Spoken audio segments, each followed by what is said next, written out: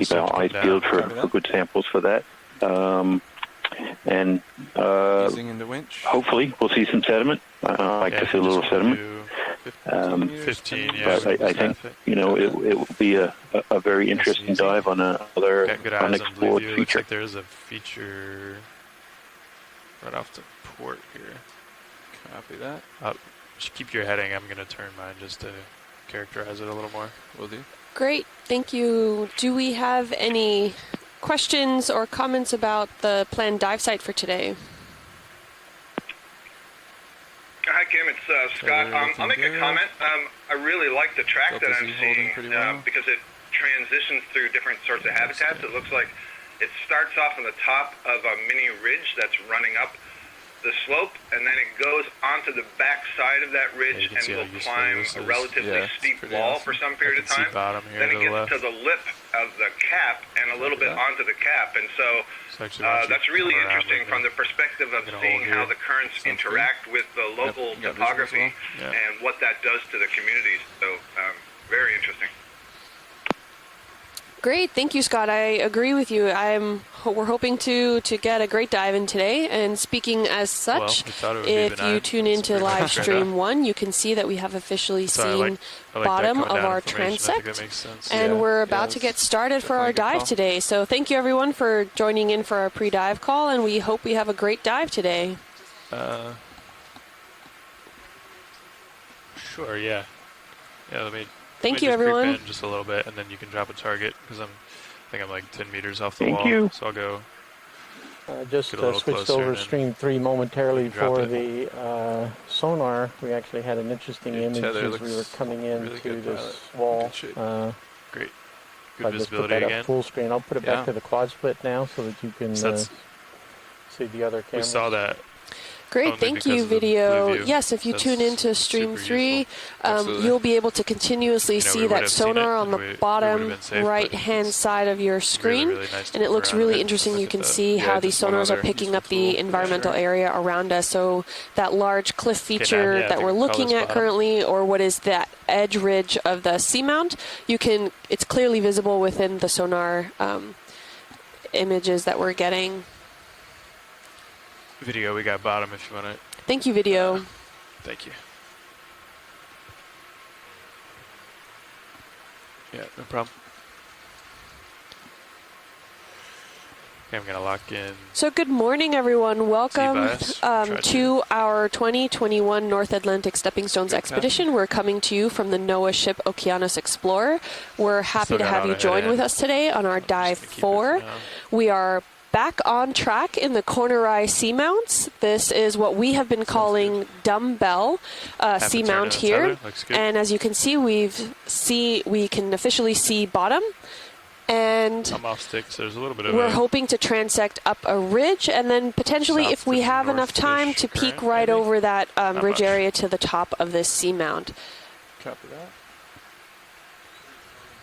Maybe a little current blowing around the edge of this feature here. Yep. Yes, the vehicles have reached the bottom. And, we're seeing some really interesting first-hand views here of the geological features that are here. Okay, I believe if we need to bail out, the best direction would be southwest.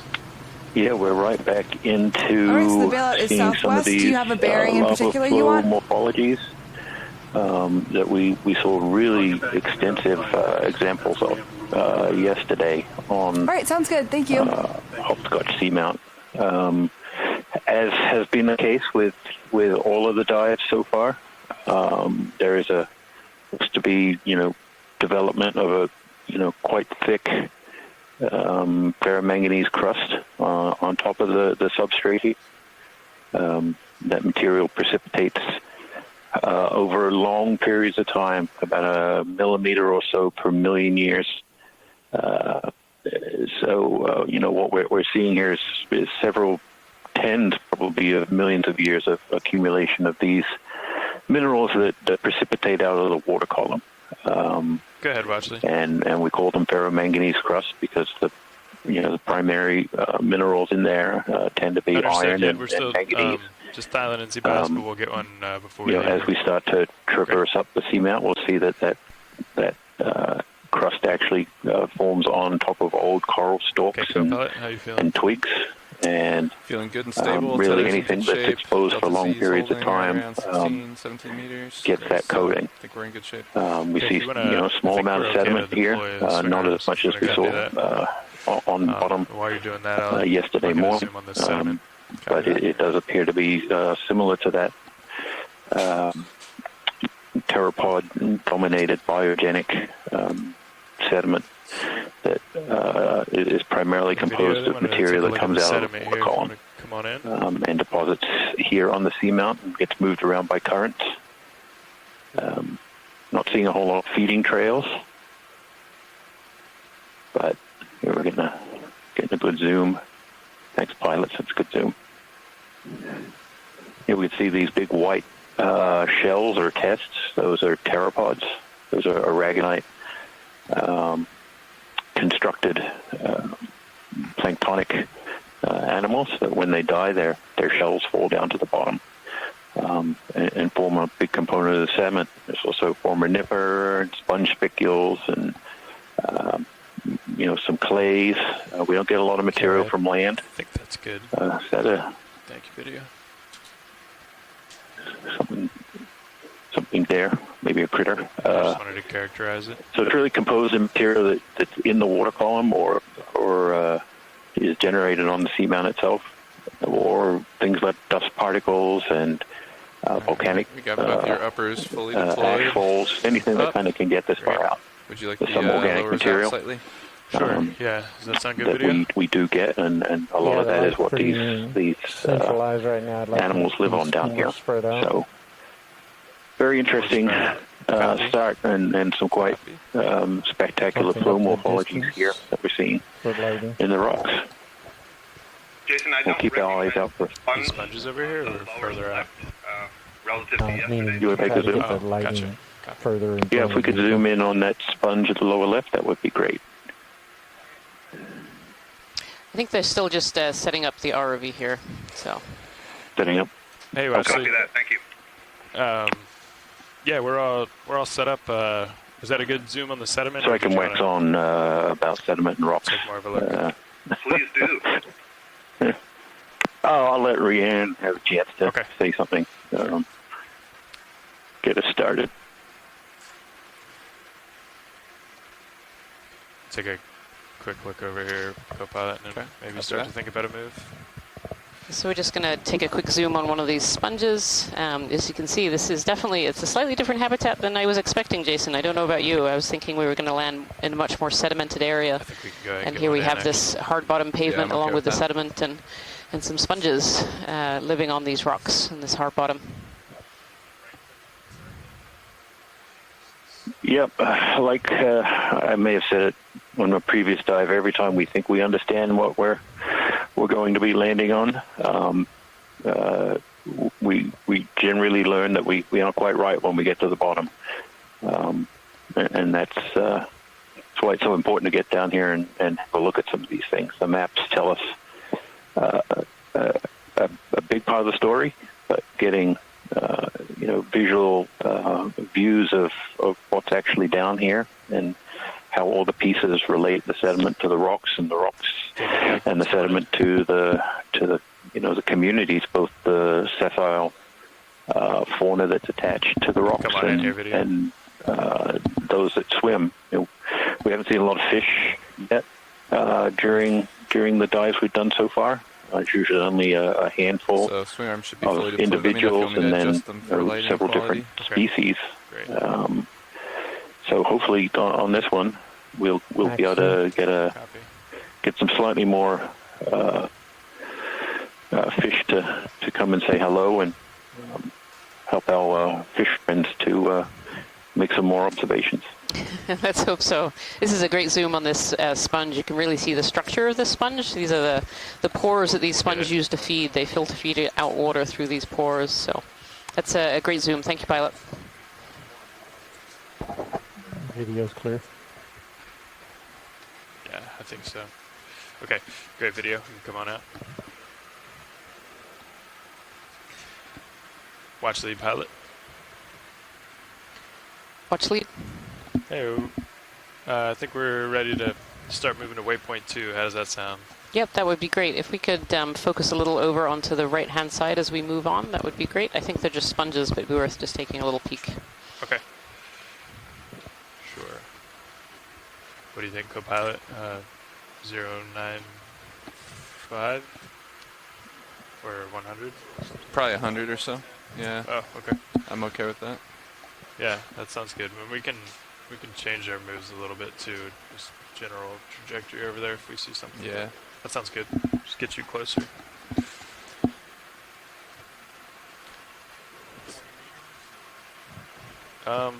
Let's do. Yeah, let's do 15. 15 works. My heading's holding about 100. Great. Yes. Yeah, so over here it looks like we have more of more sponge fauna, maybe one that's similar to the one that we just looked at, and maybe 2 other different species here as well, which is really interesting. And then a couple of dead sponge skeletons that are left behind, which are all right, just to confirm, the range is 15 meters, bearing 110, speed of decimal 2 knots. Yeah, that's great. Thank you. And this actually gives us a really good overview of the area that we've really landed in. We're kind of traveling up this ridge for a little while, and then we'll transition into quite a steeper zone, and then up hopefully onto the top of this this seamount feature. Could we zoom in on that rock right in the center of the screen? Sure. Looks like the crust is broken open. Several layers of crust are broken open. I wonder if we can get a look inside and maybe see some of the primary what is that? Features of the volcanics. Okay. And then we can come in on the rock. Looks like a pretty steep drop off to your starboard there. Yeah.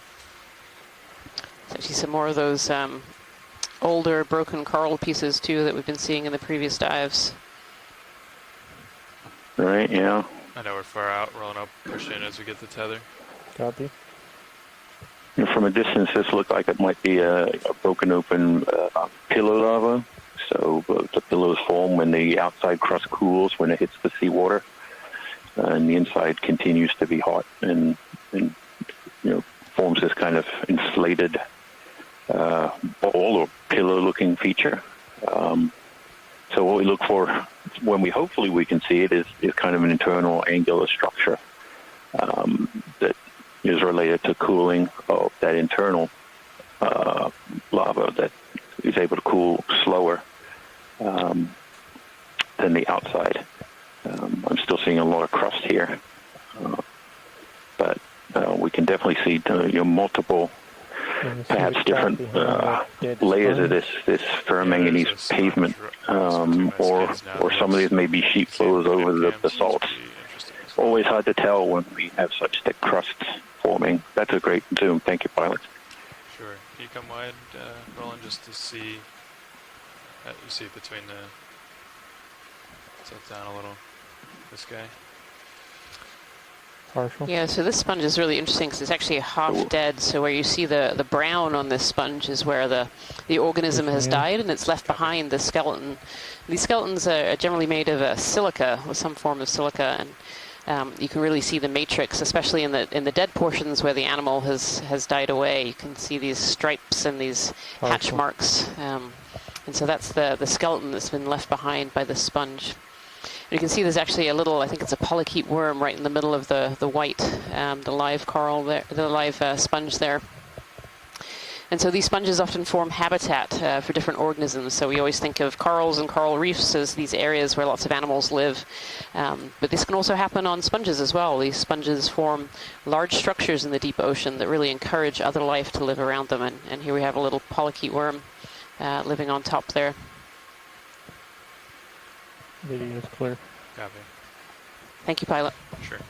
There's a couple of sponges like vase-shaped over onto the right-hand side. If we could have a quick snap on that before we head out, that would be great. Sure, yeah, we've got some time. Oh, perfect. Sirius is creeping in. Excellent. Oh, and there's another live little sponge hanging from the bottom, one of those kind of feather-like sponges.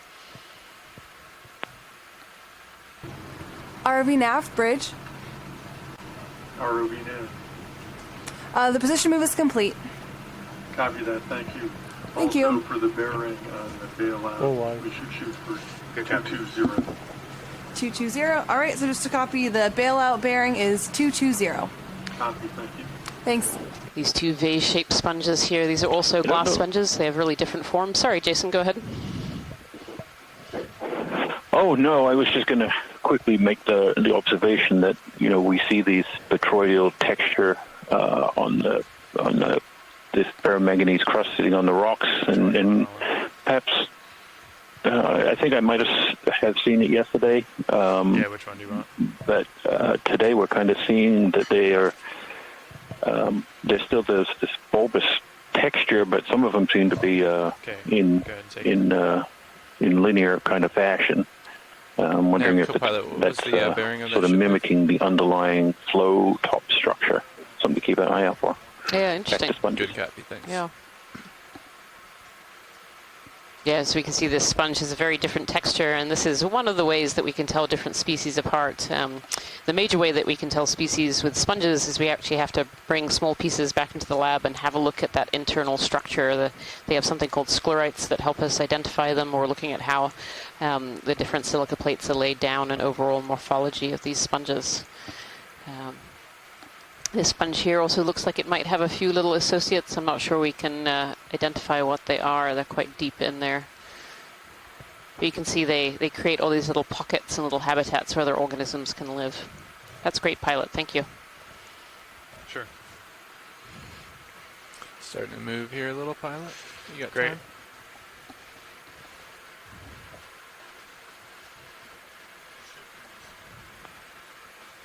Thanks, Nev. Thanks, Nav. Yeah, maybe I'll just kind of strafe along that wall there. Copy that. With as much tether as I can. Is that full wide, Roland? That is full wide. Great. Thanks. In the bottom left-hand corner there, we can see a type of sponge that we've seen several times during this expedition so far already, so it's quite relatively abundant in this area. It kind of forms these long pens, looks almost like little feathers. Looks like we have some more organisms coming into sight here as you kind of reach the steeper edges. I know these corals and sponges seem to really like these flat faces, so where the rock has either broken away or exposed kind of a hard edge. Those are really good places for these organisms to live. Most of them are either filter feeders or they pick particles out of the water, and so they're looking for areas where flow might be enhanced. And this is actually, if you look on live stream 2, that gives a really good overview of what the ROV is doing right now. You can see that we're just to confirm, really the kind of on a range is cliff face here. Meters. And so this break in the rock degrees, might be an area where water is funneled a little bit faster, and so brings in that food, those nutrients faster, and takes away the waste products faster as well. And so a really good place for these sponges and potentially corals, though I don't see many in this picture, to live. You can see a sea urchin there as well. Once you, Capella, once you come one of these down white with sea me, urchins. Just until you get a little tighter. Just give me a little bit more tether. Yeah, this is a really fantastic view. I can count at least 4 or 5 different species of sponge, if not more, just in this one image here, which is really beautiful. And I can see other organisms as well. I can see a sea urchin, and I can see some sea stars and brittle stars as well. If you need to come up, just let me know, and I'll copy that. A fair amount of dead structure of these sponges too. There's a fair amount of sponge skeletons that are left behind, and even these skeletons can form habitat for other organisms as well. They still leave structure on the seafloor that can create protection for other organisms, or areas where they can lay eggs or keep their young safe from predators. How's that? This is a really beautiful shot here. Trying on my notepad to note how many species of sponge I see here, but honestly I'm losing a bit of count.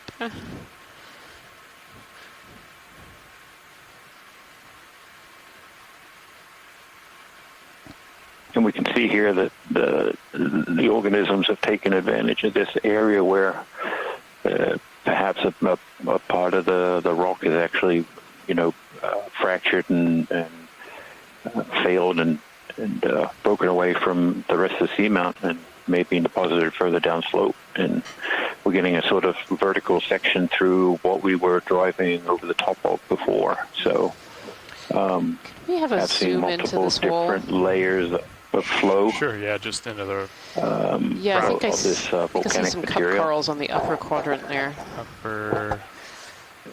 Okay, yeah. Yeah, kind of near that top edge. Let's come on in, video.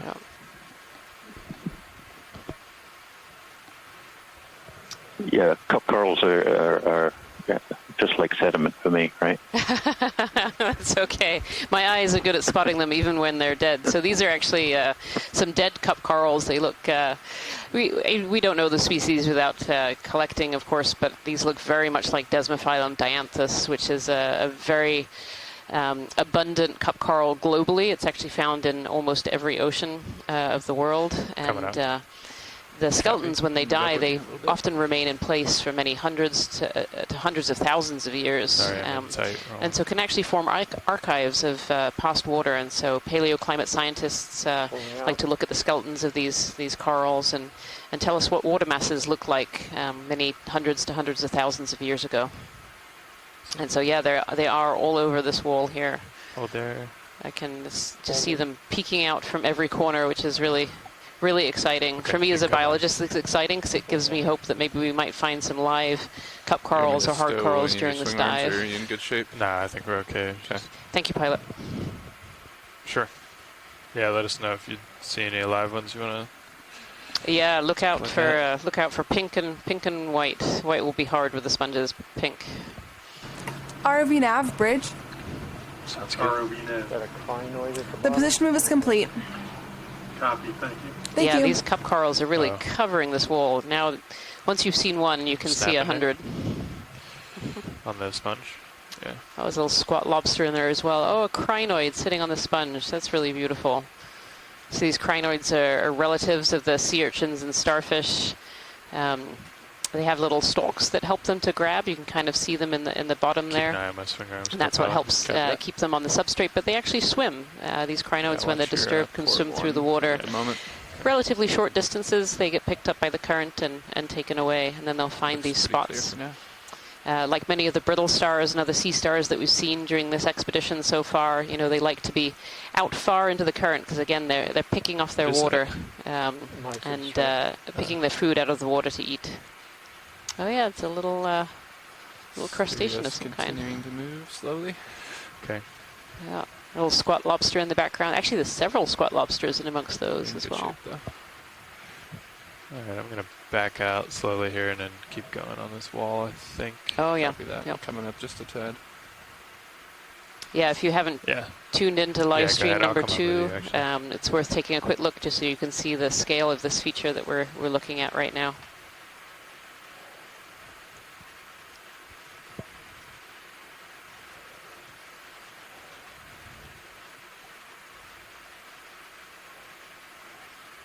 How's your sonar look? Pretty good. Might also be good also to sort of back up and give a wide angle. Sure. From the main camera. Again, more of these hard coral structures I can see kind of on the base of this rock as we turn this corner here. Is that a coral fuzzy top right? Just an overview here. This must have been a really thriving area for these cup corals. At one point in time. And we don't really understand why they've died out in certain areas. We believe it's changes in the water mass that they're in, so that can be changes in things like temperature or oxygen content. It can be changes in things like aragonite content. So these cup corals, this is a really beautiful view here. These cup corals need aragonite. They calcium carbonate to build their skeletons. Oh, and here we see, this is a Chrysogorgia, I think. I'm waiting for confirmation here. That looks like a Chrysogorgia with a single little squat lobster in the middle. You can just about see the claw sticking out there. Yeah, I agree with you, Rian. I was on camera 2. There you go. That if anybody goes to camera 2 and looks at that, you'll see how much movement there is from the ship, because that's the Sirius camera sled that's directly attached to the ship. And you can see the remarkable effect of having this dual body system, how stable the view is on camera 1. But yes, Chrysogorgia, It's a very of speciose genus in a very diverse group in the deep sea, the Chrysogorgiidae.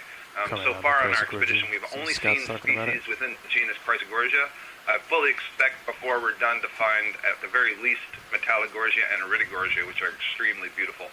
But as you noted, this species in this genus very often have squat lobsters living in their branches, and at least in many cases, the specificity of the species of squat lobster is specific to the species of coral, and so there's a coevolution of diversity there. Very interesting.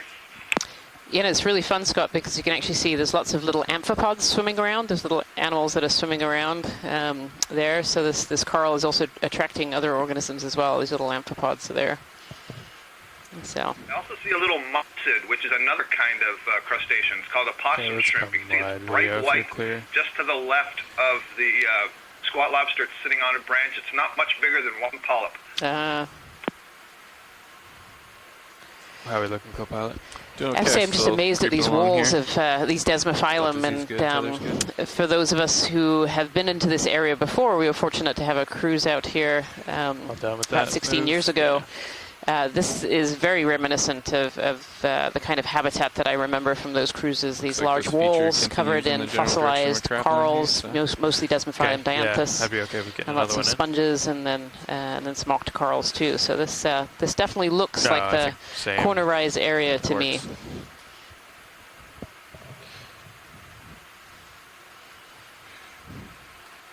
Crab there on the ledge there, pilot. Oh yeah, creeping towards the, I was just going to say, you can tell Jason to look on that feed, you see the crack coming down the... Yeah, oh yeah, yeah. Go ahead. Go ahead.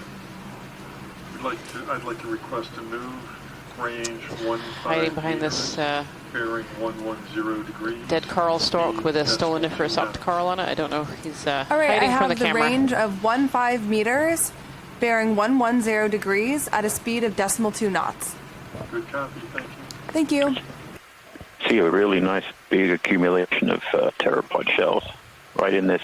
Oh yeah, look at that. See a fracture, a crack coming right up through this area that has the appearance of having broken away from the seamount. And I wonder if this crack is part of this weakness. I can barely hear you, Ron. That may sometime in the future.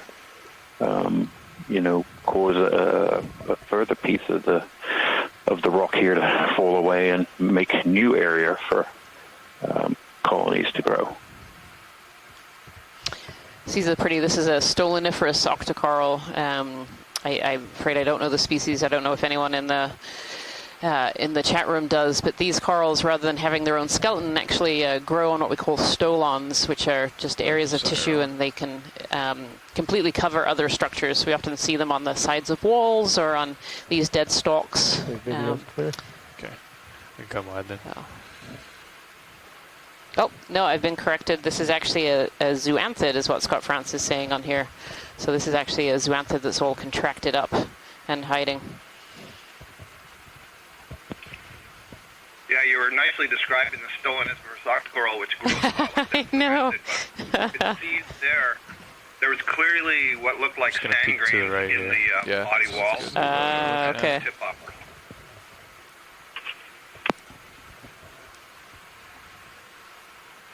So this looks like a pretty big wall coming up. So why don't I come on up with you? Copy that. I'm going to push out just to characterize it.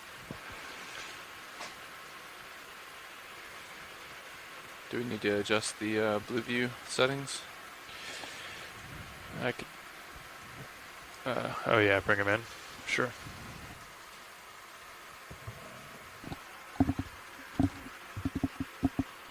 Another coral just lower than center. Copy that. I want to get eyes on this wall here before we do any tight work.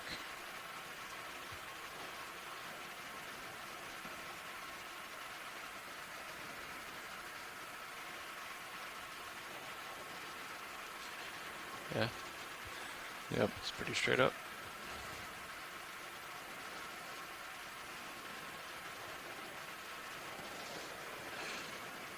So you just you adjust it just on the side here? Yeah, just drag that. Yep.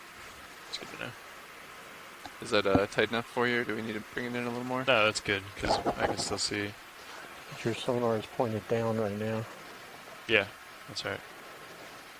We're seeing here lots of complicated flow morphology with this ferromanganese crust over it, and where the faces of the rock is somewhat vertical. Shape, just creeping along here. Looks like where the sponges are preferentially attached. ROV nav bridge. Not the more our position move is complete. petroidal. Thank you. Which is that grape-like rough bulbous texture on top of these rocks. It doesn't seem to be as preferred, probably because we do see a bunch of things here where that crust is actually broken away, expose some of the rock underneath it. Unfortunately, as we hunt for rocks to collect to help us figure out the age of the seamount and the chemistry of the lavas and its relationship to other seamounts in the area, we are always on the hunt for a rock that will allow us to start doing that. Sure. Unfortunately, I haven't seen too many loose ones. With the ROV, we're not able to break most rocks off the walls. They're just on there far too strong. And we kind of have to wait till we can come across something that's a little easier to grab. Oh, this is a beautiful Teenophore. Look at this. Yep, we're there, Scott. Coming up. Off it went. Copy. Coming up with you. Looking down 70 A really degrees. dark body. It's quite unusual. Delta Z 16-ish. So maybe if I say Teenophore, we'll see a rock. Right. There, look at that. So these are Teenophores. They have these things called comb rows, which are the stripy, iridescent, and actually in the light looking very rainbow-colored structures there. And they have these long. Some species have these long trailing tentacles that you can see there. It's coming at me. And coming up pretty quickly. Really long. Full lives. Really long tentacles. Look at that. Off it goes. Thank you, video. Thank you. Come back for a snap zoom. So if the large fan is still in front of us, I suspect that this is a Primnova. We haven't seen one yet on the expedition. Yes, that's what I was thinking too, that it had a very different morphology from anything we've seen so far. So we'll get a little close-up of it here in just a moment. And not just its morphology, but I noticed that there were a number of ophiuroids up in the branches, which is also very characteristic, interestingly enough, of the Primnoids. Yep. Okay, sounds good. I think we're starting to settle out here. Yeah, it's either 3 or 4 of those ophiuroids up in the top right-hand quadrant. Yep, they look like their arms are hanging off, fishing in the water column. Start to come in. Nice day to fish over here. Are you going to anchor It certainly seems like it. There's an awful lot in the water column that we've seen go by. I was hoping to not, but if you think it's a good shot, we can. I think it is a good There shot. we go. Okay. I don't know how much time you got though. Stand by one.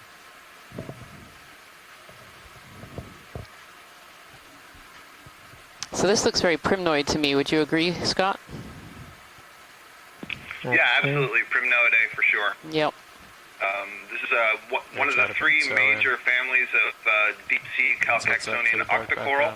A very diverse family, many genera, many species. I'm not entirely certain which one we're looking at here. Glyptophora, Paraglyptophora, perhaps. Need to think about that a little bit more. But one of the hallmarks, we're looking at how the polyps arise from the branches. What I can see here is that each polyp, when it comes out, is facing upwards somewhat. And I also see, I think the polyps are coming out in triples. I think they are, yeah. I think they're in 3s. Yep. So those will help us get an ID. Ultimately, you have to look at the microscopic level at elements of the tissue. And then, yeah, these beautiful Asteronyx brittle stars. I don't think we've seen this type of brittle star on the expedition yet so far. You can see they hold their arms out in the water column and try to snag zooplankton that are moving by and feed on those. So getting up off the bottom, common theme. Yeah, and from what I remember of Asteronyx is... Oh, sorry, Scott. What I remember of Asteronyx is they're pretty exclusively found in some of these coral colonies. Is that correct? We want to continue in the same direction. I'm not sure if you mean exclusively on easterly Primnoidae or just exclusively on coral. That is, I don't recall seeing them very much on the bottom, if at all. So you may be right that they climb up always on some other organism. I think I've seen them also on sea pens, so they're not restricted. Can we maintain the heading for now? Yeah. But they like to be. Yeah, but they like to be up on these corals. They're really interesting.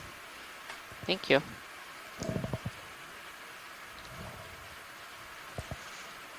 Push back to the wall.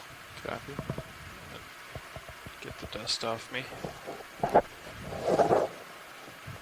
Bringing camera up. It's looking good.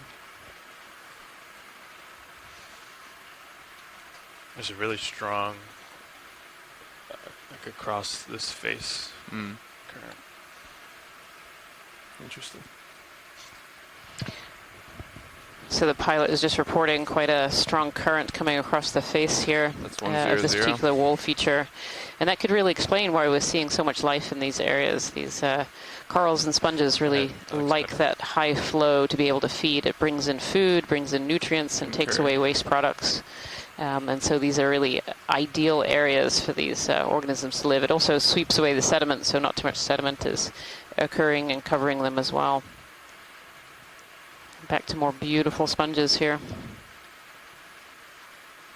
Okay, I think we can get another move in. We can actually see on some of these rock surfaces little white linear sort of channels forming in sort of eroding away the top of the ferromanganese crust, and then it's an abrasion product. Has sediment and water kind of move down slope and form a little, almost like a little river channel. Moving down and eroding the material as it goes, and the sediment kind of accumulates in there over time. All right, just to confirm, we have a range of 15 meters, bearing 090, speed of decimal 2 knots. With the underlying, thank you. Most likely the underlying basaltic material. In different kind of flow morphologies, largely looks like to be pillow lavas. These more rounded, larger rounded features. But lots of this crust has broken away in places. So these steep walls are certainly areas where a lot of material appears to still be moving and breaking off and being deposited somewhere at the bottom of here. Auto depth and auto heading in. Other than that, it's manual. Copy that. Is that how you were flying a minute ago? No, I just put it in for the pass off. Auto depth off. Is E-bias been holding okay? Yeah, for the most part. There's this current coming through kind of messes with you. Copy that. But I didn't have auto heading in either, but that's up to you if you want to keep it in. Copy that. Pilot watch lead. Go ahead, watch lead. If we could have a snap zoom on the sea star that's on the upper left quadrant, that would be great. That. Let me get set up just a second here. No problem, thank you.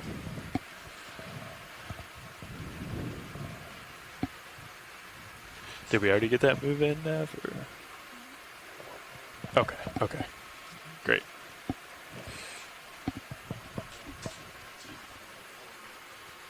Okay, great. You said it was in the upper left watch lead? Directly left of where lasers would be. Yep, just checking my right and left, definitely left. Copy that. It's a bright reddy pink. It's coming into center about now. I see it. All right, video, you can go for a zoom. Can you get any closer? Yep. Pushing in a little bit. I can slow zoom.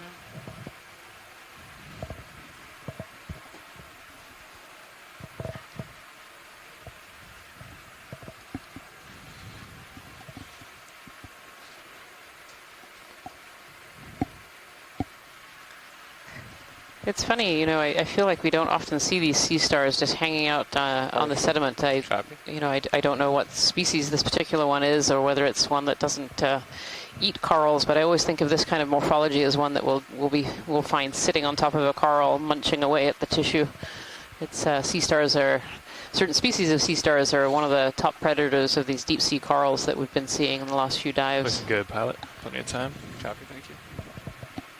Is that full zoom video, or are we out a little more? Looks like it's in a posture that something could be under it that it's feeding on. I wonder. I kind of actually see a little pinky leg sticking out from the bottom, it might actually. Be a little heavy. So I don't know if it's got something. Yeah, the bottom right there? Yeah, maybe that's one of its two. That actually might be a tube foot. So these sea stars have tube feet on the bottom in rows. They have 5 rows of tube feet that help them both in locomotion and for moving food into their oral area, which is directly underneath what we're seeing right now. I like to fly a little heavy too. So. Thank you, pilot. Just preference. Yeah, you're welcome. Yep. Maybe that's just a look of contentment, putting all the arms in the air. Maybe. It certainly looks a bit pudgy. Nice. He's got a little snack in there. Let's go down to the lower leg.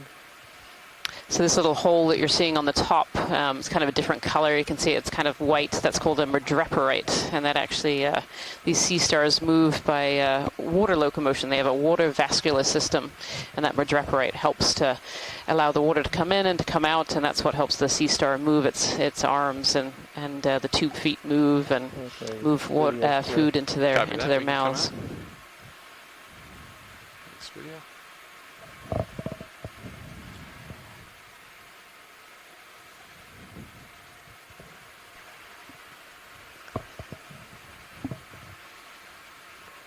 You're full wide. Copy, thanks, video. Thank you, pilot. That's great.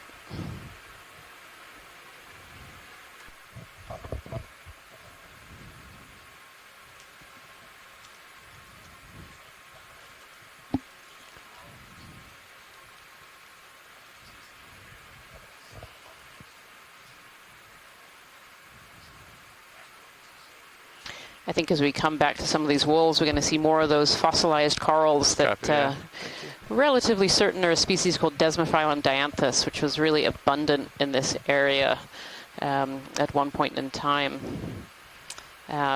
Many of these fossilized Desmophyllum dianthus have been dated back to the last glacial maxima, which is about 20,000 years ago, but I know that some have dated up into the hundreds of thousands of years as well.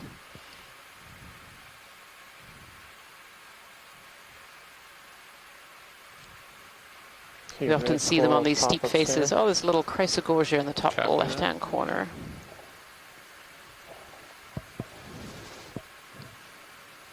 Yeah, if we could have a snap zoom on that coral there on the left, that would be great. Copy that. Thank you. Off right, the one I was indicating. Ready for snap zoom video.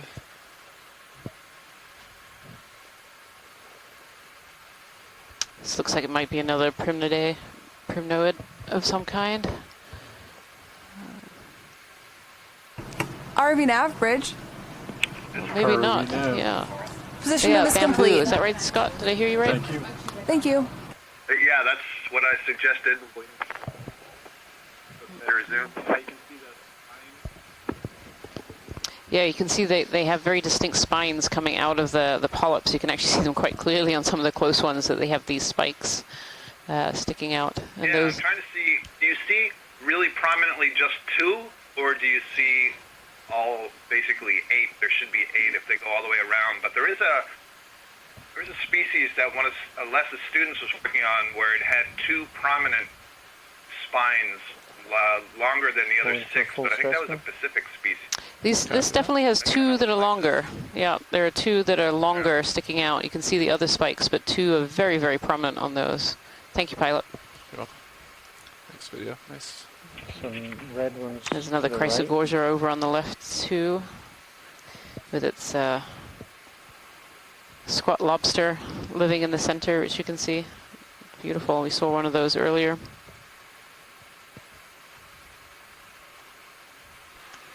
It was on that. And again, these many different species of sponges. I don't know if you want it or not. Was that on the left over there? No, over here to the right. To the right. It was on a stalk.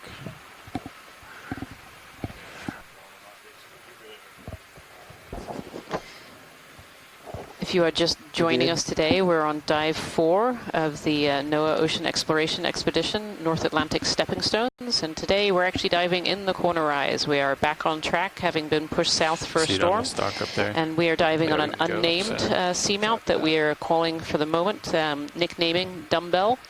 And we started our dive about 2,400 meters and coming up on a southern ridge. We're going to try and go through different terrain today. So we're starting on top of a ridge, a slightly shallower area, and then coming up to a steep face, and then hopefully cresting just the top of the seamount later on during this dive. This is beautiful. This is an Anthomastus, quite a small one, very small body and very large polyps. And sitting on a piece of dead coral that has been covered over in ferromanganese crust there. As Jason was telling us earlier, these ferromanganese will crust over any structures that are left on the bottom. There we are. It's beautiful. This is an Anthomastus soft coral. Got some I time think down here. below it there were also some other crinoids and other organisms living on this piece of coral here. Rotate left to the other coral or slide left. Copy that. There we are, this little crinoid. Continue that path. And anemones hanging out on the bottom. Beautiful. Up.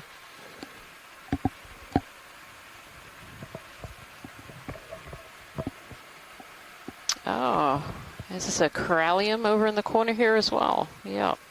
Oh, and there's some hydroid. You can see the white branching is a hydroid.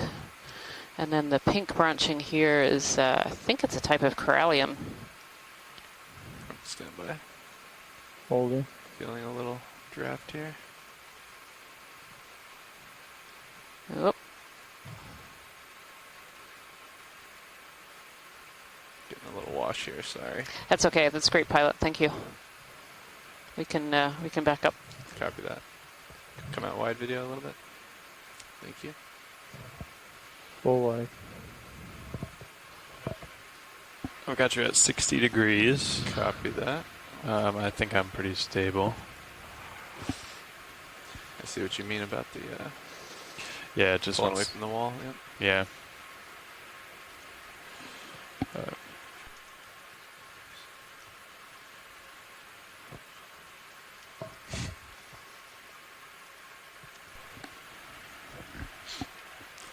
Quite a bit of life on this wall.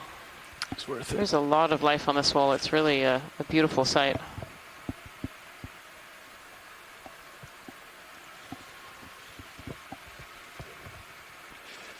Yeah, so I came up a fair amount just as I crept in on you, but as you go out, I'll give you some more tether. But we're definitely seeing more of this, I'm good with this rugged 090 again. Sort of substrate. Yeah, yesterday we started out in quite thick sediments, and then moved up into flow morphologies that were very extensive. Essentially pavements that were somewhat smooth, covered, mostly made of pillar basalts and some sheet flows, all ferromanganese coated. It wasn't to the end of the dive really that we saw exposures like this, and these may be things like the flow fronts and other I can hear pretty good, things that perhaps have been exposed by breaking away of the slope.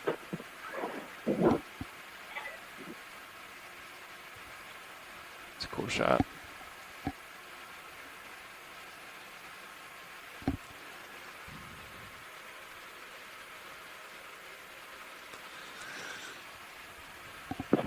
So as we're moving up here, certainly the sponges and corals seem to be preferentially located on these we might want to these go more vertical faces, more like 080, which may be more stable than the tops that general direction. What do you think? The rock surfaces, which we can see here coming towards the middle of the view here, where that crust has broken away. I don't think that the waypoint 2 is like a hard target. Less stable I think environment to live on. This direction. we're definitely seeing, these blocky features. As just mentioned in Standby. In the chat, we may be looking more at a change in the flow type from what we saw as pillows, the bulbous rounded lava features to these very angular outcrops, which are, could be indicative of a changeover to sheet flow type morphologies. Bottom edge of the screen. Yep. Go ahead. So changes in how the lavas are erupted. Here's a zoom in on that area where. All right, just to confirm, the range is 15 meters, bearing 080, speed of decimal 2 knots. From the top surface. Thank you. And, I think probably already on this dive more than any other, we've seen a lot of this sort of breakaway of the crust. Video's clear. Copy that. You can do a slow out. So real, dynamic set of environments we've seen so far. This is our fourth dive in this expedition. The first in a cornerized seamount. And as geologists, we're on the hunt for samples that can help us tell something about when the seamount was erupted. We were able to date certain minerals within the rocks that can give us an indication of when things were active organically in this area. Even though a lot has been done on areas like the New England seamounts to establish how old they are and show how they progress from a hot spot that was located out in this region. We don't know much about the corner ice seamounts. We actually have no dates on any of the seamounts. And few samples, if any, that tell us anything about the geology. So folks in the chat room are talking about the biology as I wax on about the geology. And certainly, if we could get a zoom in on this coral right in front of us. I'm not sure if it's actually sitting on a sponge or the sponge is kind of grown around the base. It's looking good. Scott France on shore is saying that it looks like a corallium. Copy that.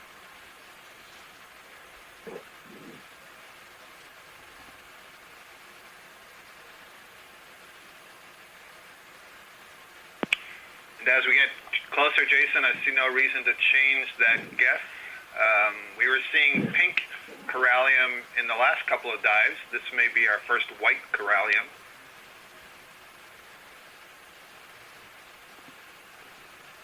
And you notice it looks like most of the polyps are on one face of the colony. Definitely feeling some current here. And that's a way to create these little eddies as the current is passing and the current moves through the colony, and then it sort of spins back on itself, and it may slow down the particles so that it's easier for the polyps to grab. And then once again, we have one of our fishing brittle stars in the genus Astrochele. Does this brittle star live its entire life on this one colony, or does it move around? Yeah, so actually, if we could also get a zoom, there's two brown wormy-like things just to the right of that brittle star. I believe those the position move is complete. Thank you. Mollusks, predatory mollusks. It'd just be interesting to see if that's what they are and not polychaete worms. But Jason, if you're asking, is this restricted to the species? No, because we saw these earlier on Primnellid colony, the Calyptophora. Does it spend its time on this one individual? Perhaps, if the fishing is good, why bother moving on? But we really don't have enough data on that. We don't have enough observations like a lot of the stuff that we see down here. Interesting question, though. Copy that. Did we want to see any more of that? I will follow it up by noting that for some crinoids, we have multiple observations like those feather stars that suggest they may stay in place for months, if not years. And so they're not going to move unless something disturbs them or there isn't enough food. So, you know, it's possible for these things to stay in one place for a long time, even though they're capable of moving. Just all depends on the conditions.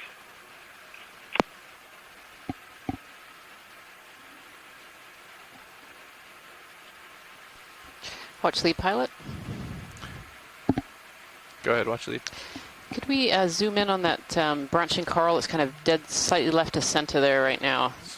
Slightly left of center. Yeah, it's got little pillars kind of sticking up underneath that really big one. Yeah, copy that. Thank you. Try to get it centered up here. I'm settling up, but you got time here, pilot. Copy that, thanks. All right, let me come down just a little bit before you go in video. Definitely a more unusual sponge. I don't remember seeing this morphology on other dives. I know we've seen it a couple of times on this dive, but haven't managed to zoom in yet. Center. Center right now. Yeah, yep. Copy that. We can go for zoom here video. Thank you.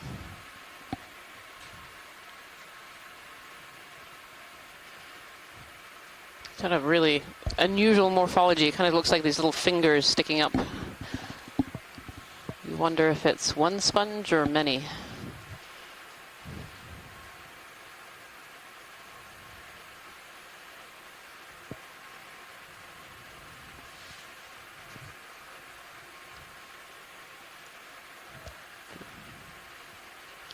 Thank you, pilot. Copy that. No problem. Come on out, video. Just to your right was our first fish, too, I think. There's just so much life on this wall. I feel like we're going to be zooming in a fair bit here. I think it went around the corner, so it might be out of range now. Okay. Oh. Ian, do you see that colony that's right in the center now at the very bottom? Do you still have time to zoom on that, snap zoom on that? Copy, thanks. Now it's on the right side. Yeah, pilot watch lead. Go ahead, watch lead. There's a coral that's slightly below the screen now. Are we able to take a peek at that, or are we too high? Below the screen, I can back up. Yeah, it's kind of below. It should be about below right. Copy that. You got time. Thanks, go pilot. The guy down to the bottom right. There we go. Yep, yep, just above the large sponge. Copy that. Yeah, that looks different. So just a quick look so we can get some sense of the family.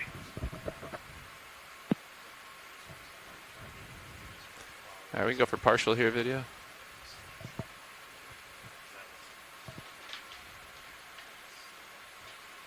Yeah, it's looking good.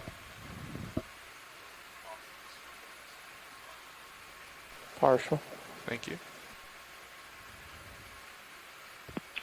I'm thinking possibly another primnoid. Not hugely confident. I should be able to tell the difference between a primnoid and a bamboo coral. It's, yeah. I was sitting here staring at it thinking the same. I can't see any nodes. Come in a little bit more video. Yeah, there's something about the polyps that kind of make me think. Thank you. Okay, Tina's suggesting primnoid as well. Yeah, there we go. We got a bit more of a zoom. Yeah. Yeah, I think this is a primnoid. Absolutely. Yep. Perfect. Thank you, pilot. Perfect. This is different from the one that we saw earlier, so we can up our diversity. Thanks. There we are. And it's also got a couple of apocopherans on the base, those yellow things. It did, yep. And there's another... Those mollusk predators, I've now seen at least 5 of them, so that may be a story. Nice. And I can see another, there's another chrysogorgia down before that we've seen a few of as well.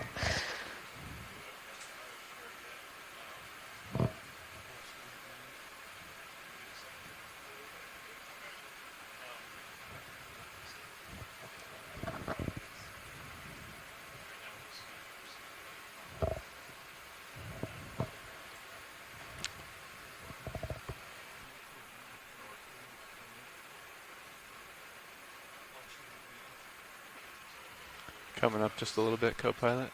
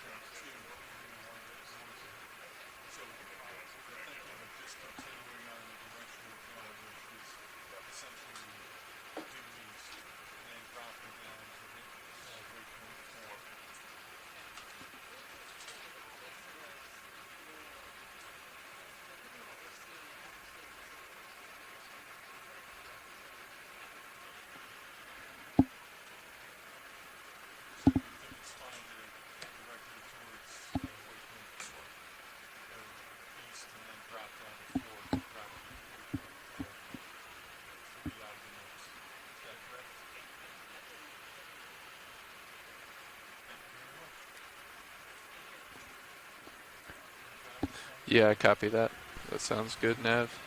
Did that sound okay with you, Copilot?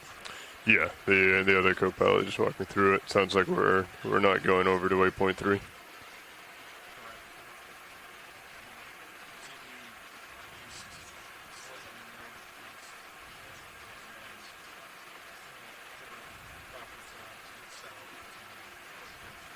Copy that. Yep, sounds good. Thanks, Nav. Alright, Copilot, how are we looking over there? Pretty good. Coming up over this feature. Yeah. Looking down at you, 4-3. Copy, 4-3. Delta 12. It's reasonable for where we're at. As you continue to come up, I'll join you. Thank you.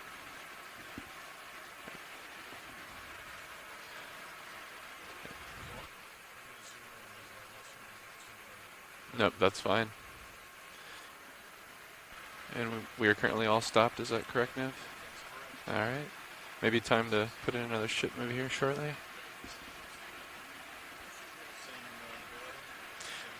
We are moving 090, 15 meters, right? Oh, 080, okay. What do you think, Copilot? We're going 080. We were following this feature. It looks like the feature's kind of steadied out a little bit more.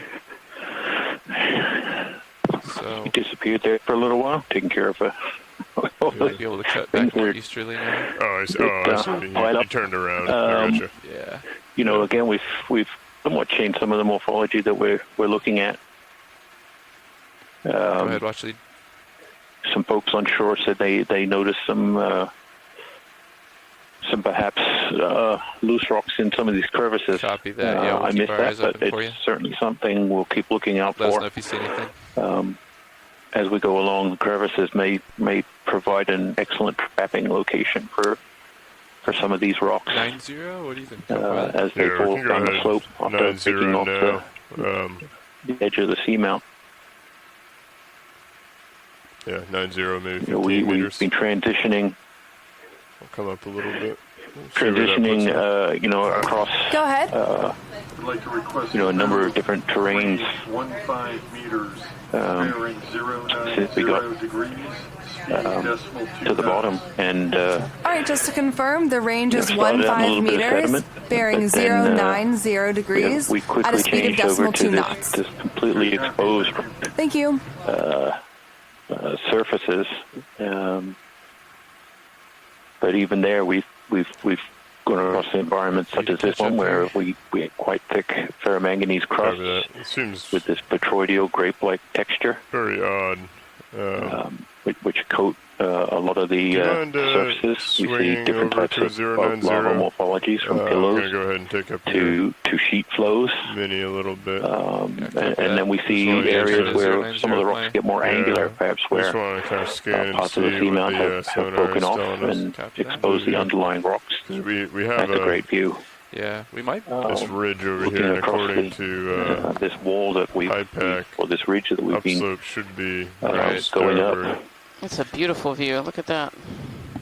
Yeah, it's quite steep terrain, and yeah, you get a real sense of what do we have, 30 meters the extreme nature of the slopes, the gradients that aren't always, something we get to see when we're focused on the rocks. Well, 090 is this way, but it looks like we might have to as dip closely down. that We're supposed to be looking at it's captured in the Stream 2 feed from Sirius, where we can really get a sense of the scale of these seamounts. They are undersea mountains, several thousand meters in elevation.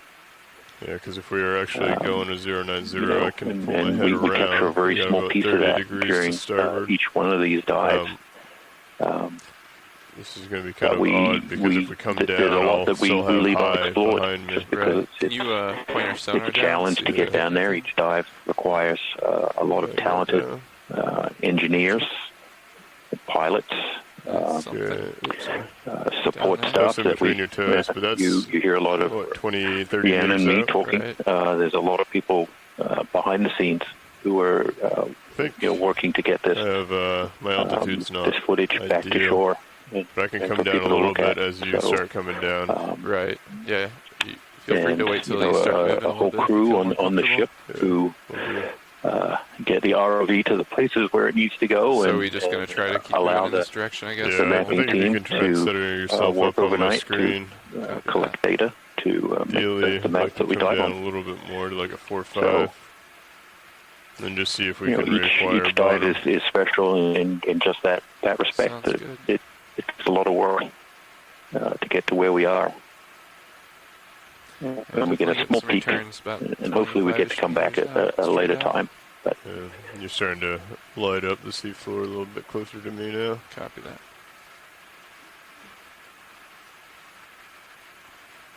And for those of our friends who are interested in the water column,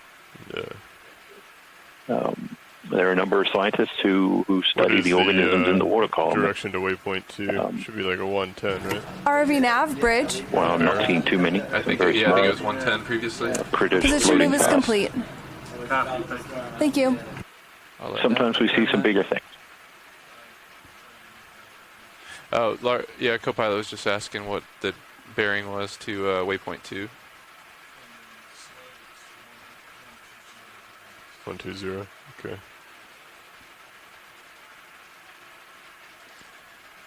Go ahead, watch lead.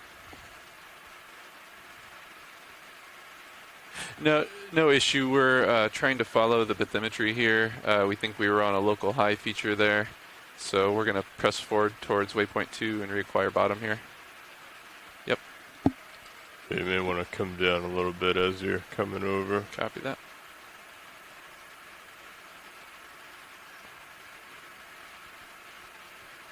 Okay. And we're starting to get a better return in blue view. Copy that. I'm going to continue bringing my head over a little bit. I'm at a 6.4. Sounds good. I'll keep lateraling right. Copy. So we get lined up here. Okay, looks like my altitude's starting to lock in a little bit better. Yeah, I have visual of bottom down there. All right, excellent. Yeah, I'd say keep swinging around, and then it looks like the local high is around that 120, heading towards waypoint 2. So maybe we can swing around that far. 120, you said? I believe so. Copy That's that. what Nab mentioned from the sled, right? Keep coming around. Keep a close eye on altitude as we come.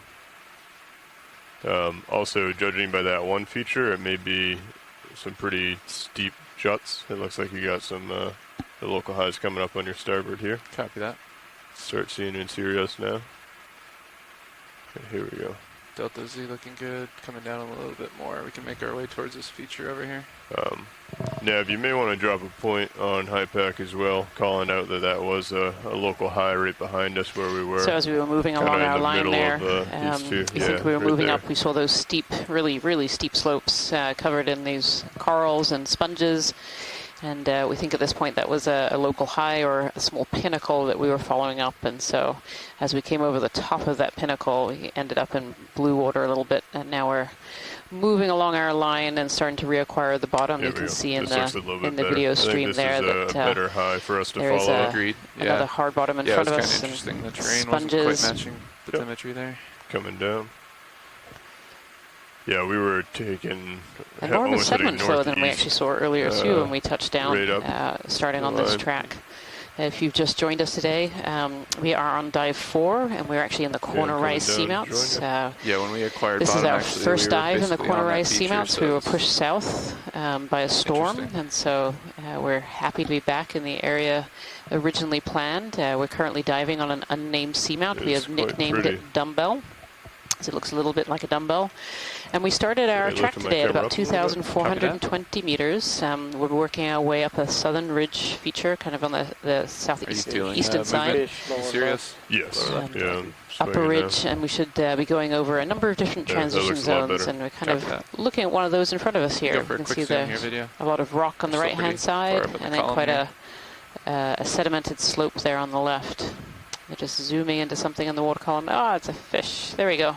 Just be advised, I'm going to tilt down just to get a sense of what's below me, and then I'll come right back up. Copy. You may go out of view. It's pretty safe. Coming back up. Copy that. Zooming out. Thanks, video. He's curious, but not that curious. Staying away from D2, that fish. Coming down. Just a little bit here as we get closer. Yeah, and so this is a really interesting image, I think, in front of us here. On the right-hand side, we have this cliff dropping off with these large rocks, boulders, probably seafloor, and covered in those sponges on the corner. And then over to the left, we see this kind of sediment plain beginning, this real transition zone between different types of habitat, different types of bottom morphology. And where we see these transitions, we often see very different organisms living in these different areas. And so they're really fascinating to look at and explore, because we get to see all the different kinds of life that live around these areas. Ahead of us now that we've found bottom. Sounds good. We were just told by Peter Oster that that fish was a cusk eel. Okay.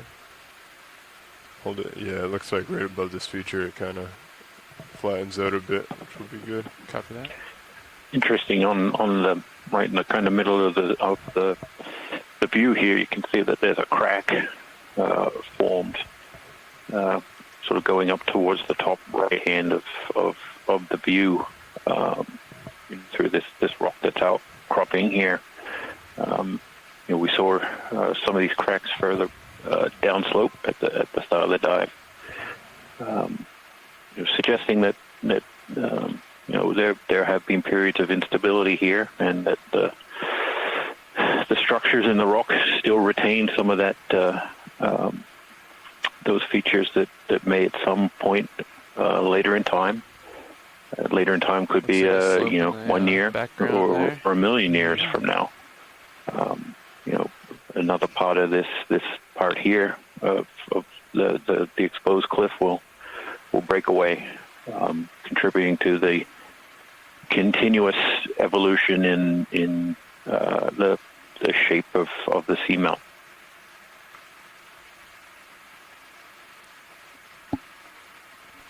This is a really interesting morphology. I feel like we haven't seen this kind of bottom morphology yet during this cruise. It's really interesting, for those at home, this is not the dive site that we had planned on yesterday. We'd actually planned the other side of this pinnacle this ridge sticking out, but the currents and the wind were against us, and so we had to choose a new dive site that I think, I could say we weren't quite as excited about, because it didn't seem as steep, and yet here we are with this beautiful morphology and just covered in all kinds of biota. It's really fascinating dive so far.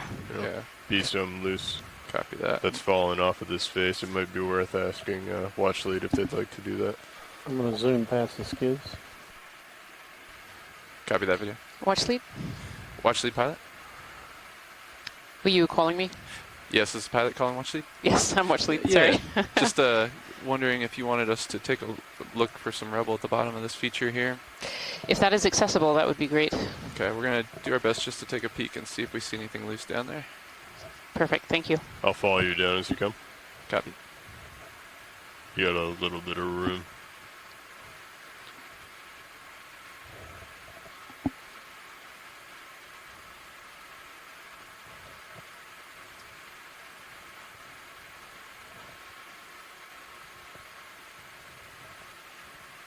It's a really great view of the change in morphology of even just this small outcrop. These smoother surfaces where sediment is able to accumulate, to your port, there may be up into a more pavement-like, almost sheet flow type lava morphology. Pretty angular. And then these steeper faces where the sponges and corals appear to be preferentially located. Perhaps just a more stable environment than the other areas. Probably cut off. You see a nice little pile of rocks down here. Yeah, we got quite a bit of angle on the main HD here. I'm not sure if any of these are loose or not. In a lot of cases, when we're looking for samples from these areas, the outcrops are really either well cemented or the ferromanganese crusts prevent us from being able to remove some of these primary volcanic I sit down rocks. twice yesterday, and everything we just can't get to them thoroughly so cemented. we have to look my judgment for is take it with a grain areas of salt. where the rock is broken off, and yeah, those ones up kind of by and your grab port, that. right So they're next not to the in base. situ, but in an area, Right and this is a good example, in this area where these rocks are kind of at the base of this steep escarpment here. They couldn't have come from too many locations other than the escarpment itself. So still got to tilt your camera up higher. It's usually the best that we can do in these cases. And these actually look like really that's almost good level rocks. for camera. One's very angular. Not sure where the lasers are. It's the shape when you'll hear us say, "Oh, we're looking for an angular rock." It's not because we like angular more than round. It's just that they're more likely to contain the original volcanic material, which in almost all cases out in this region. Have the one on the port there. Looks pretty. Is basalt. Open. So. Let me sit down a little because we are able to only get a few samples per dive. We try to maximize the success. Kind of runs away from you, so you could probably push in and get your toes when we get it back to the. If you'd like. Copy that. If you don't mind, I think our servers are in good shape. Just help me keep an eye. Yeah, I'll keep an eye on them. But even if we're only able to, like yesterday, it looks like we were able to collect some pretty impressive pieces of crust. We're not sure what is inside them, and that won't be known until we're able to cut them back on shore. Pretty cemented to me, but there are scientists. My co-geology lead, who you'll be hearing from starting this coming weekend, is a scientist who is very interested in the mineral composition of the crusts and what that can tell us about a whole number of different things. So, what do you think? Do you think it's even worth taking a poke at it, or should we keep surveying? Okay. I think it's worth it. You got a couple options here. I think get close to it. You might be able to grab a couple at the same time. Copy that. Let me hop up just a little bit. Sure. You got some room too if you want to move forward. Copy that. If you look at it from a serious point of view, that one that I think he's aiming for is bigger than it looks. Yeah. You can see it between the light bars. There's lasers. Might have just needed to be closer.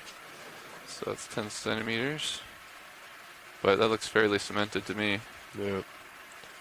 If you spin your head to starboard, there's also one a little bit further, probably like 40 degrees to starboard. Copy that. There's one that's on the ground. From Sirius view, it's limited, but I think I see what you're talking about in Sirius's view. I'll tilt down as you come around. Should be coming underneath your starboard toe here shortly. Copy that. Pretty far down there. Let's see. A little bit more. Maybe that one right there. Is that the? I think that's the one. Yeah, that's the one I was looking at. That looks cemented as well. Certainly looks like a contender. Yeah, we're thinking that might be cemented, Watchley, but we could take a poke at it if you'd like. Yeah. I think there's a lot of interest in a rock from this area, if possible. To take a poke, that would be great. Copy that. Yeah, you have a large rock underneath your port back right now, so if you do come down, you might want to swing back to port. Copy that. There you go. It looks pretty soft and kind of sandy over on the starboard side. Roger that. Exactly like that. Let me sit down here.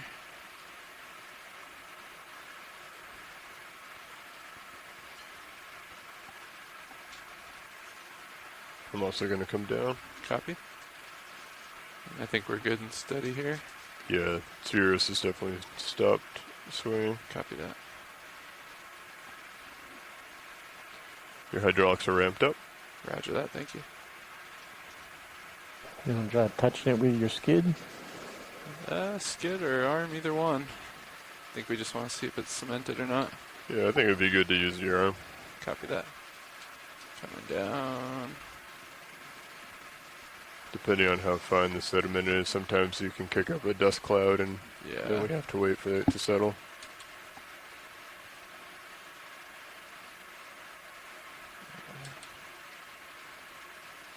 I think I'm getting a little bit of current here, but I might need to bury my toe a little bit more. Stand by.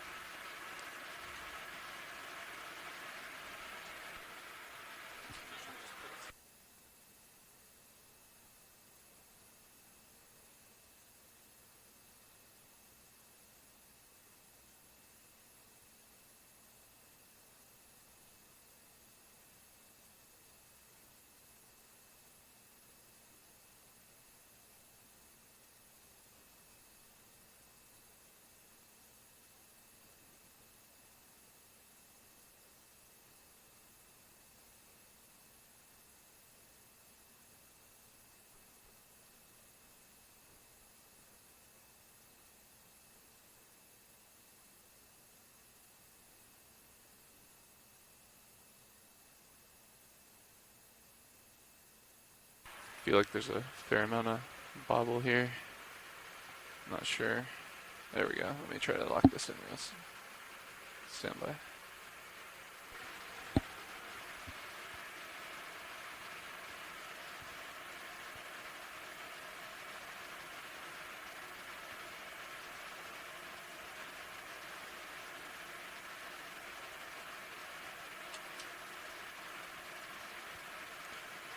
Feels relatively stable there. That looks reasonable. Copy that. Another thing to think about is if you're doing a poke test, sometimes you want to be a little more stable, because as soon as you go to poke it, it could toss you backwards. So if that happens, just be aware, and you might have to react. Be ready to pick up relatively quick, yeah. Yep.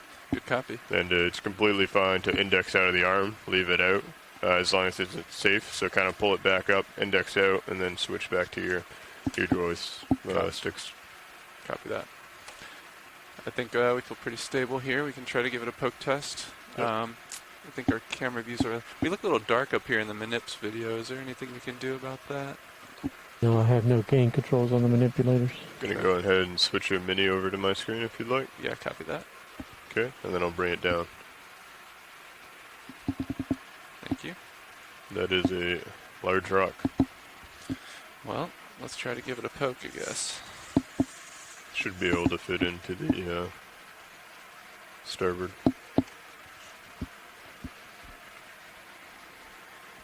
Stand by.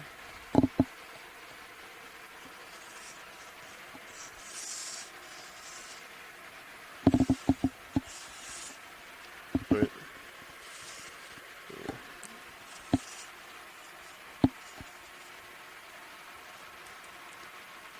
Hydraulics enabled.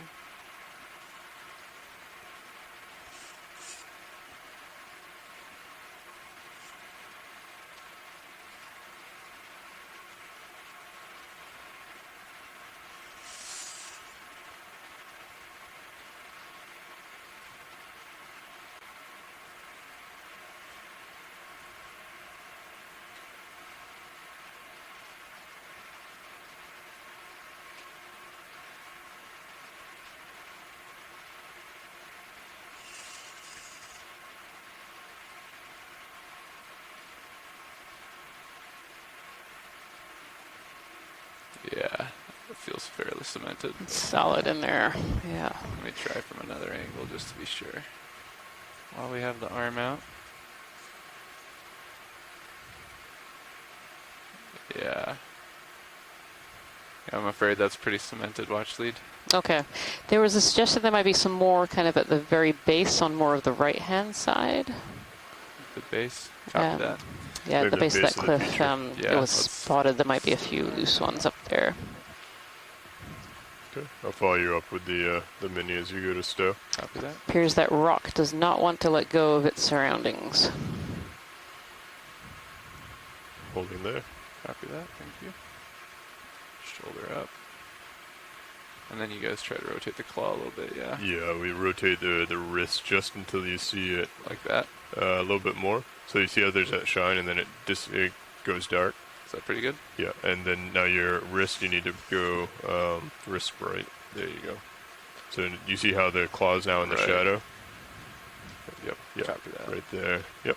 Alright, Perfect. stowing. And that will just help reduce the amount of glare that comes back into your camera. Copy that. Okay. Hydraulic stood. Nice. Let's see if we can find another rock over here. Alright, I'm bringing Mini back to toes, and then I'll switch back to Sirius. Copy that. Thank you, co-pilot.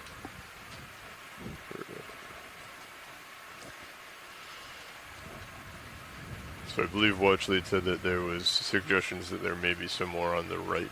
Copy that.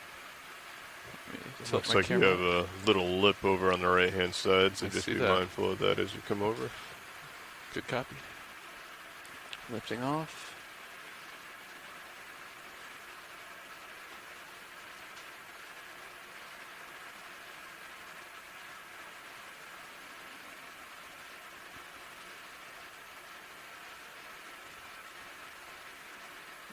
Fortunately, so far everything looks fairly cemented.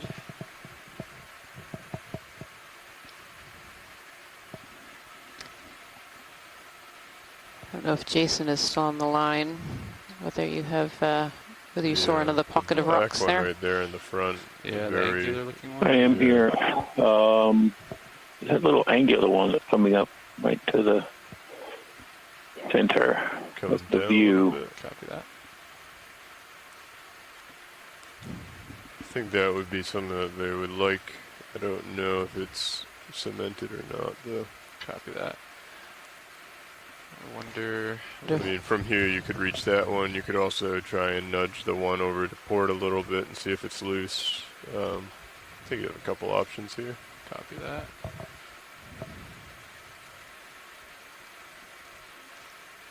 Not quite sure where the best setup will be here. Maybe on this rock. Yeah, that looks reasonable. Lock a toe in. And again, remember you're going to be trying to poke this and you may drift back. Right.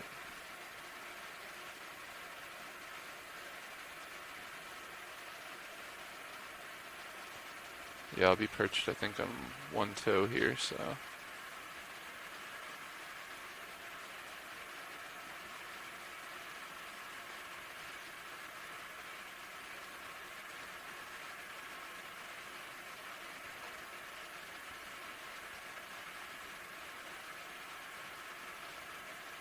Yeah, 20%'s not holding it in there. Let me scoot over just a skosh.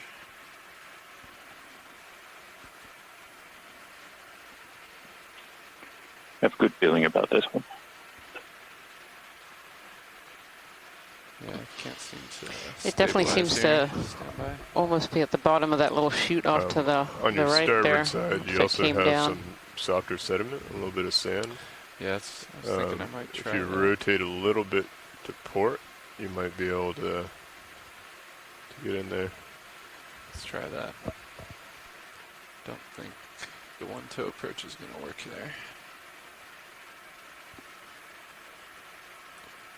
there. You're not in any danger now, but just be mindful of your swing arms as you come around and do that. Good copy.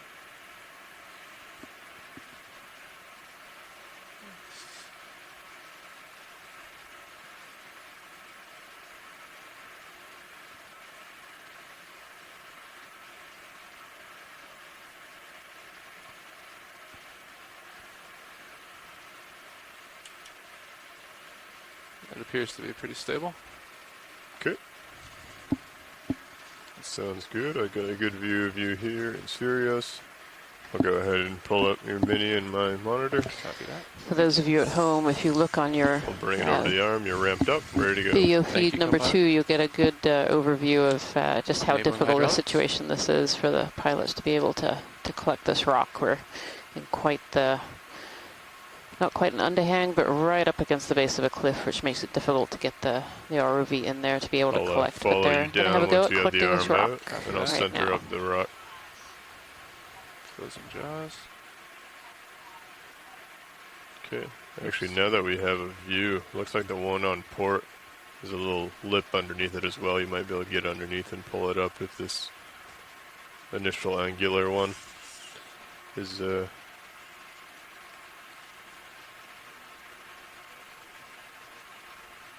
Copy that. Let's try poking this guy real quick. Oh, definitely feeling a little movement. That might be the vehicle. Yep.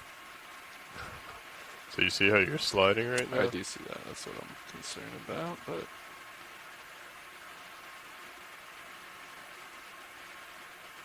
yeah, that rock's not moving really. Looks cemented, yeah. Right. So the yeah, one I on think the that one port is also side may also have a... unwilling to give up its perch on this rock. Thank you, pilots, for trying. You're welcome. We're going to try poking this one off the port. I think if you reach out behind it, you might be able to peel it back towards you. There you go. Little... Pretty in there as well? Yeah. Okay. Unfortunately, I think both of those rocks are pretty cemented. And then you have one more option over by your starboard toe. This one buried in the sand there? Yeah. I think it's cemented, but while you're here, you have the arm out. I'm going to try. Yeah. I just want to make sure I put enough force on this guy. Definitely seems like it. How about just to the right below the one we tried first? Yeah, right up below there, right where the arm is. They're just a little bit ahead of you. Yeah. They're already going that direction, Jason. It's pretty buried there. We're on the same wavelength. Yeah, so again, be careful, you're right on the edge It looks like that's part of the pavement, I think. So, yeah, if you want to just pull your arm up just so it's safe, and then you can bump yourself up. But that was actually a nice move because you tested all the other rocks right below your starboard toe, and they all seem to be cemented as well. Copy that. All right. Excellent attempt, though. We've got a little bit of float here, but I think we're stable enough. I'm going to stow the arm real quick. I'll bring over Minnie. Copy that. That was a great try. Thank you so much, pilots. No problem. Thanks for your patience. Continue on our way, and we'll just keep our eyes open for a loose rock as we go.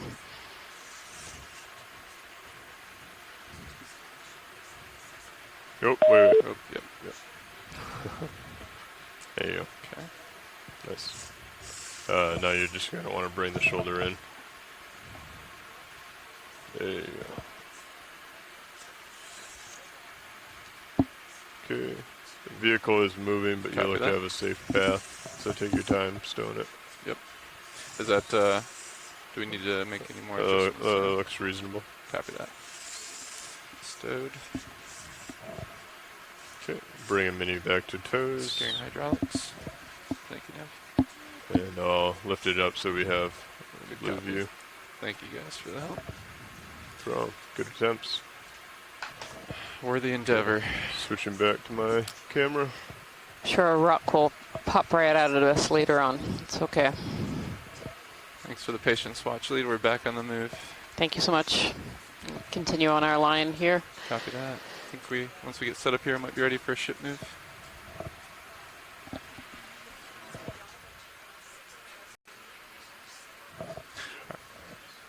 Our last ship move was 120, correct? 090, but the bearing to waypoint is 120. Copy that. We'll confer with co-pilot when he's ready, and I think that'll be the direction of our next move.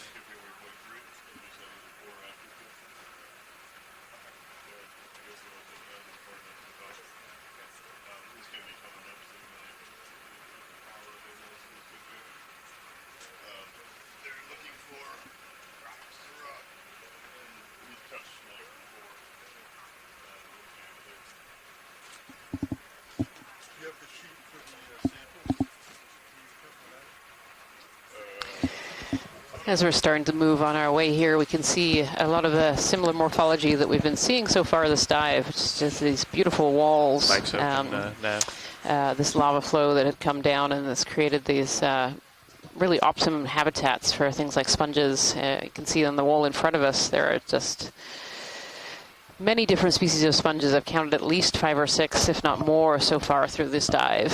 This area is obviously a good habitat for these sponges. There must be a little bit of water flow, not too much sediment, and enough food that's coming in this area to keep these sponges healthy and growing. Tether looks good. I'll come up a little bit here. Copy that. If you are just joining us today, we're on dive 4 of the NOAA Ocean Exploration North Atlantic Stepping Stones expedition, and today we're diving in the corner rise seamounts. Up until today, we've actually been pushed south because of weather, so we're all happy to be back on the corner rise seamounts. And we're actually diving on an unknown seamount slightly to the south in the corner rise area. We have nicknamed the seamount the Dumbbell because it looks a little bit like a dumbbell. And today we started our dive at 2,420 meters. We're diving on kind of a All right, just to confirm, I have a range of 15 meters, bearing 120 degrees at a speed of decimal 2 knots. Going up to the top.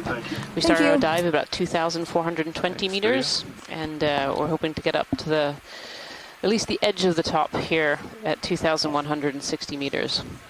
And this dive today was really based around transition zones. We were trying to cross as many transition zones as possible so we could look at different habitats for different organisms and also different seafloor morphology as well for the geologists.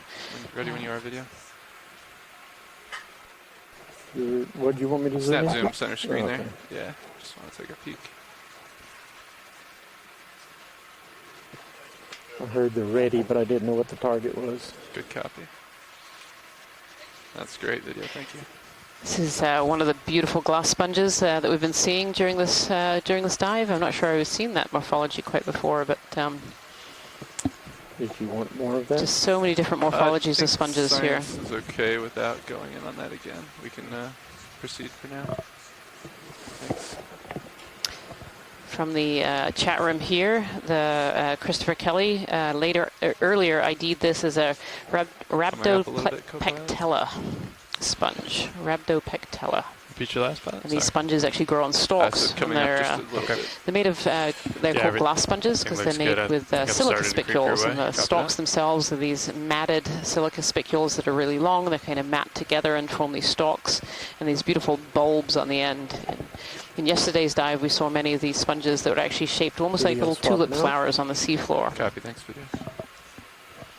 And here we have some ones that form different plates and vases and little fingers that are coming out from the seafloor as well. Lots of different morphologies of sponges on this dive so far.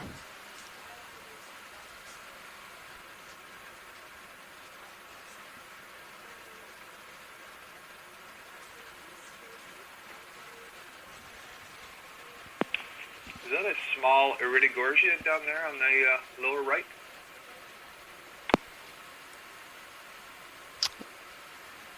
Yeah, pilot watch lead. Go ahead, watch lead. So there's a very fine coral. It's to the left of the sponge on a stalk. It's kind of, the background is the wall. You can kind of see these fibers sticking out.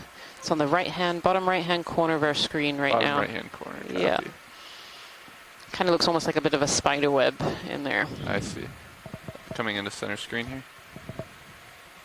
Is that the one? Yep, that's the one. Yep, just coming in center right now. It's got kind of a whiter. I think we have a little time here, right? Here in the middle. Yeah, you've got. Just a quick zoom is video, fine. Can we go for a snap zoom here? That's great video, thank you.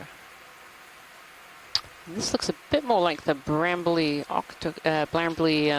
bamboo coral that we were seeing earlier. Yeah, this is a bamboo coral. I can see nodes.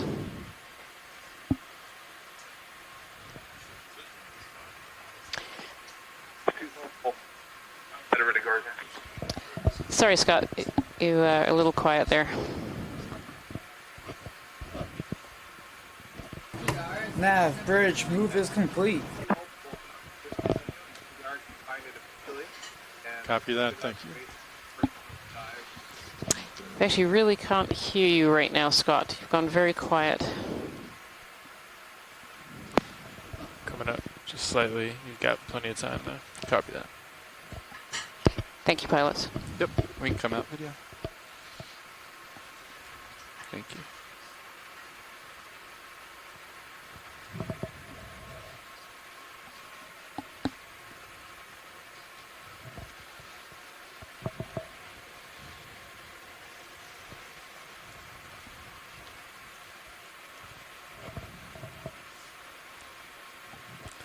Looks like you're starting to catch up a little there.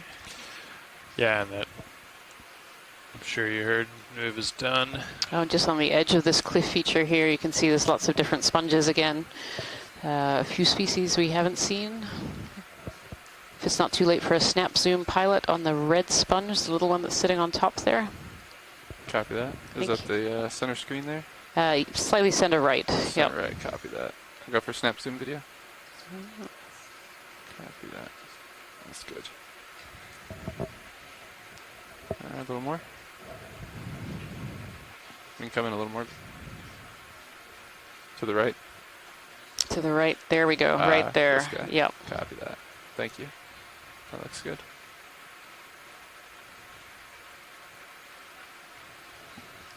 Yeah, this is a slightly different sponge with a red color that we've seen before. And what I've heard from research is that these red-colored sponges, very red and dark-colored, can actually contain various pharmaceutical products. They're actually really useful for developing pharmaceuticals. And can actually have things like cancer-fighting properties within them. And so these red and dark sponges are of great interest to researchers around the world. Yeah. So there was a sea cucumber over to the left in the sediment as well, a pilot. Copy that. If we have time before our move here. Let me rotate real quick video. All right, we can go for a snap zoom there. That looks nice. First little holothurian of the of this particular dive. Looking good. So this is a sea cucumber, and they're relatives of the sea urchins and sea stars, so they're actually echinoderms. And they very often have these little horny headgear. And you can see they've got bumps going down its body. A little heavy standby. This particular sea cucumber is likely feeding on the sediment. They ingest sediment. It goes through a very long gut system, so they can extract out all of the good particles, and then the waste is sent out the back end and left behind. And so these sea cucumbers mostly live on the sediment. Most just crawl along. They have little tube feet underneath that help them move around. Some very specialized sea cucumbers can actually swim. They have swimming headgear. But many species of sea cucumber actually just live on the sediment and feed on the sediment as they go. That's a great shot, pilot. Thank you. You're welcome. We can come on that video.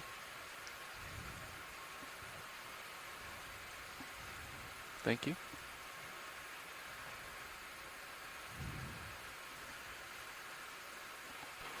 Okay, I'm coming up as I'm coming at you.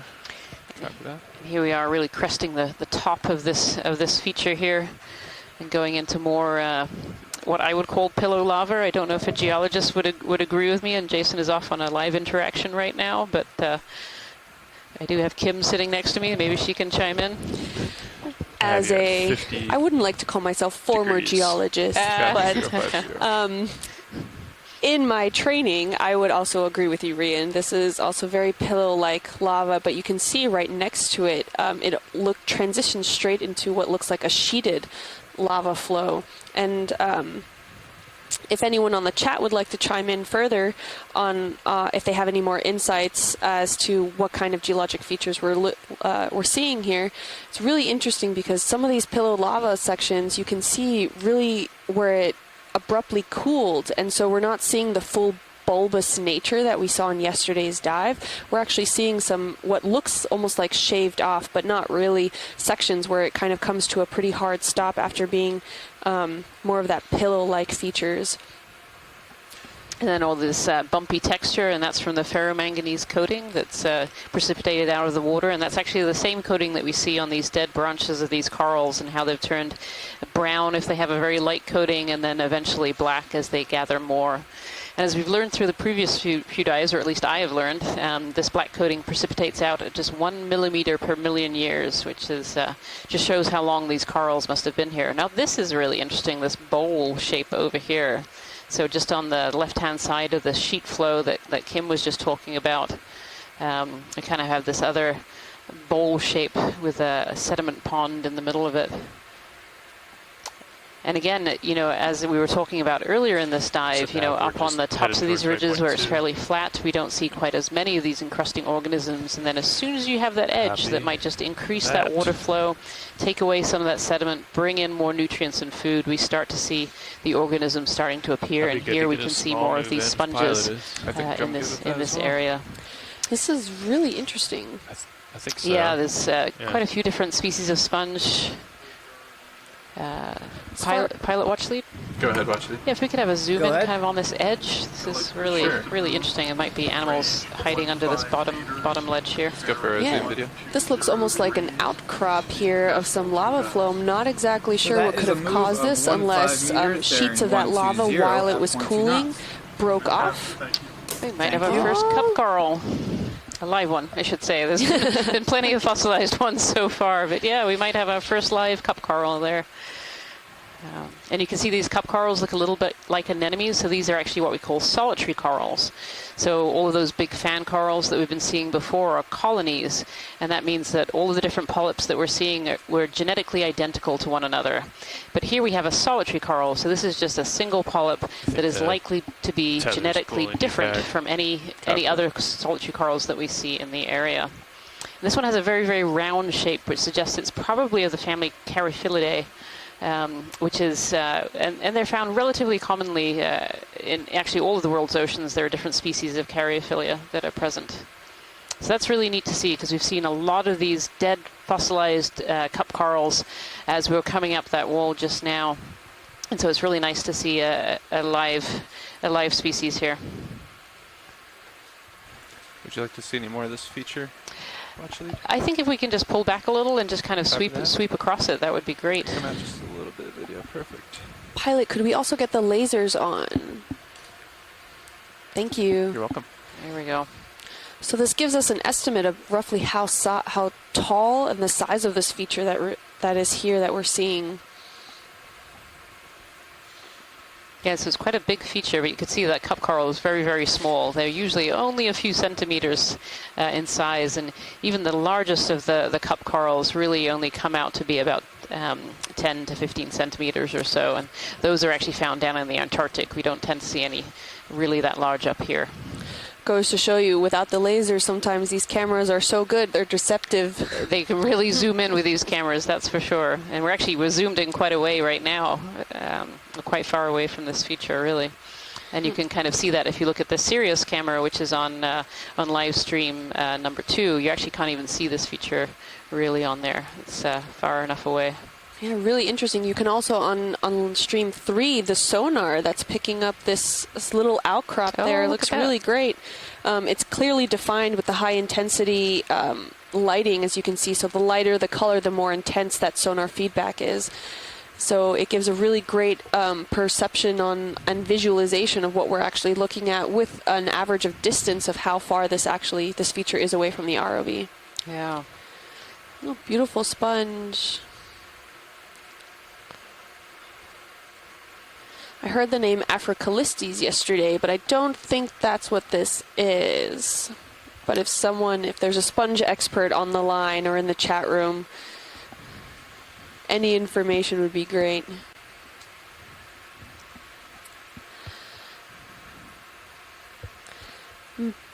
Pilots, can we ask for a slightly further zoomed out photo and then like a gentle sweep across so we can get a full scale view of this outcrop? Roger that. Video, come on out. Thank you. No problem. Yeah, look at that. Start at left and go to the right one more time. You can see lots of these sponges that are actually this brown color, and those are actually the left behind skeletons of these sponges. So the animal has actually died away and has left these skeletons behind. What's really interesting is when sponges were first found in the ocean, they were thought to be a plant, and indeed they're not a plant, they're actually an animal. They have animal cells and tissues. Hey, there was a fish that went by. Distracted by the fish. I think it might have been might have been a bit close, quarter on the corner there. Are we full wide video? Yeah, so these sponges are filter feeders. They actually have specialized pores with little cells inside called choanocytes that have flagella that help move water through the cells. So water actually comes in through pores on the outside and then flows into that central area and comes out of the top once they've extracted all the food nutrients. Oh, there's the fish. Can we go for a quick zoom there, video? Yep.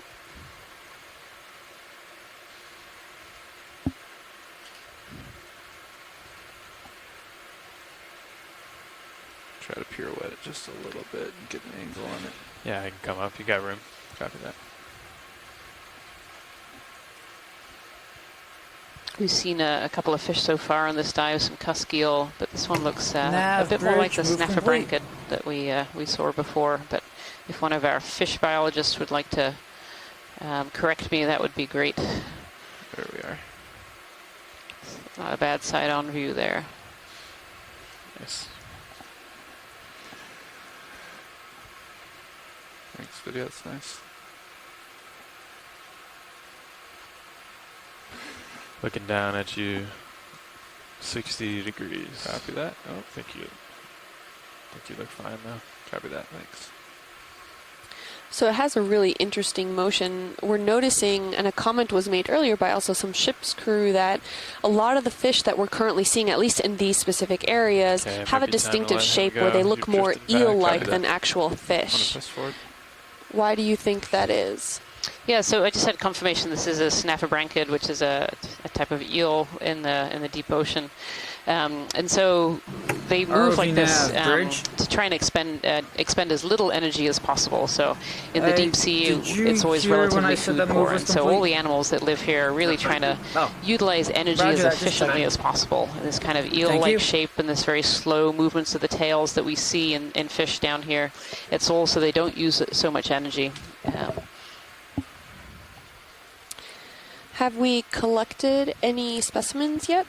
We have not, no. We tried very unsuccessfully to collect a few rocks, but they were... Maybe this would be an opportune time if maybe some of those rocks right on the bottom of the screen look like they might be loose. Although we were fooled earlier. We were fooled earlier, but definitely worth a look. Taking a look now. And I had confirmation from Peter Oster here about the conserving energy, and it's kind of sinusoidal swimming. Sinusoidal swimming. I believe those are cemented, if I have to go back to calculus. Ship is still underway, correct? Did that just complete? Okay. We're going to keep drifting here for a minute, though. Oh, I wonder if those rocks actually in the top left there look a little looser. Is it worth, do you think it's worth taking a poke on those rocks, or? Yeah, or they just mentioned the top left might be better. Yeah, let's take a peek up here. Yeah, I think you've got room. Copy that. It's just a really interesting feature overall. You can see how on the other side this looks, it's almost, I would say, what, 60-degree angle coming out from the substrate that's there. And then leaning over and coming over looking like sheeted lava. And then here what looks like broken up pieces of some rock, but we might be fooled. They definitely look a lot looser than anything we've seen so far. I agree. Let me know if there's one that looks particularly interesting to you. Yes, unfortunately Jason is off at a live event right now, but I know the angular rocks are really the most coveted. But I would say, any of these ones in front of us, I see, there is some rounded, but there are some angles on them. Copy that. Oh. Looks like there's a little shrimp or something trying to swim by that one. Oh, yeah. Trying to take the limelight away from the rock, I'm sure. There's this big round one right between my skids right now. I don't know if that's angular enough. I actually wonder if that one might be hollow. I see kind of a hole in it, because we definitely want to give them the squeeze test as well as we pick them up here. But it looks like here there might be a few options to go for. Right. On the left, actually right in front of the skid, there's a couple that have more angles to them as well. Copy that. But this might be a good place to try several and see what comes. Copy that. I think we can sit down here. The shrimp is showing us the way. There you go.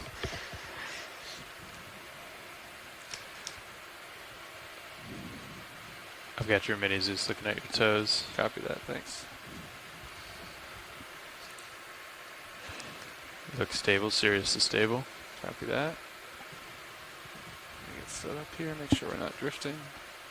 That's pretty good. Maybe not. Stand by.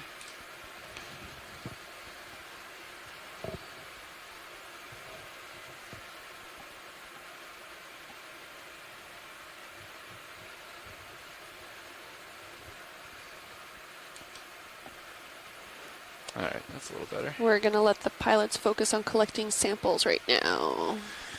All right, ready to take a couple pokes I here? get you spun up. Which one are you going for here? I'm not sure just yet. Looks like hydraulics are already on. Copy that, thank you. What would you suggest? You have a little more experience with these guys? Well, first I think just see if they're loose. But that one looks too big. The one on the mid right, I think. But those ones might be a little too far. So I think just give it a one in the middle a shot. Copy that. Enabling hydraulics. Can we get the minis this year? Sure. Appreciate that. Thanks. Enabling now.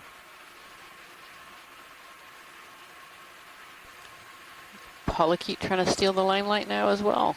Yeah, scale you can try one. for that one. It's hard to tell really until you put your jaws there where the lasers. Copy that.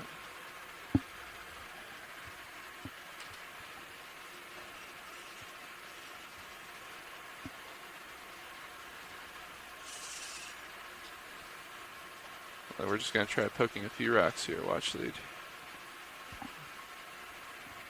Roger that. Just a little closer. That's loose. I don't know if it'll survive the squeeze test since I can see my fingers between a little on the holy side. Yeah.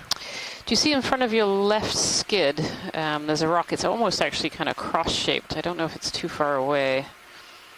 It has quite a bit more of an angle to it. This guy right over here. There's that one. Yeah, that one's loose. I was thinking the one slightly above it, but that one's pretty cemented in there, of course. It's rocking a little bit, but heavy. That's big.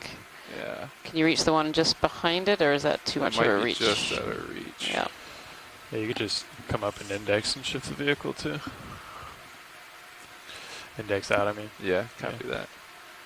Let me bring the arm up just a little bit. Watch lead, and I think we're going to shift the vehicle. Okay. Thank you. Does that look okay? A little bit more? Yeah, no, that's good. There's nothing overhanging or anything. I don't know, watch lead, if it helps to look in the second feed too. Sorry about that. All right, I think we're okay to move here. Stand by. Yeah, looks good.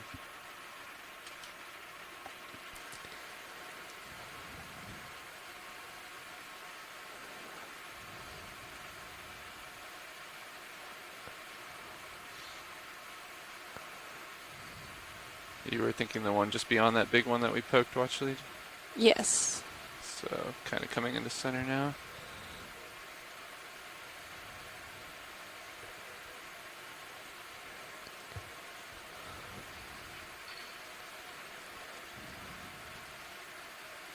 Getting a little dust storm there. Sorry about that. Yeah, that'll go away. Settling in. Looks pretty stable to me. Yeah, and you've got some options out there. Yeah, copy that. All right. Indexing back in.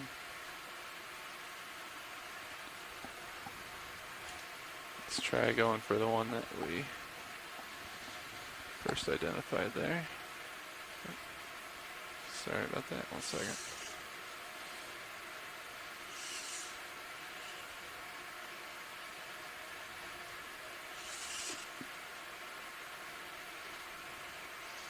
Ooh, I don't know if that one's going to come up or not.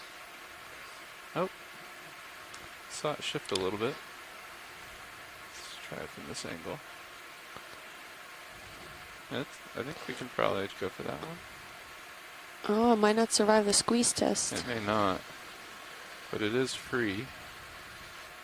Are there any others that you'd like us to try poking? Yes. So on your right-hand screen from the face down, do you see right about 20 centimeters off. You're about to float over it, so slightly down about that one this right one? there that yeah, you're looking I at. You might be eyeing that one. Stand by. Thank you. No problem.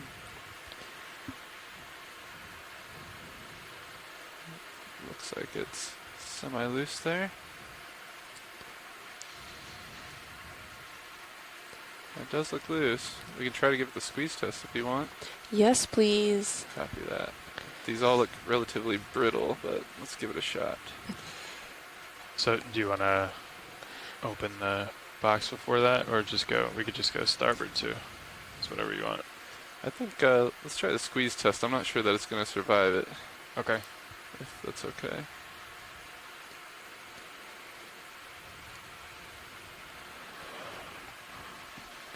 Yeah. Oh, yep. Don't think so. I'm going to try to grab this chunk again and we'll see. But it looks like it was starting to fall apart already. Ah. Yeah. Oh, yeah. Oh, really fragile here. Yeah, we're only at grip force 3 here too, out of 9, so if that gives you any indication. All right, so we have brittle and we have not moving. We need somewhere in between those two. So maybe we should continue on our line here and just keep an eye out again. It does appear all the rocks here seem to be the same type, so yep. I'm going to go ahead and stow the arm. Sorry about that, watch lead. Oh, thank you for trying. Thank you. Can we get a quick snap zoom, though, on the broken pieces? Sure. Let me move the arm out of the way. Stand by. All right. We can go for a little zoom there, video. It's interesting. It looks very white on the inside there.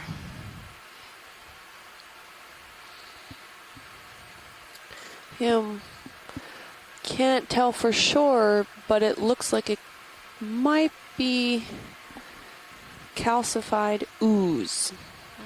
Interesting. So we refer to ooze as a lot of these kinds of more finer grain materials in geology that can cement together. Okay. Now, I'm not an expert in areas that specifically are around lava or volcanic rocks of origin, but this broken apart piece looks potentially like something that might have been just semi-cemented together by some finer grain materials that just could not survive the squeeze test, but that's good. Thank you very much. No problem. We can come out, video. Yes, that would certainly explain why it wouldn't survive that squeeze test. And our other geology co-lead, Kira Mizell, says she agrees. It looks like carbonate sediments loosely cemented by manganese oxides. Yeah. So. Thank you, Kira. Glad to have you joining us.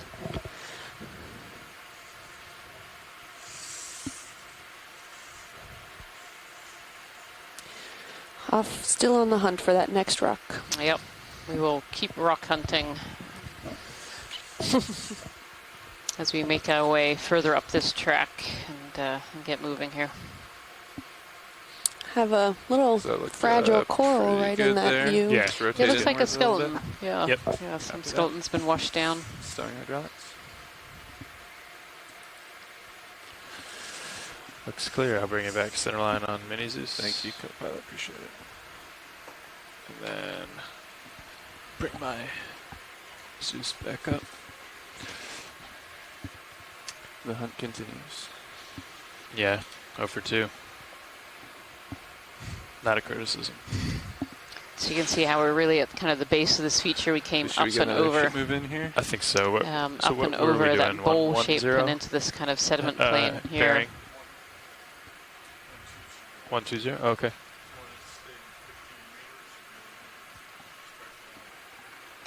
Yeah, some dead sponges amongst this these calcified rocks, calcified oozes. Yeah, very interesting. I think let's do 15. Interesting area, even if it was not the kind of rocks that we wanted to get. It was still very informative to be able to stop and give them a squeeze and then realize that that's what they were as well, because that's another data point for the types of rocks that have been found on this seamount.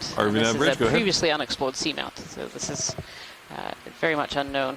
All new data.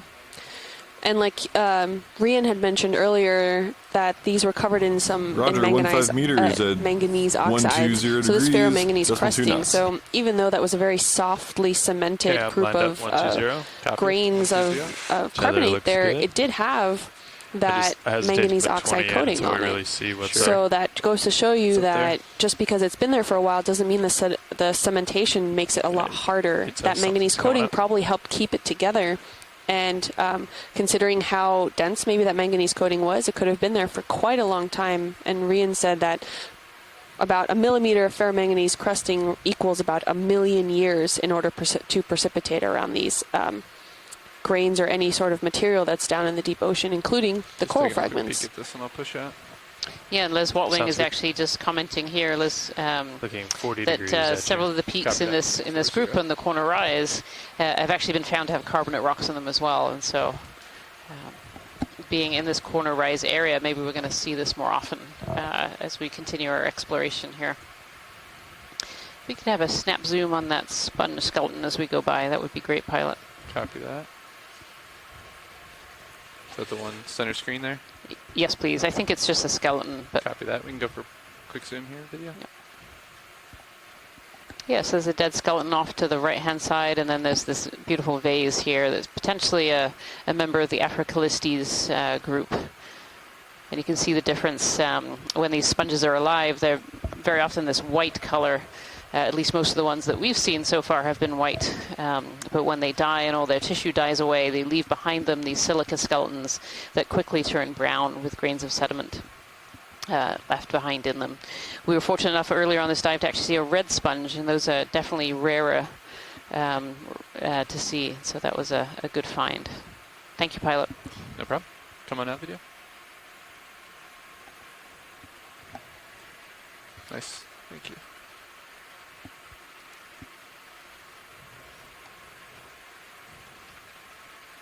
Looks like we've reacquired the slope over here. Yeah, let's characterize that a little before we get fully into it.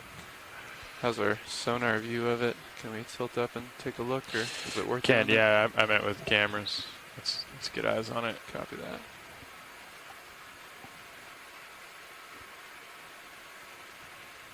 Yeah, it tilts it up. Mini Zeus.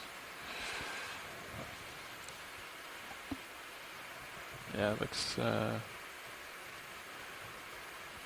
it looks like there's some sediment into some walls, which makes sense.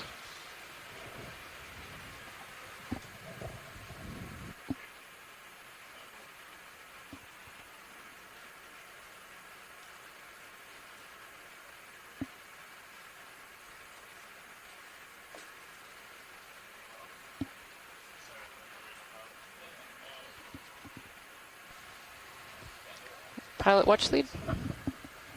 Go ahead, watch lead. Yeah, if we could have a quick zoom on this sediment kind of at the base of this this rock feature here, sure. That would be great. Quick zoom video, please. Thank you. Kind of really interested in the sediment, so a little bit lower. A little bit lower, copy. Yeah, there we go. Yes, there's lots of branches of corals that have obviously fallen down from this cliff above.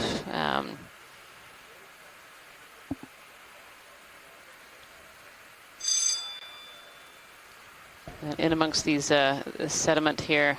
I don't see as many of those pteropod shells like we saw in the initial zoom in on some sediment. Thank you, Pilot. You're welcome. Come on that video. Yep. Thank you. RV nav bridge, move complete.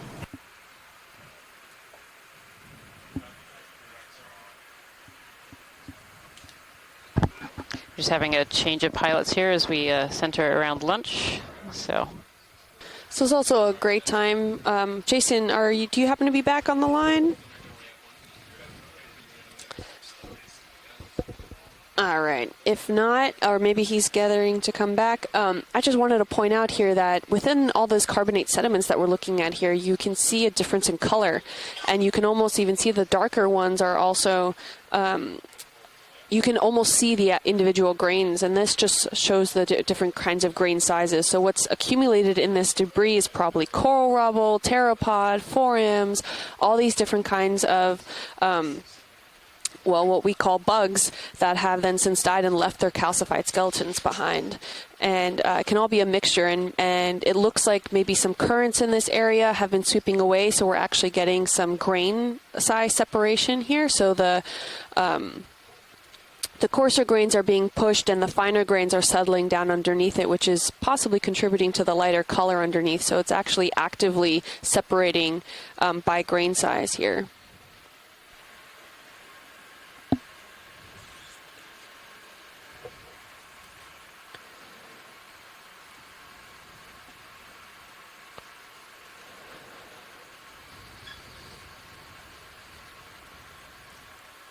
We'll give another moment for the pilots to get all settled in. And here we can see even more of that core rubble and potentially also a sponge stock down there. And it leads all the way up straight into the geology of the actual seamount that's there. So we're looking again at likely this basalt with ferromanganese encrusting all around it, right on this sort of outcrop looking feature, and we're also seeing a lot of sponges as well as dead sponges. Yes, there's an interesting question that's come in from the chat room from some interns of Andrea Quattrini's asking why there are so many dead sponges, and they're just curious about that. And the answer, I'm afraid, is another I don't know, as so many answers to these deep sea questions are. It could be many factors. So sponges can be susceptible to being clogged by things like sediments, and we are obviously in an area where there's a fair amount of sediments, and so if a particular sponge happened to have a lot of sediment fall on it, it would clog the animal, clog those pores, and it would die. Some of these might also be old age. Others might also be that the holdfast let go. So, oh, there's a sea cucumber in the bottom there. Yeah. Do we have any more in distracted that as always by biology going by. Can you back us up?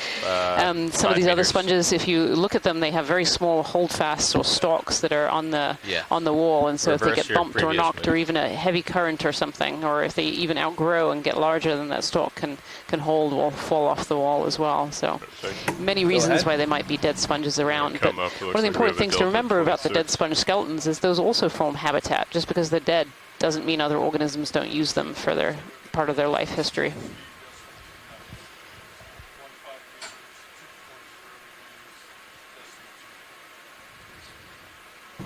Just goes to show you how much we still don't know about the deep sea, and that's why our explorations efforts are really well utilized, and hopefully we can keep exploring. Absolutely, and of course exploration is really that first step in really trying to understand how some of these deep sea ecosystems work. To even be able to work in most areas of the deep sea, you have to know what's there first before you can really study it. And so these exploration cruises are so important for understanding our ocean and how it's all connected both to the upper ocean and the deeper areas. Yeah, keep coming up. Yeah, it looks like we're. It's another one of these beautiful walls, all really covered in these sponges. Yep, let's go. I suspected if we zoomed in, we would see those dead corals, those fossilized corals, also in the wall, like we were seeing earlier. This is quite the wall feature. Wow! It is pretty amazing.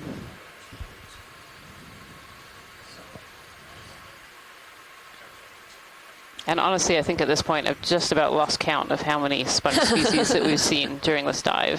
So many different morphologies, and most of those morphologies are different species of sponges. We're seeing very different species. We saw a few that we had from yesterday. I saw one go by of one of those larger ones that had that drooping curl effect to it. That's right. I saw one right off screen. Yep. Oh, there it goes. Oh, is that the same? That doesn't look the same to me. It looks a little bit different. Yeah. Actually, these two in contrast is nice. We have it's supposed to be on high pack. A very smooth on the left, and then kind of this one with lots of tubules and bumps in it, and so looks like giant pores. Giant pores going through it. Yeah. Yeah, it looks like it. A lot of these rocks are very angular, and oh look, it almost looks like there's like a hole. Yeah, a hole in the rock. My goodness. Wow. We are scaling quite the cliff here. We are, and of course, as we're starting to ascend on this pinnacle, we have to be careful with the ROV system. We don't want to get caught under any underhangs or anything like that. And so we have to be very careful of where we are at all times. And this wall, I have to say, was pretty unexpected. Yeah. we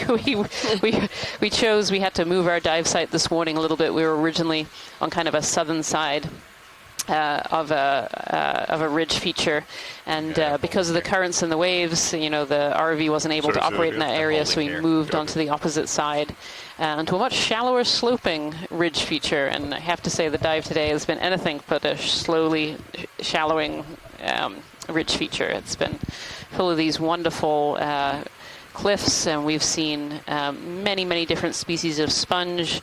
In terms of corals, we've actually seen some live cup corals as well as fossilized cup corals. We've seen some chrysogorgia, some bamboos, and several of our first sighting of primnoids as well during this cruise, potentially 2 or 3 different species as well. So we've seen a fair number of different species, if not a high density of deep sea corals. This has definitely been a very sponge-dominated dive so far.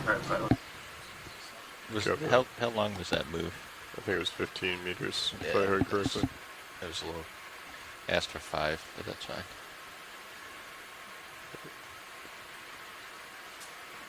So, watch lead. We just did a shift change, came across this feature pretty suddenly, so we were reacting to it. For your information, I think I still have another like 15 meters or so to go before I'm up and over it. And currently at an altitude of about 35, so we just climbed about 35 meters, or at least 30 meters, up pretty much vertical. We can go back down and go a little bit slower if you'd like, or if you'd like to keep moving along, we can also do that and continue with these last 15 meters or so. Yeah, I don't think we need to move down, but it would be great if we could move a little closer just to have a little bit more of a look, if that's a possibility, as we slowly make our way up. It'd be great to do a few snap zooms on some of these sponge species and maybe have a look in some of the cracks and crevices and see what's there. Yeah. And I have a question just for orientation for all the folks joining us from home. How do you know how far you've traveled and how much left you have to go? As far as vertical? Yes. So we have an altimeter that tells us our current altitude, and at the base we were about 2 meters above the seafloor, and then now I'm at an altitude of about 35. So from where I started at the base to where I am now, we've traveled about 32 meters, and then using Sirius as a reference point, Copilot is just at the kind of the edge of the top of the cliff right now, and you can just start seeing over with his sonar, and he is about 15 meters above me. So with addition by subtraction, you can find out that it's about 45 to 50 meter tall wall. Great, thank you so much, Pilot. Can we actually get a snap zoom on that coral that's off to the right hand side bottom of the screen, please? Video, if you want to start coming in, I'll come over and bring it into center.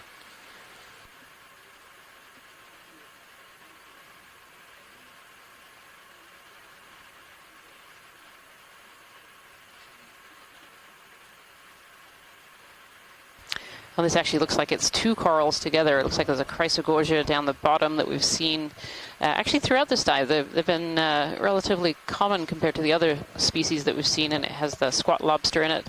And this looks, again, a little to me like another primnoid. Just looking at in the chat room, they have agreement on that as well. Coming up a little bit. Potentially a Clyptophora, which is, so the larger coral in the background, so the one in focus right now is a chrysogorgia with that squat lobster. Interestingly, the ones we saw yesterday had 2 or 3 squat lobsters. The ones today have only had 1. I don't know if it's just that they're smaller on this particular peak. You can see that large holdfast and a sponge wrapped around the bottom of the holdfast there as well.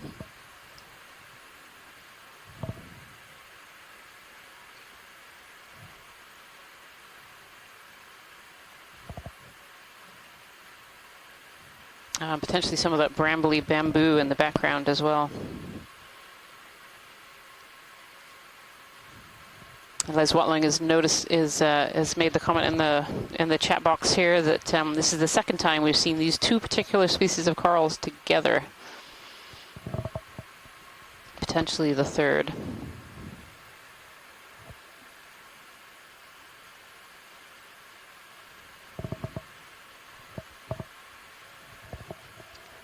Thank you, pilot. Sure.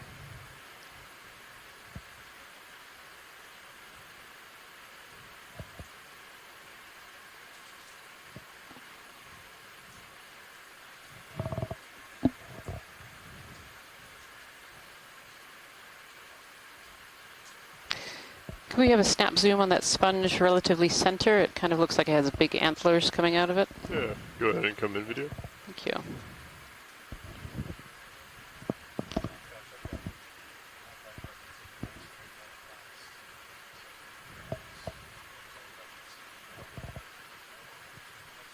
Yeah, so on the right-hand side here is another species of sponge. I don't think we saw one slightly further down this particular cliff, but we haven't seen earlier in this dive. Again, another one of these morphologies with these large holes kind of going through it. This one forming more of an antlers. Christopher Kelly here thinks it's a ferret kind of a really type of sponge. Then on the left there's this bamboo coral. You'll often hear us calling it the bramble, because it looks a bit like brambles. These very, very fine branches with these really delicate and small polyps. You can just about see them waving in the current there. Pilot's clear on video. And here's another species of sponge as we kind of go down. This wall is definitely very sponge dominated. Full wide video. Thank you.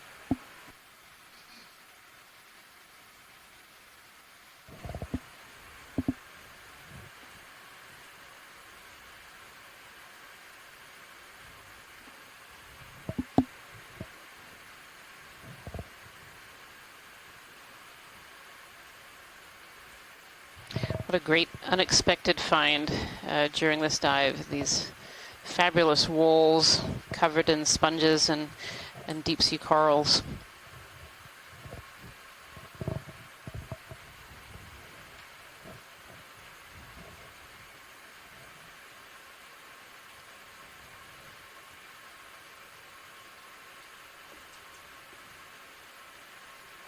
So Liz Watling in the chat room is giving some information on those bramble bamboos. He's saying there's actually 3 species of these brambles that we've collected or know about so far, and they're all in different clades, and so probably in different genera. So bramble is really the growth form that they form, so those really fine and complex mixed up bramble-looking bushes, and that growth form has shown up probably more than once in their evolution. Go ahead. Oh, and here's one of these trumpet sponges that we saw yesterday. Yeah. Can you repeat? Pilot watch lead? Go ahead, watch lead. Yeah, if we put the lasers on, if they're not already. Thank you. Yes, we have the swell. It must be far enough away. They're hidden there on the wall. It's about 4 foot, not really causing roll. We have the winds. Come in slightly Flying and our try and port get bow at 14 knots. not with the camera. And the current is there we are. There's the lasers. So that just shows how large that particular sponge is. So those lasers, for those at home, those are set at 10 centimeters apart. And so we use the lasers to be able to scale things on the seafloor. Very often it's very hard to tell how big or how small things are, both in geological morphology and for the animals. And so 10 centimeters, so that one is at least about 60 centimeters across and probably close to a meter, maybe a meter and a half tall. So that's a really big sponge. Just looking at the chat room here, and we have a genus Coenalasma for this particular sponge. And we saw several of these yesterday, one even larger than that one. Yeah, if you could probably move me in about 5 meters. Beautiful. Thank you, pilot.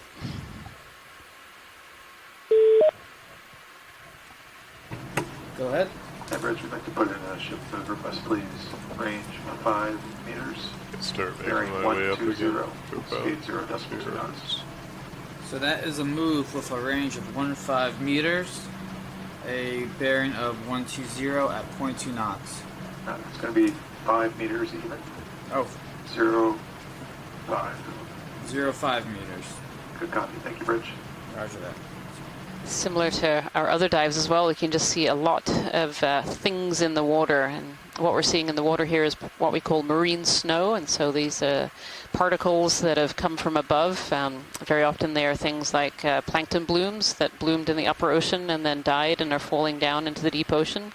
They can be animals that have died up in the water column. It's also particles of sediment as well that have come in, that have blown into the ocean and are starting to sink. And this marine snow is really what feeds the deep ocean. So it brings that food source down to the deep sea, and animals such as deep sea corals and sponges and a lot of the other fauna that we've seen eat those particles and to be able to survive. So marine snow is really feeding the deep ocean. And in areas that, like we are now, we're looking during this expedition at seamounts or stepping stones across the ocean. And these seamounts actually interrupt the flow of deep, cold, nutrient-rich water in the deep ocean, send it to the surface, and that creates these large plankton blooms. It gives a lot of food in the upper ocean, and those plankton blooms then die and feed the deep sea. If we could have a zoom in on the wall there, pilot, that would be great. There's a coral in the bottom left-hand corner. Bottom left-hand corner. Yep, there's a few. There's a pink and a white. Looks like a chrysogorgia. Video. Yeah. These two here, is that what you're talking about? Yeah, that's great. There's quite a current in this location, so it's quite hard to be able to stay still and be able to image. The pilots are doing a great job up in front of me today. Yeah, and you can just about see that little... There was also a request for a yellow sponge. I didn't notice. Oh, a yellow sponge. I'm sorry, I missed that one. Yeah, so here we are, and there's more of that bramble bamboo that we were talking about earlier. So if we could zoom out, pilots, have a look and see if we can find a yellow sponge here. Copy that. Is it in this general area, or was it from where we had just come from? I can backtrack a little bit. Zoom in on the lower yellow sponge. On the lower yellow sponge. Let's see. I actually didn't catch it personally. Oh, so yeah. You were reading a comment? Yeah. Okay. Nav, bridge, move complete. I'll backtrack a little bit. And, it's the large one. Keep an eye out for it. Copy that. Thank you.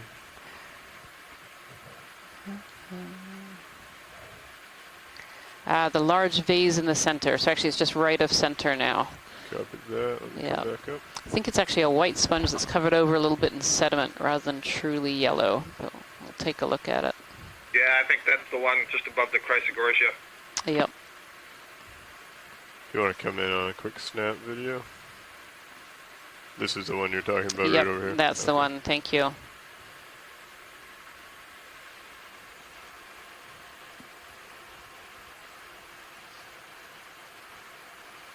Yeah, it almost looks like two sponges together, one large and one small. If we could have the lasers on those if they're not on. Yep. Lasers are on. Thank you. Okay. That's great, pilot. Thank you.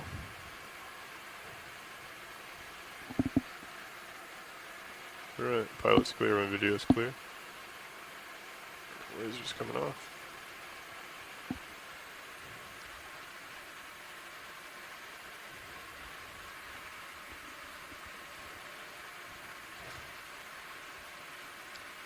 Christopher Kelly is mentioning that some of these sponges, like these vase ones here, can actually form colonies with multiple vases, and that's probably what's going on here where we had the two vases together.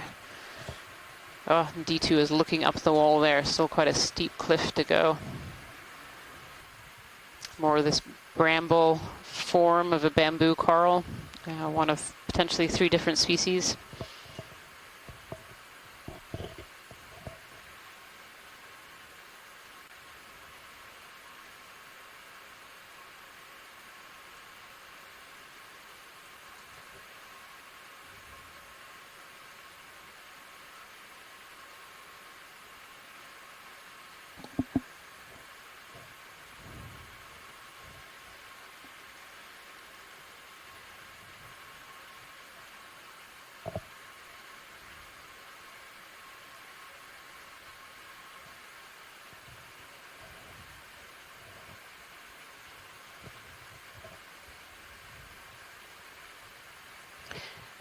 I think I heard Jason returning to the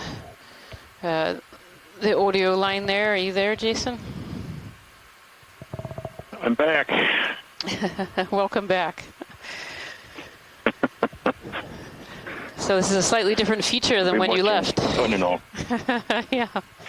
A little bit. It's still is showing some of these more complicated features. I was able to see the rock squeezing activities that were going on, and certainly the composition of those rocks did not appear to be volcanic in origin. So I know I quickly reviewed back through the chat room, and folks were saying that they did appear to be carbonates or chalks, and that that was one of the things that we were looking out for during this dive. There had been reports, mostly from the New England seamounts, that these seamounts actually have a carbonate or a limestone cap to them from when they were closer to the sea surface. After the crust starts to cool, the seamounts will actually subside to deeper depths. So at one point they may have been closer to being exposed. So it isn't a completely unexpected thing. Move me another 5, maybe 8 meters. Does in some ways start to confirm those observations for out here on the corner rise seamounts, not just the New England seamounts. Hopefully those were things that had moved down slope, and we still have a chance to get a volcanic rock to help us with the dating activities that we see, that we're trying to do on bearing 120 at 0.2. But a little bit further down to the a right. lot of mysteries to investigate as we move up slope. Come back. Oh, I see it. Yep. And are you watch lead 1 or 2? Okay. Copy that. I'm just gonna increase your volume. All right. Go ahead and come in, video. Zooming in on an anemone on the base of this. This is a bamboo coral here.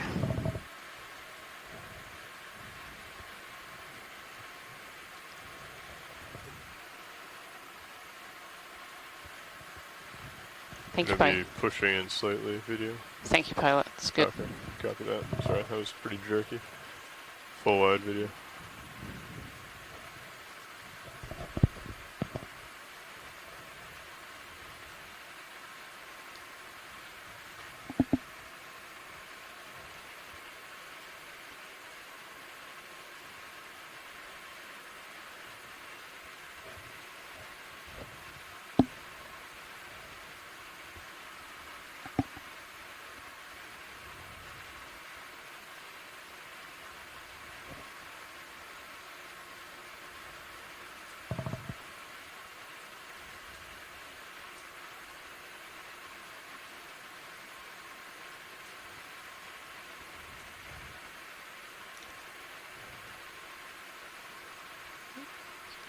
Pilot, this is watch lead.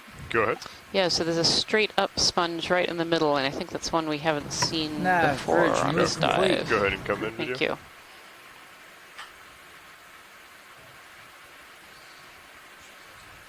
Understood. Thank you. There's so many species of sponge that we've seen so far this dive. It's hard to believe there could be one more, but I don't believe that we've seen this straight up vase yet. Go ahead and take more if you got it. Yeah. Where's that full?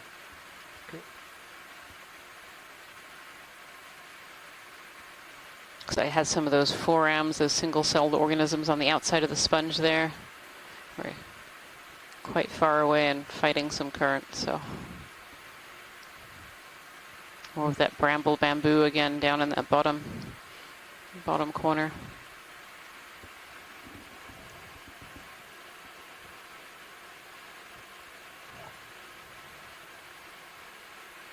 Very nice. Thank you, pilot. Okay, pilot's clear when video is.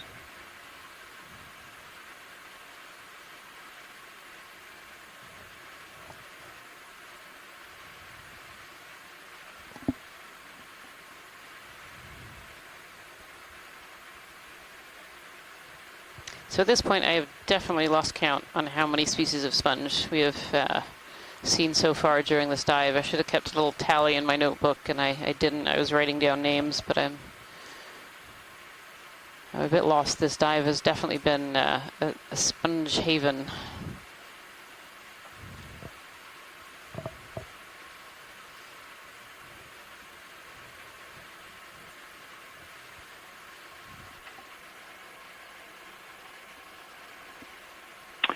Yeah, and you know, again, looking and folks who were with us yesterday on the dive on Hopscotch Seamount.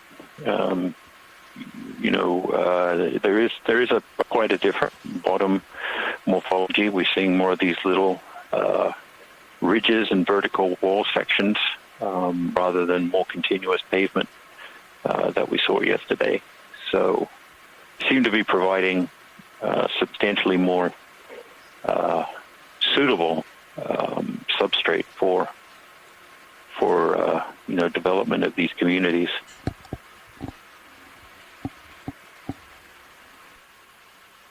Still a lot of this ferromanganese crust that you know, that is just pervasive over every exposed hard surface.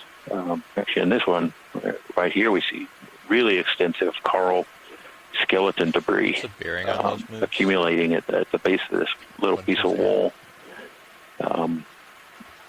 Earlier, just after that sampling attempt, it seemed like the sediment cover was really dominated by this kind of thick, mat-like coral skeleton debris. Finished a while ago. And we haven't seen that on other dives. We want to go ahead and this get is the another first one where we've really seen it. Get near the top of this feature. You can put in 10 meters. So really, you know, we're seeing many of the same species and individual types that we had been seeing over the last few dives, but certainly the abundance, it seems to be much higher. Maybe folks who are with us can confirm that I'm not seeing things, but really interesting dive from the biologic perspective. You want to do a quick snap on this sponge here video?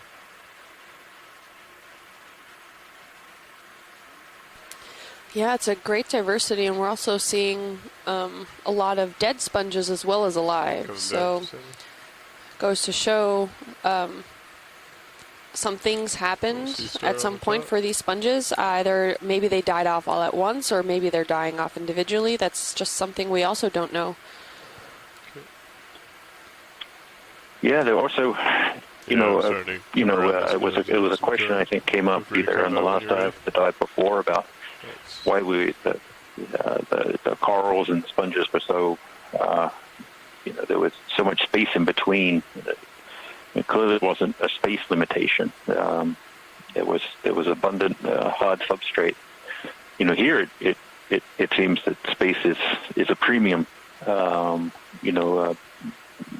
Large amounts of these vertical rock surfaces are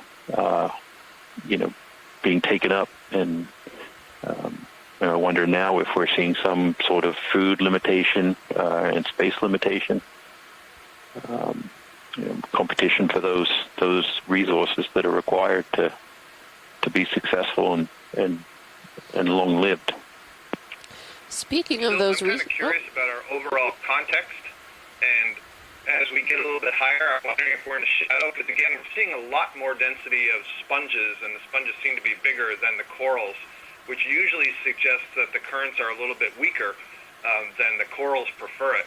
So it'll be interesting to see how this progresses as we go up.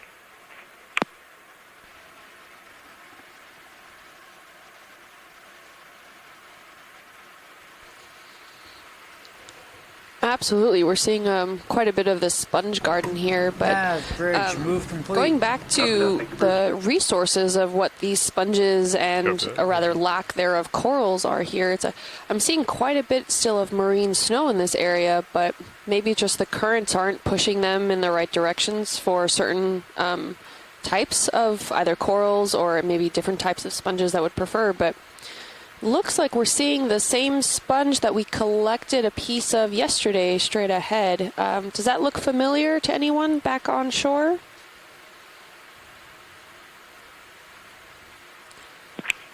You mean that like platy radar dish type one? Yes. Yeah, I think that is likely similar, if not the same. Oh, okay, thanks, Scott.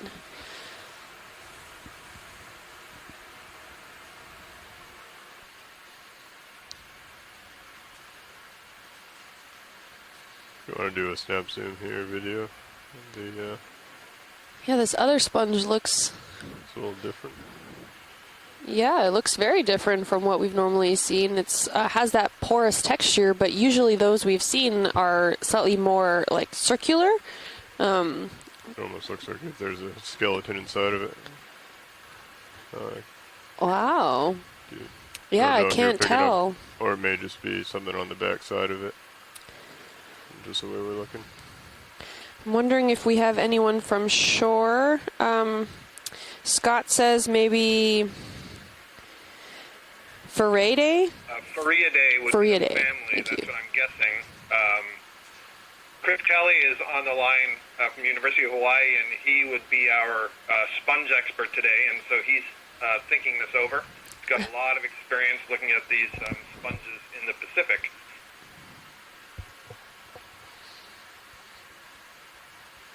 It's interesting. It looks like kind of a series of tubes and so on folded upon itself. Coming up video. Yeah, it looks quite interesting. You have those very large pores that you can see, and then when we were zoomed up really close, you have those like that. You can see more of that lattice structure of probably the skeletal base of this sponge, which then showed then really smaller pores, for which likely is the main source for the filter feeding aspect of the sponge. So Chris Kelly is saying that it could be a euplectellid or a euplectellid, perhaps Herdwigia. Do you mind brightening up? That's an interesting name to say out loud. Herdwigia. Herdwigia?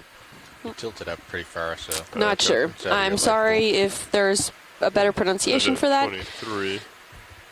Yeah, but you're super close to the wall. Yeah, I'm clearly not helping you out. So your light first. Lower block, yeah.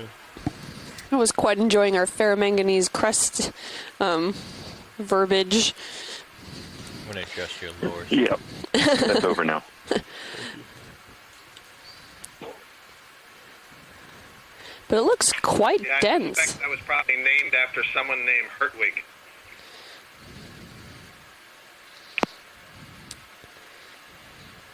Well, that was thoughtful for that person. It's always nice to have certain species named after you, especially if it's within your field. It's just really interesting. These look, like Scott mentioned before, very kind of tubular-like structures. It looks almost folded in on itself. It's very interesting. Can we actually have the lasers, please, so we can get a size estimate? Thank you. Well, you're looking at Kim. I'm looking at this bamboo coral on the right, and notice all the polyps seem to be being blown to the left. I think that's showing us the current, and even though all the branches are sort of bent over to the left, and several of these colonies suggest the dominant current direction. Would these corals be facing? Would the polyps be facing then into the current, or being blown off to that side? In this case, I'm suggesting they're being blown off to that side, not facing into. Yeah, I can't confirm. We have current pushing us from starboard to port. Oh, thanks, pilot. Yeah, you should have more. Oh, like yeah, that. we can see also by the polyps here. Oh, can we zoom in on that one polyp there that almost looks like it has something wrapped around its base? Just out of focus now. This one here coming into center? Yes. Okay, go ahead and come in tight video if you can. Yeah, that's a terrific view. We can get to see some of the sclerites that are embedded in the tissue. And you can see there's a nice view. The 8 of them, we call them intertentacular sclerites. They protrude between each of the tentacles along the mesenteries. And that's one of several characteristics that we use to help us identify it. If you want to come full wide, I can try and get a little closer if it's of interest. That's okay, thank you. Most polyps are more or less on one side, but not entirely. So yeah, is this a possibility? Are we stable enough for a collection possibility, or are we on the move? Pilot, did you happen to catch that? Very vaguely, I think someone asked for a collection. Yes, of that larger sponge, actually, that's hanging off the side. Would it be possible? Sure. The ship's stationary at the moment. When did it stop? Copy that. Co-pilot, you think you're done swinging? I think we were seeing like 4 or 5 minutes. All right. Yeah, let me come around and see what we got. How, we'd like just a small piece of this? Are we expecting it to be brittle? Let me see if I can find some information from onshore people. I expect it to be somewhat brittle.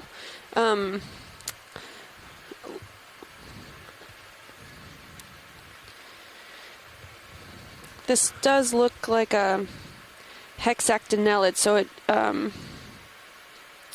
it's gonna be tough to get a toe. We're not sure if it might be brittle. First touching it, if we can get just a first poke, just to get a sense of what it might feel like. Okay.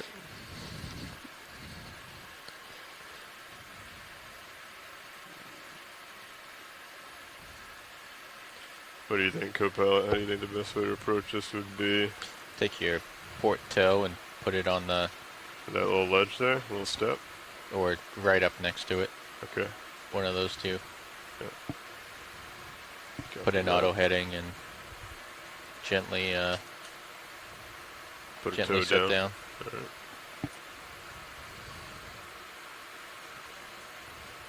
So we also have a pretty significant current pushing it this way. When I do snip it, I want to make sure I have a good grip and the tie gun, or else it may blow right into us. I'm assuming we just want a small piece. I don't think we'll be able to fit the whole thing. It would be easy to snip it at the base, so. Yes, just a chunk from somewhere, maybe off the top or off the side, whatever's easiest. Understood.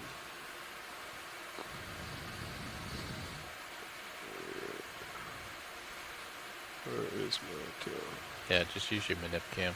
That's what I would do. Copy.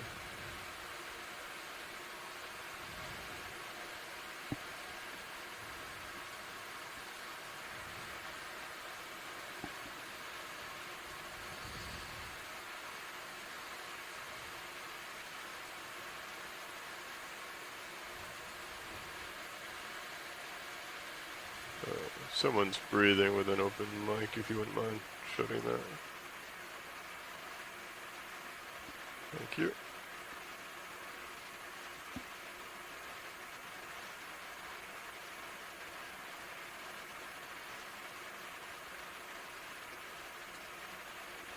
Yeah, you might not be able to get in there. I don't know. Yeah, I think. Yeah, I could always get in and then reach up.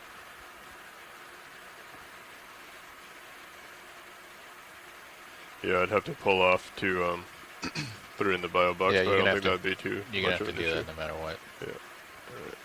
I'll get a toe down there, I think. There's the little edge. Okay.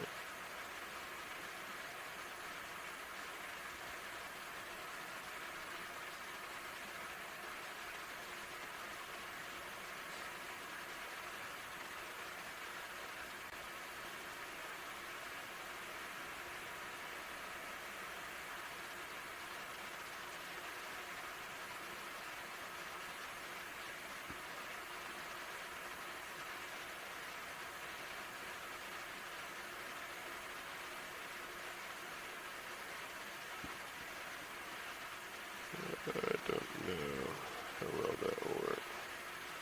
Might just be able to put a toe right up against it and kind of push forward a little.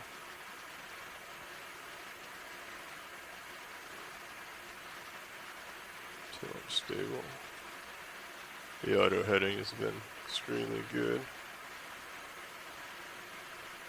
Yeah.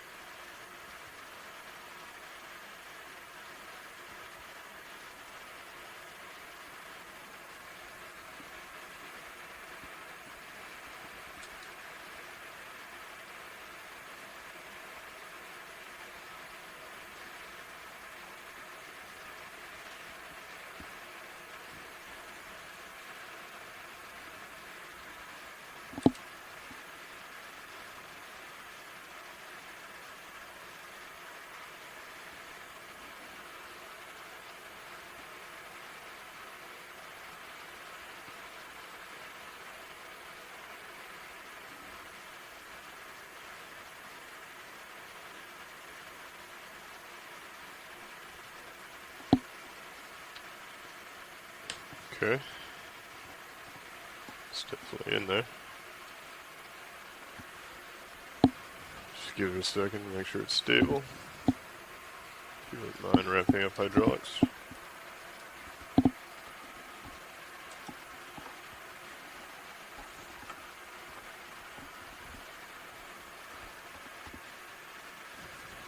I think as soon as I take the arm out, it may throw off balance, but... We don't have any samples right now. Okay. Okay. I'll most likely be, I'll reach out, touch it, get a sense. If it's reasonable to snip, I'll go ahead and snip off a piece. I'll probably be aiming for that upper right-hand corner. I think I might be able to come in and just trim the little piece there. And then once I get in the jaw, I'll bring it in close to the front of D2, and then I'll go ahead and back up, come up a little bit. We'll be able to bring out the drawer and go that way. You mind bringing up my mini Zeus on your screen, please? Copilot. Hydraulics coming on. Arm is live.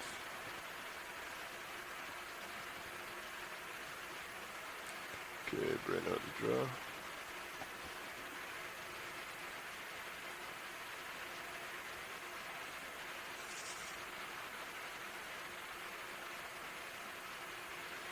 Maybe kind of a odd angle.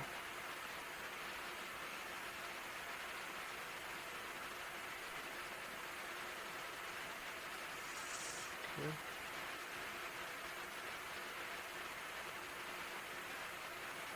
Okay, you just want to touch it slightly, right?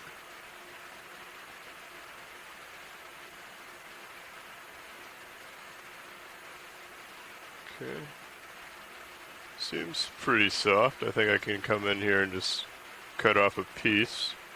Will that work for you, Watchley? That would be perfect, thank you. Okay. Lock there.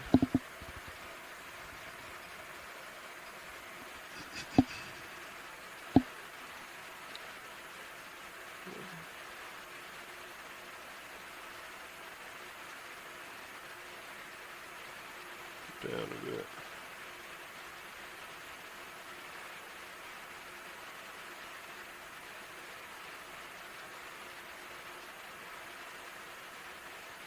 Shut the drawers. Come close.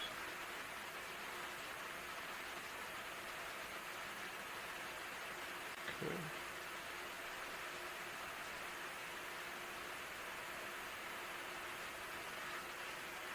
Coming up, if you don't mind following me over with the mini as I come and tuck this into the front. A small piece. It's pretty delicate.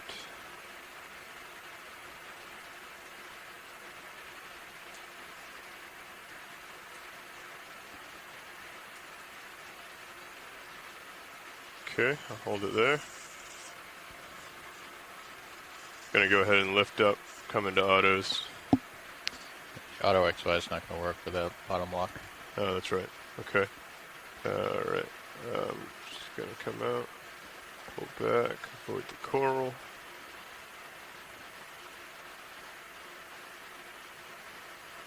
Just gonna pull out a little bit. I think auto heading and depth will do me fine for now.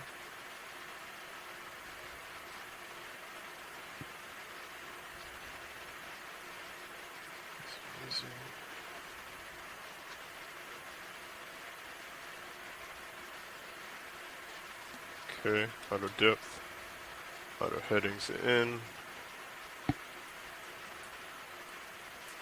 Looks like we are drifting a little bit. I'll go ahead and put let's go just starboard. Lock it in. Looks pretty stable for the moment. We have good view in Sirius. If you could go ahead and bring the door open with the port side. I think your jaw is in the way. Copy. You're right. Thank you for calling that out. Okay, jaw should be clear. Alright. Going down.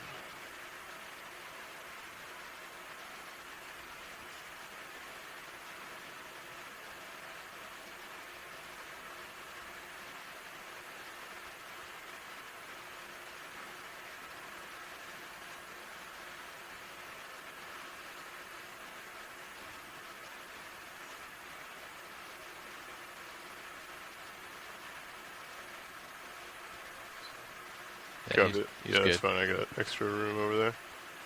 Okay. Jaw's coming open.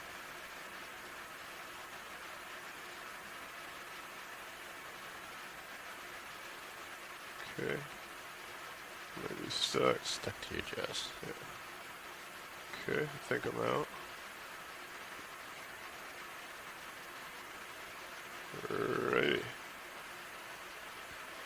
That is in. Thank you, co-pilot.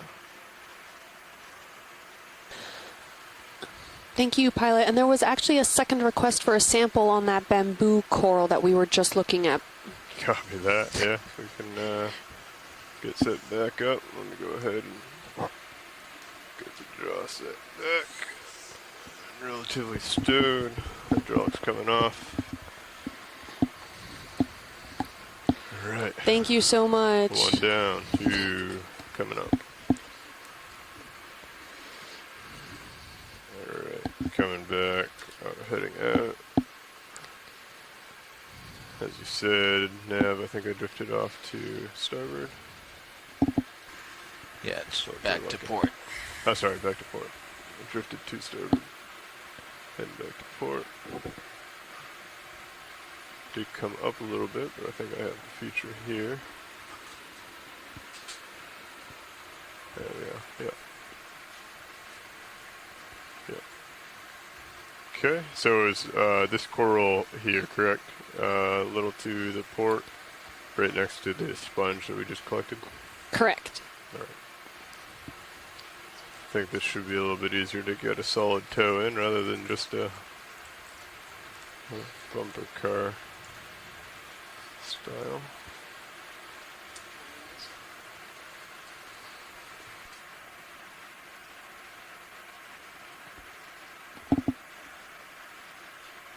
So a good solid branch just so we can ensure also the tip.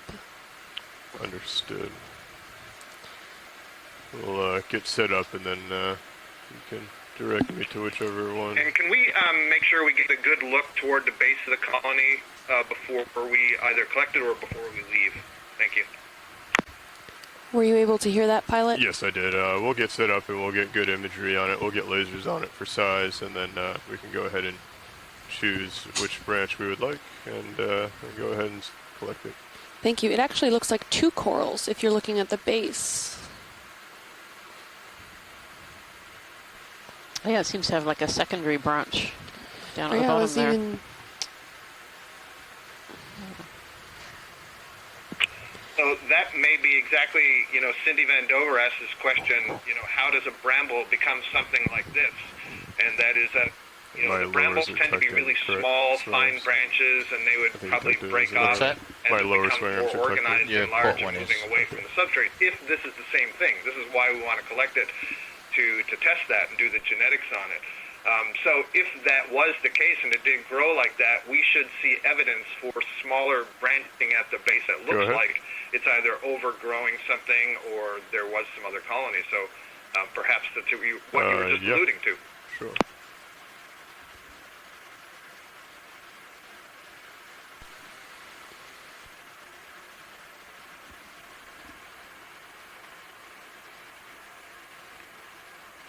Okay, video, if you want to come in on the base, I'll have lasers on at the beginning of this. Lasers are on now. Okay, there is the base. No, that little one is actually off to the side, so not attached. Nice, that's a great shot of the base, thank you. Yeah, and what you can see here is that there are broken up pieces of the base. So there were other branches in the past. I can see one on the left and one on the right. And you can also see that there's been enough regrowth that the nodes at the base of where these branches are coming off, you can't see them anymore. It's so thick.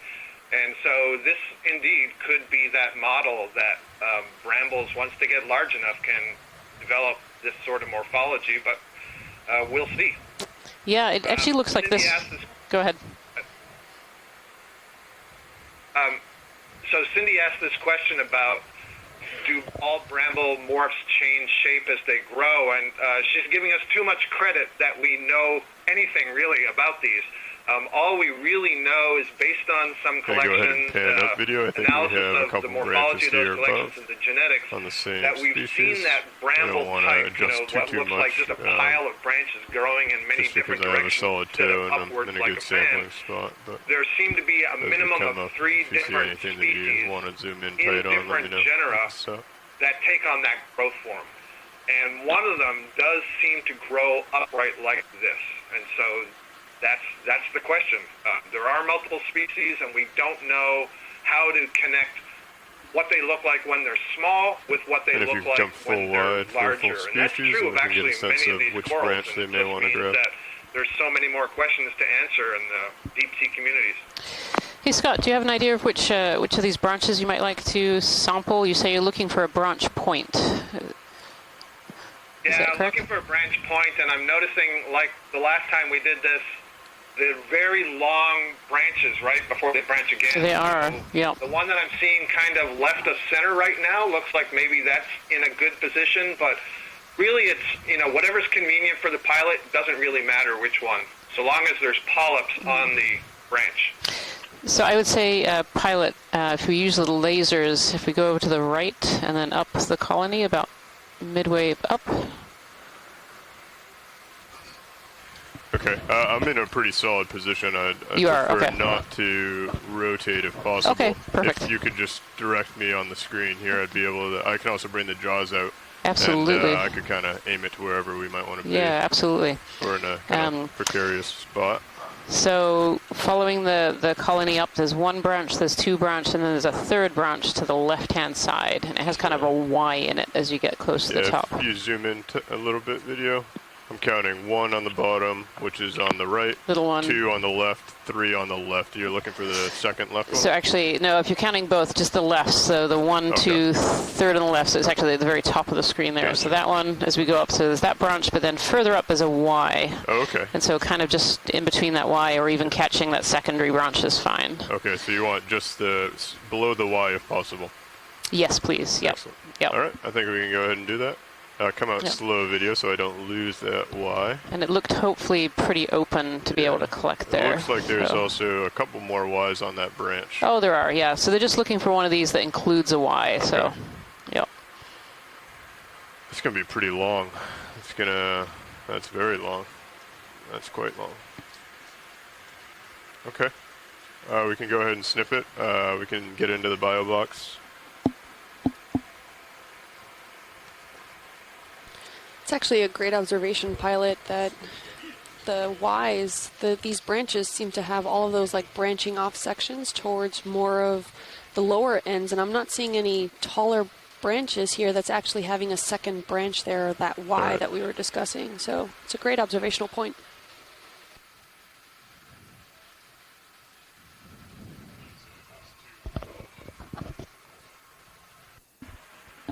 All right, watch lead.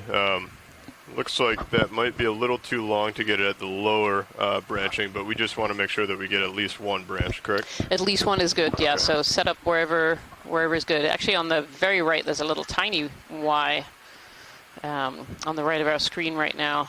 Okay. Even something like that small would be fine. They just want that Y point. Understood. All right, arm is coming on. Hydraulics are still spun up. Okay. Yep. All right, arms coming live.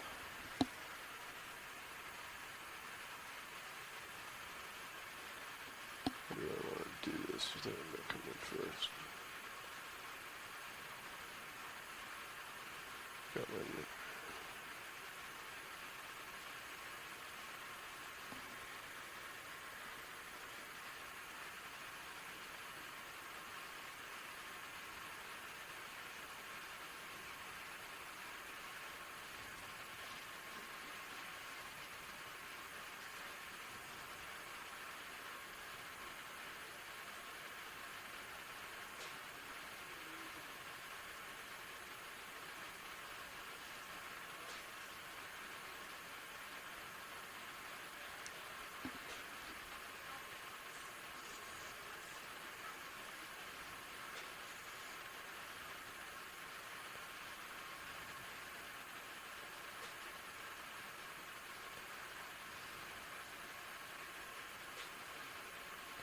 I am quite tight to it, aren't I?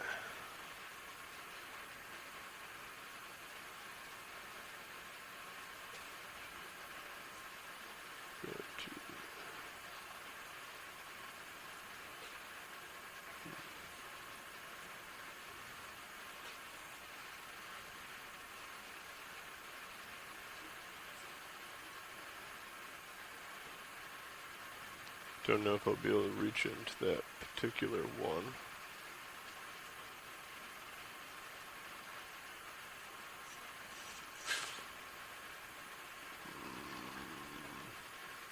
That would have been a good one.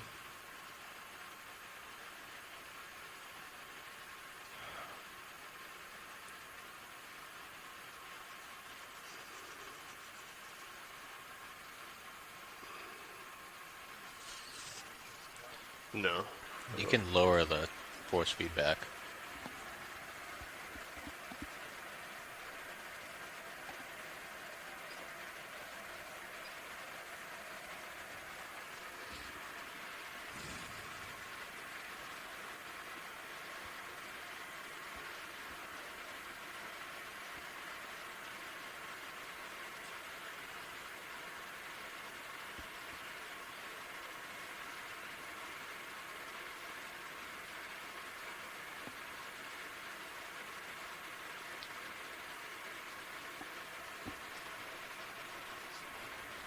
Yeah.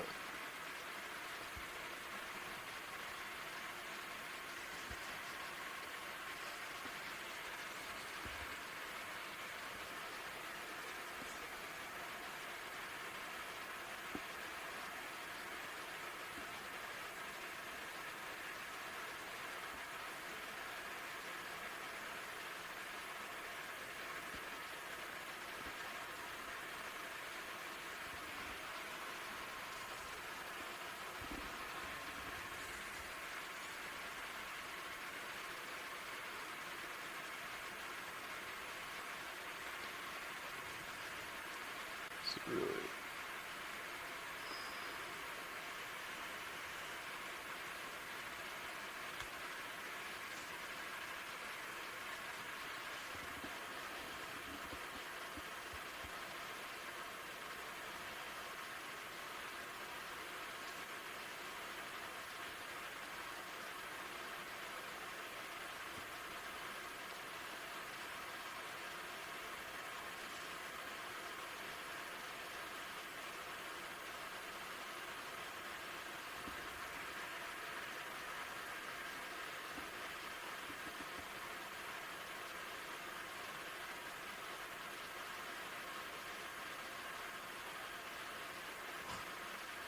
This is where depth perception starts to play with you. Yeah.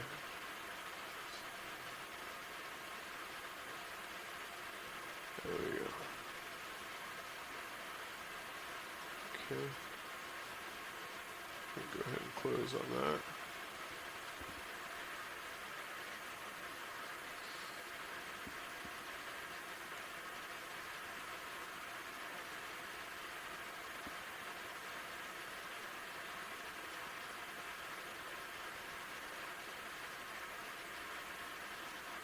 Nope, it's not cut. There it goes.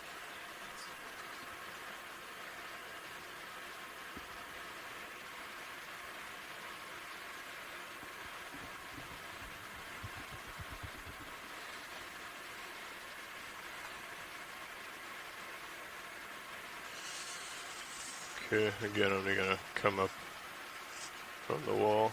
Oop.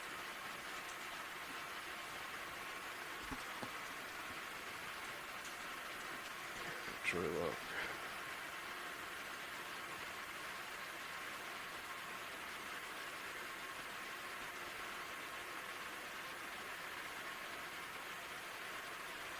What side do you want to go in?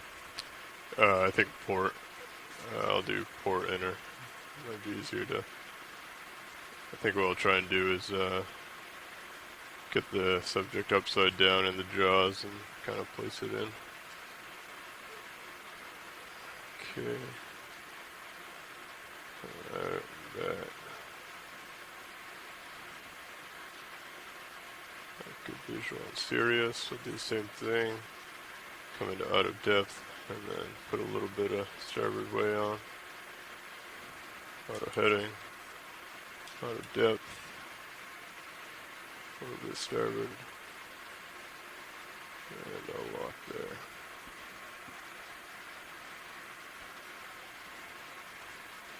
Okay, if you want to go ahead and come out with the drawer.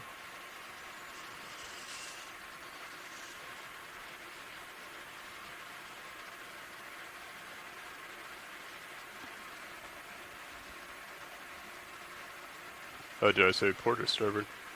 Sorry. It's actually starboard. There we go.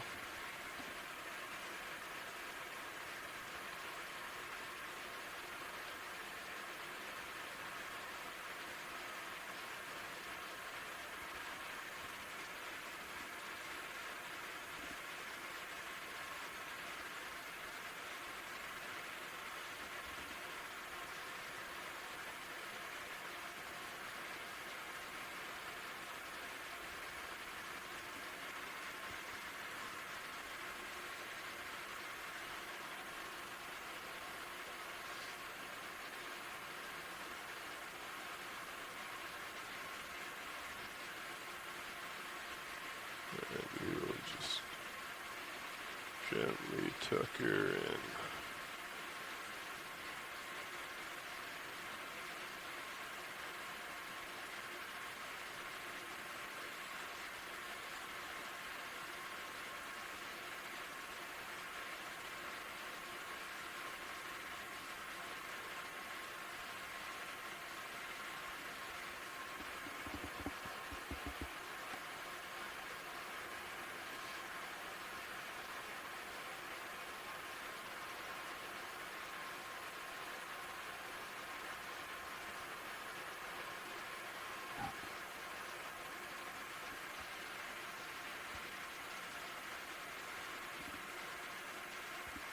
Okay, coming open with the draws.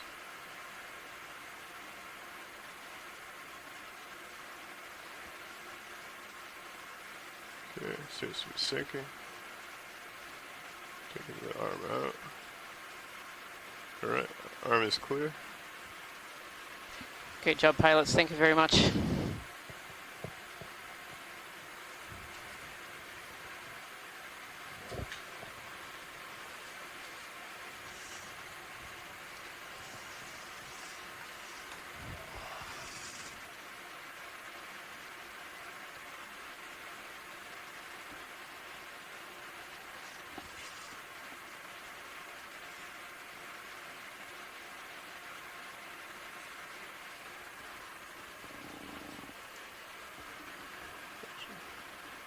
I think I had it stuck in continuous the other way. That feels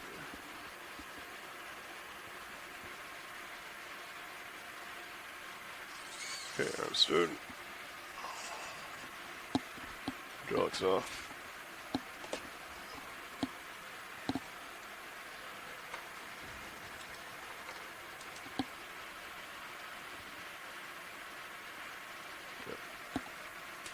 Depth out of heading, joy lock, lasers.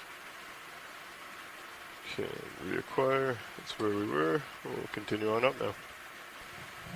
Anything else in this area, watch lead, that is of interest? No, well, I mean, there's lots of interesting things for sure, but I think if we continue on our line, that would be great. Copy that. Thank you so much. It was a really great job. 3-1. We're actually seeing another one of these, cracks. We've seen a number of these cracks as we've traversed up the Seamount so far. Some of them look like they were behind some wall sections that might at some point break off. This one seems more oriented up the wall.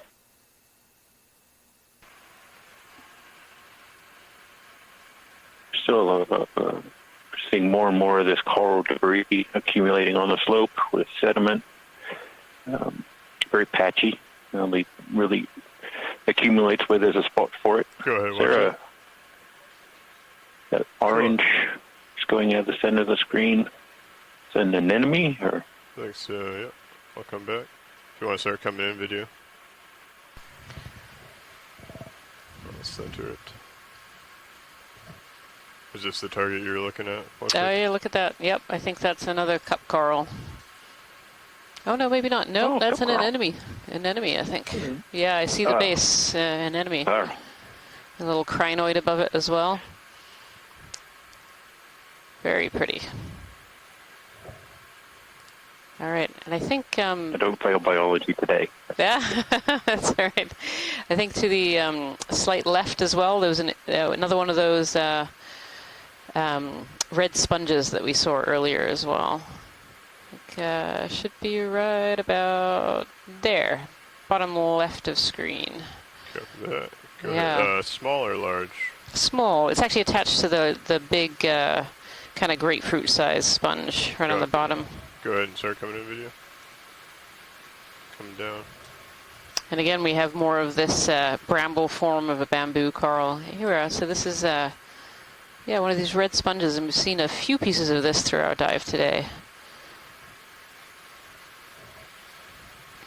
Is that wide section there maybe something that took a chunk out of it, or is that naturally how it can open that wide? Hard to know. Without knowing what this species usually does in terms of formation, it's very hard to know. We do know from the red colors, very often red or purples or darks are often produce pharmaceutical products, so they have been useful for discovery of things like cancer-fighting chemicals, and so there's a lot of interest in these darker colored sponges in the deep ocean. Thank you so much, Pilot. It's great. Sure.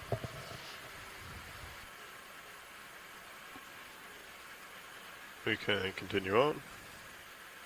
The ship was stationary. How do you feel about a move, co-pilot? Not at the moment. Maybe if we go up the wall a little bit more. Copy that. We're moving farther to the to your starboard, by the way. Oh, I gotcha. Start coming back.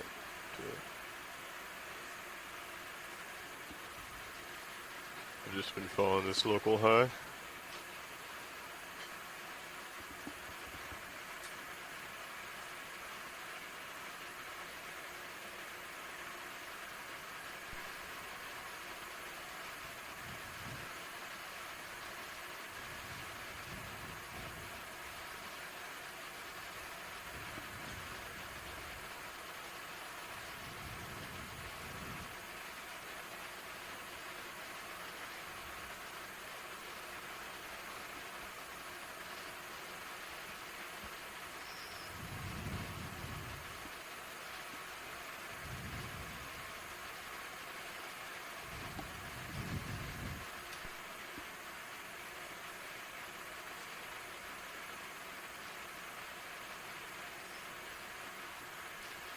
The direction of the last move was a 120, is that correct? Copy. Continue coming around.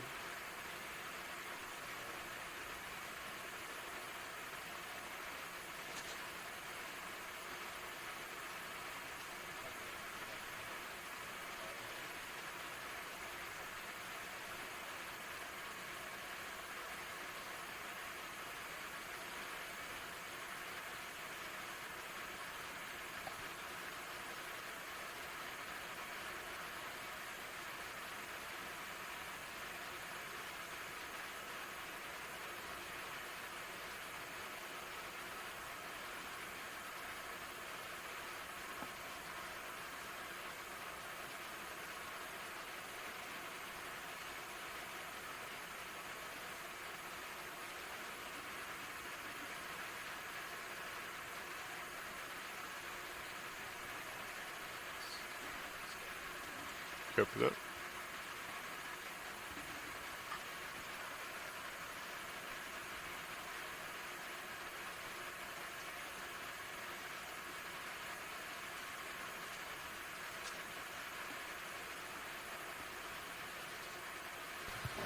If you've just joined us here today, we're on dive number 4 of the NOAA Ocean Exploration Expedition, Deep North Atlantic Stepping Stones. And we are at present going up a seamount that we have nicknamed Dumbbell Seamount. We started this dive about 2,420 meters, and we were going up a ridge, and we've actually managed to find a very unforeseen set of walls that we've been climbing up today that have been incredibly interesting, full of a great diversity of sponge communities, a fair amount of deep sea corals as well, and as we're starting to make our way up this ridge feature, we're hoping to get a little bit higher during this dive. Hey Levi, can you call in another move here? I don't know if we want to. Yeah, the morphology of the substrate that we're seeing. If you would join us for yesterday's dive, I'm looking at a local high here. There was just a lot more pavement and pillow basalt and pillow lava, sheet flow morphologies. Not as many of these, cut this as it comes vertical walls that, more than 10. Just appear to be providing the right conditions for hosting these diverse communities. Bridge, this is RV now. We tried unsuccessfully so far to 10 meters, grab a couple of 10 rock meters, samples. bearing 95 degrees, speed and as we keep moving up, we'll keep trying to determine what the underlying substrate is. Degrees at 0.2. The last sampling attempt, it looked like some of the material was perhaps carbonate. So carbonate is kind of a generic term that we use for a rock that is something like a limestone, composed with a primary component that's calcium carbonate, which some observations of seamounts in the New England seamount chain certainly have observed that these seamounts have a carbonate-rich limestone type cap to them, suggesting they were close to sea level at some point in the past. And now, in most cases, they're at 2,000 meters or deeper underwater, so have subsided quite substantially. So we're interested in what we find. We part of the dive this shallow, we thought we might see that. At least it was something in the back of our minds to keep an eye out for. There's a seamount to the not too far to the west of us where we hope to do a deeper dive and may be more successful at getting some volcanic rocks later in the expedition. So still seeing these very complex petroidal, fractured ferromanganese crusts that are just pervasive over all these seamounts.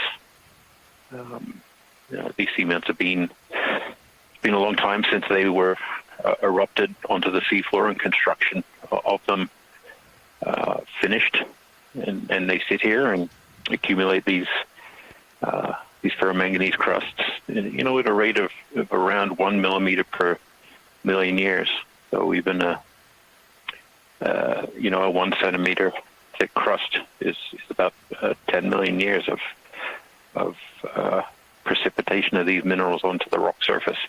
And not just the rocks, we see these patinas of ferromanganese on old coral skeletons on the twigs that end up in the sediment, or on the bases that stay attached to the rock. So, as we're going up here, actually seeing some sediment being accumulated on quite steep slopes. We have completed the position move. Suggesting that we're and the maps show that we may be getting to a reduction in the gradient of the slope, so we may be seeing more sediment again. Thank you. It's been in the very near future. Okay.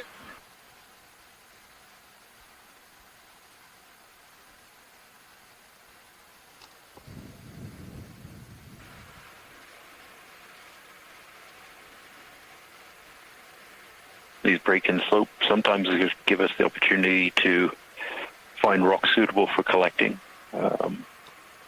as they form at the base of the steeper rock sections. And material that breaks off, falls down, and is held there, hopefully long enough that we can get up and find a sample. So we continue to keep our eyes open for that. Yeah, this doesn't look like a good place to collect rocks at all. You know, it looks like there's kind of coral debris in the sediment there of some kind. Right. Yeah. So I don't know if there's an even steeper cliff up ahead of us. It's amazing.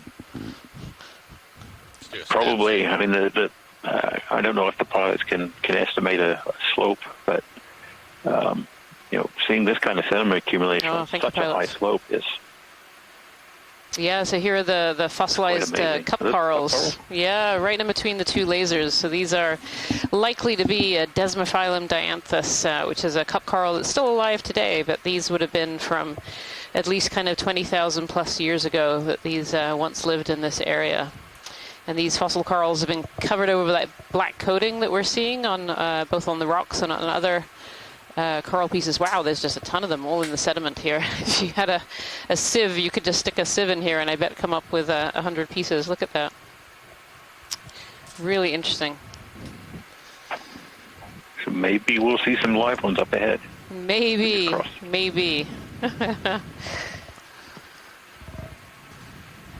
And besides for those few cup corals that we did see, I think the one that was alive, as well as these fossilized ones, I haven't seen anything else of the scleractinian origin or anything besides more or less of these bamboo or chrysogorgid corals, more of the octocoralia section.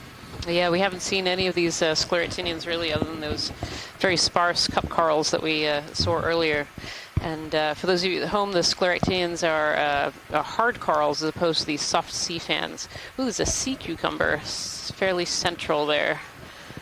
Just pink. We might be passing by it too quickly here. Just come on in video.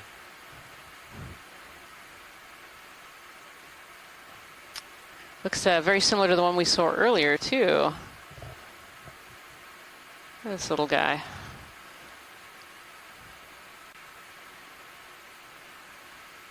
Yeah, these sea cucumbers are. He's probably having a dinner on the sediment there, or lunch on the sediment.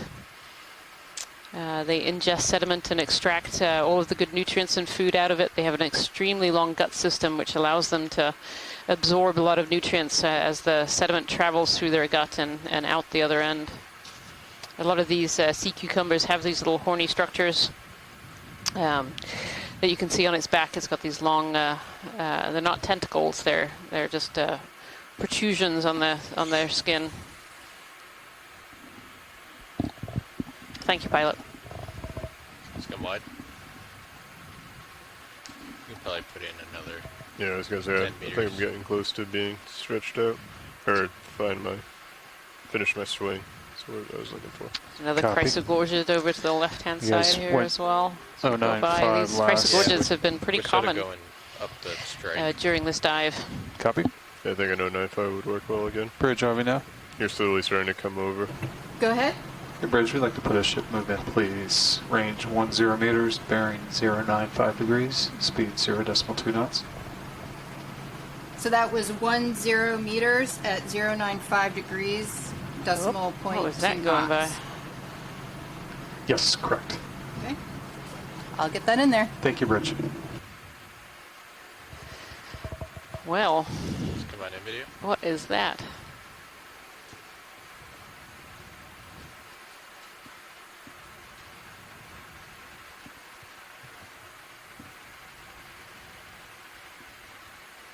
Ctenophore. There we are. I was waiting to see. You can see all these translucent teens, they're called, the comb rows, and you can see them. They're kind of rainbow colored and silver going down, and these are one of the features of the ctenophores. I don't think I've ever seen a yellow ctenophore before. This is beautiful. I was just about to say, this color is so unusual. Yeah, it's a lobate ctenophore. Has these beautiful lobes on the bottom, and it came at us from the bottom, so we couldn't see those teens when it first came at us to know what it was. But there they are. These ctenophores are predators in the ocean, so unlike jellies, which kind of float and just go with the current, these ctenophores actually swim at their prey, and they'll take them up on the inside and digest them. Similar to other cnidarians, they have stinging cells called coloblasts, so they can actually attach to their prey. But they don't actually have the tentacles, too. They use the lobes? They tend to use the lobes. Some do have trailing tentacles. Okay. This one didn't look like it did. Yep. Beautiful. Really beautiful. That was a nice find. George Matsumoto says that this is a red belly ctenophore, and it can come in different color morphs. Ah, so there we go. Yep. The red belly ctenophore. It definitely, that little red center gives that one away. I cannot pronounce what species he said, so. Yeah.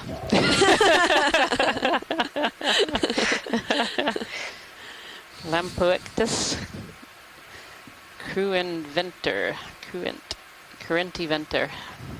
Yeah. I think that's as close as we're going to get. I like red belly. What was that, Scott? Yeah. I was saying, I think that's pronounced Lampoictus cruentiventer. There you go. And I'd like George to confirm, but I believe the red belly, the hypothesis there is that the gut is pigmented so that if it ingests bioluminescent prey, that won't show up so that it becomes a target itself of other predators.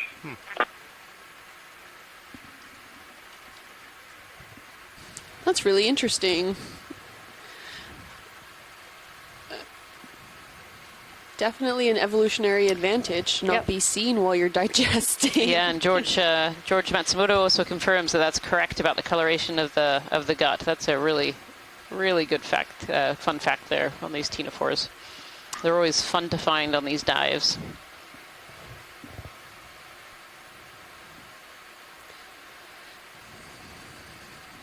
It's also very kind of him to put in the phonetic spelling of that. So, Lampoictus cruentiventer. So, that should be a standard. If it's incredibly difficult to say, please add in the phonetic spelling so we can announce it. Looks like it may dip down on the other side.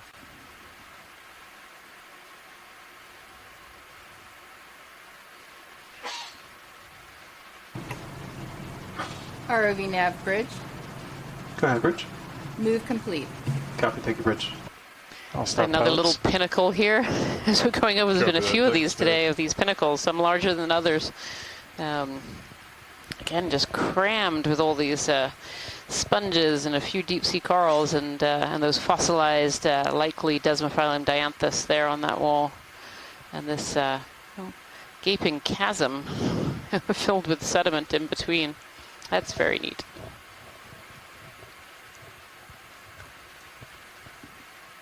Definitely seem to have that kind of pillow morphology, and it almost looks like the crust has broken and fallen down in there.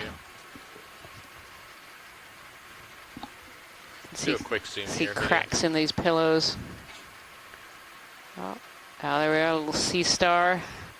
So these sea stars are one of the few predators of deep sea corals in the deep ocean. This sea star looks like it's having a bit of a snack on this bamboo coral here. You can see some of the denuded tissue, so you can see the polyps of the coral up above the sea star, and then down below it there is bare skeleton without those polyps there, and a little shrimp sitting on the sponge behind as well. These corals really form communities in the deep ocean. Yeah, I see a little crinoid in the background as well. Lots of life in this image. Thank you so much, Pilot. It's great. Yeah, that's coming up. Beautiful.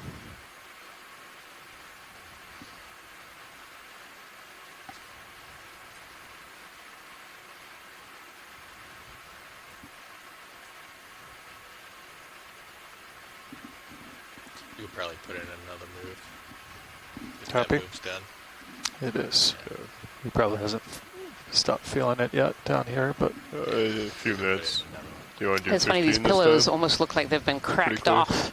You see these circles where like a crust is cracked and fallen off there. 15 at 0965. Bridge kind of Army fun now. to see. Yeah, that actually allows the water to in. Yeah. Oh, go ahead, Jason. Request another ship move, please. Range 15 meters. You go ahead.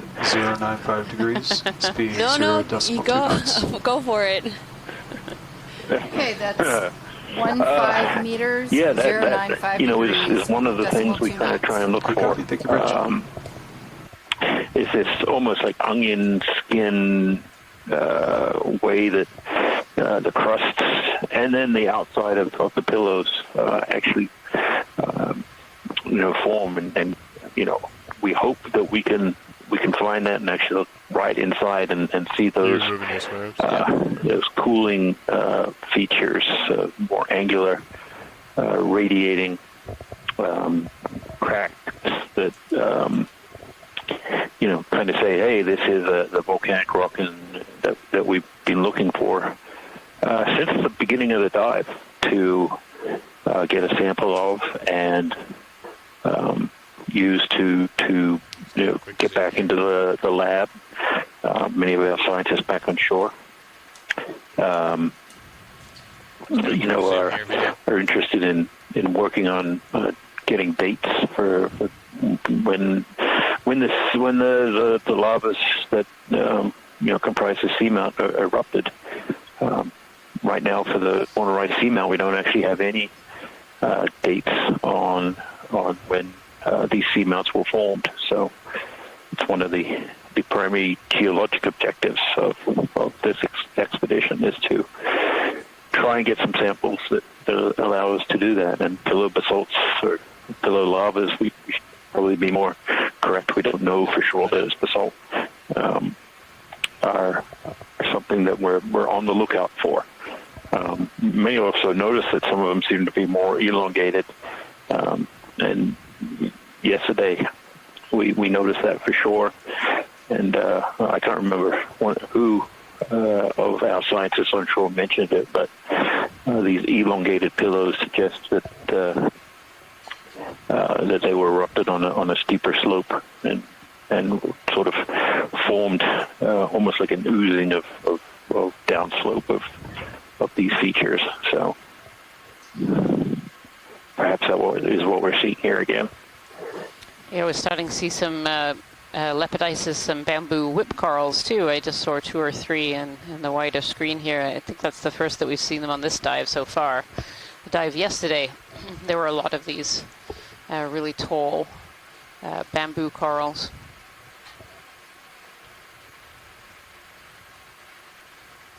It's more sponges downslope as well. Wow, look at that slope. We're on quite the feature here.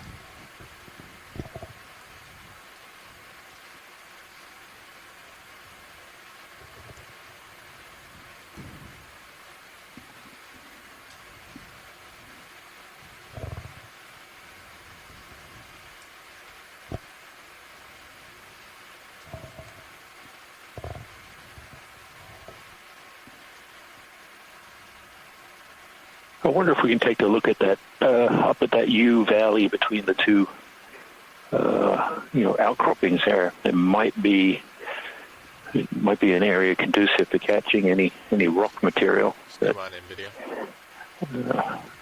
might be able to grab.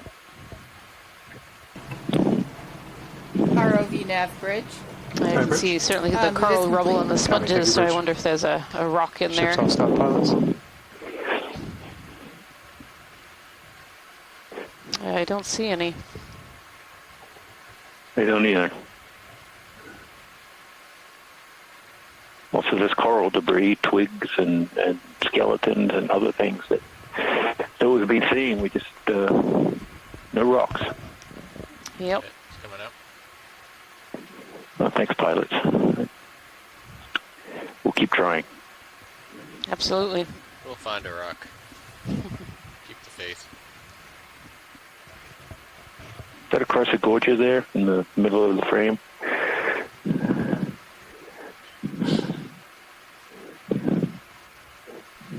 Here's another one of these tall vase sponges. We've seen a couple of these during this cruise so far. Let's do a snap right here.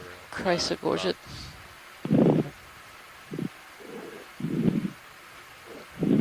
Oh, another couple of those vases at the bottom of this Chrysogorgia here as well. This one.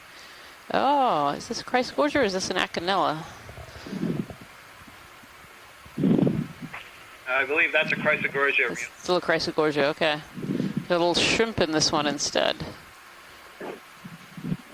There we go. And potentially a little egg case in there too. It's kind of on the other side of it there. But yeah, these 2, 3 vase sponges at the bottom as well. Beautiful. So you noted the potential egg case. We have found the quote-unquote Dumbbell octopus egg cases on these Chrysogorgia in the past, so that's a possibility. Yeah. Oh, look at those little cup corals on there. I think they might be.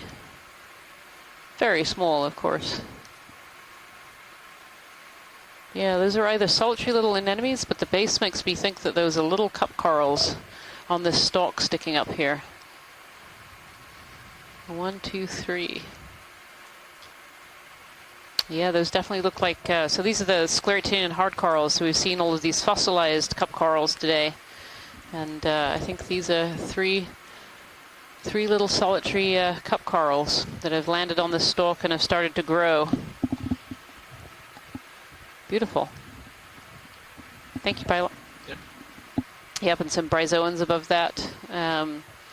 Some hydroids up there as well, serpulated worm tube. This old dead stalk of a coral has certainly attracted a lot of life to it.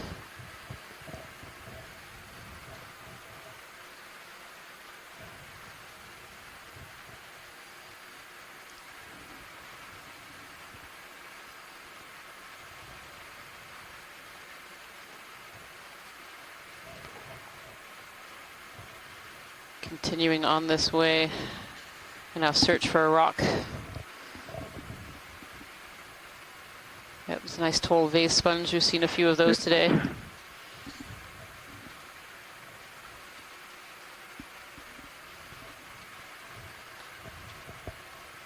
Probably go ahead and get another move, Nav. Copy. I think another 15 meters would work. Looks like it's relatively flat.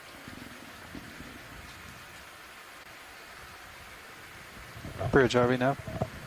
It's interesting the way these pillows have formed on this little ridge, almost sort of like a 5 meters, bearing 095 rift type eruption down a very narrow 15 meters, 095. narrow area.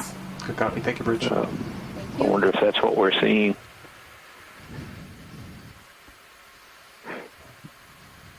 Do a quick zoom here video.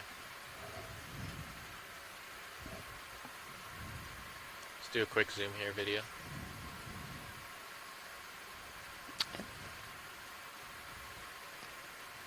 So we have a hormethid anemone. They have this kind of dark watery skin. You can kind of see that on the outside, and are pink, sometimes white, sometimes red on the tentacles. And that's sitting on a corallium that's grown off of an old dead stalk here with a demasponge, some more of these bryozoans and hydroids. Yeah, beautiful community here. And then we have this really tall vase sponge. It's Bathydoris potentially, which is a rosellid sponge.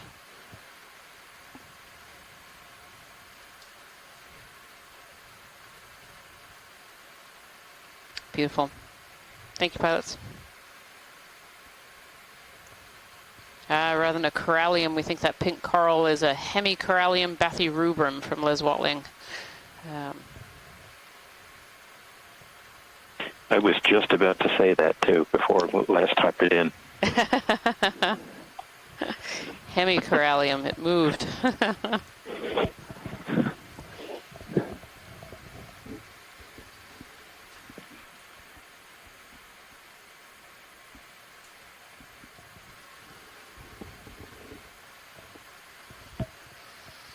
Another one of these tall vase sponges in the distance there as well. They really stick up and stand out in the background.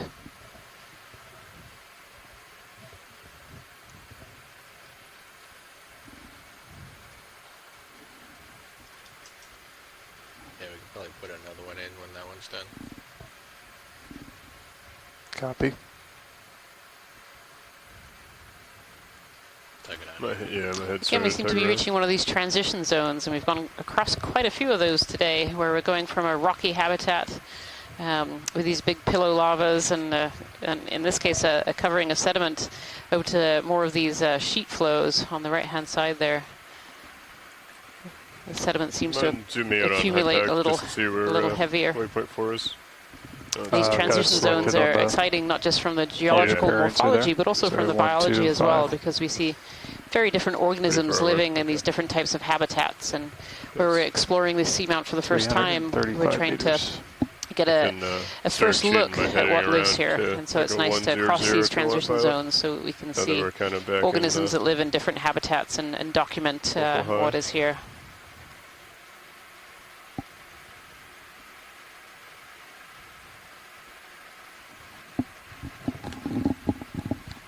Yeah, so far we've only gone up about 170 meters, I think. We landed on bottom at 2,400 meters. We're now at 2,330. Making our way up towards the summit platform, which is somewhat flat. And What's that?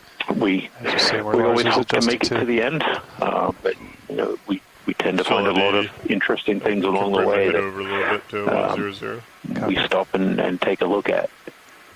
And that certainly happened during this dive. Pilot's only at like a 75. I don't think we'll jump too much. We could probably get another move at 9.5. Very. Bridge, are we now? It's a challenge to. Go ahead. To try and capture everything we can, all the observations, seeing things speed 0.2 knots. In 170, vertical meters. We've seen a lot already. Looks like a fish over on the right-hand quadrant. Actually, it might be a swimming polychaete from that movement it's making. I don't know if it's too far away to image.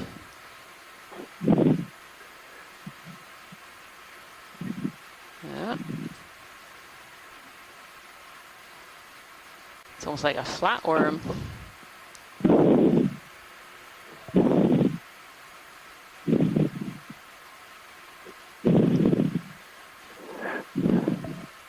Yeah, and Nemertean. It's interesting to see one swimming so far off the bottom. It's confirmation from the chat room.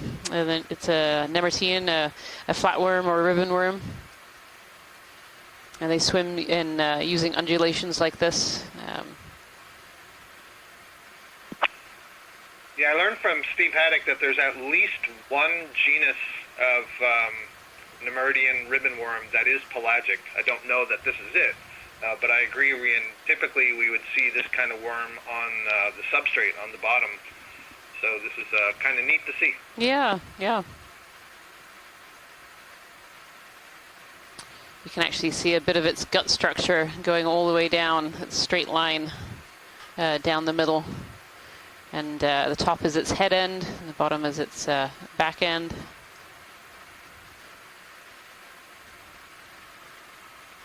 Very neat. Thank you, pilots. You're welcome.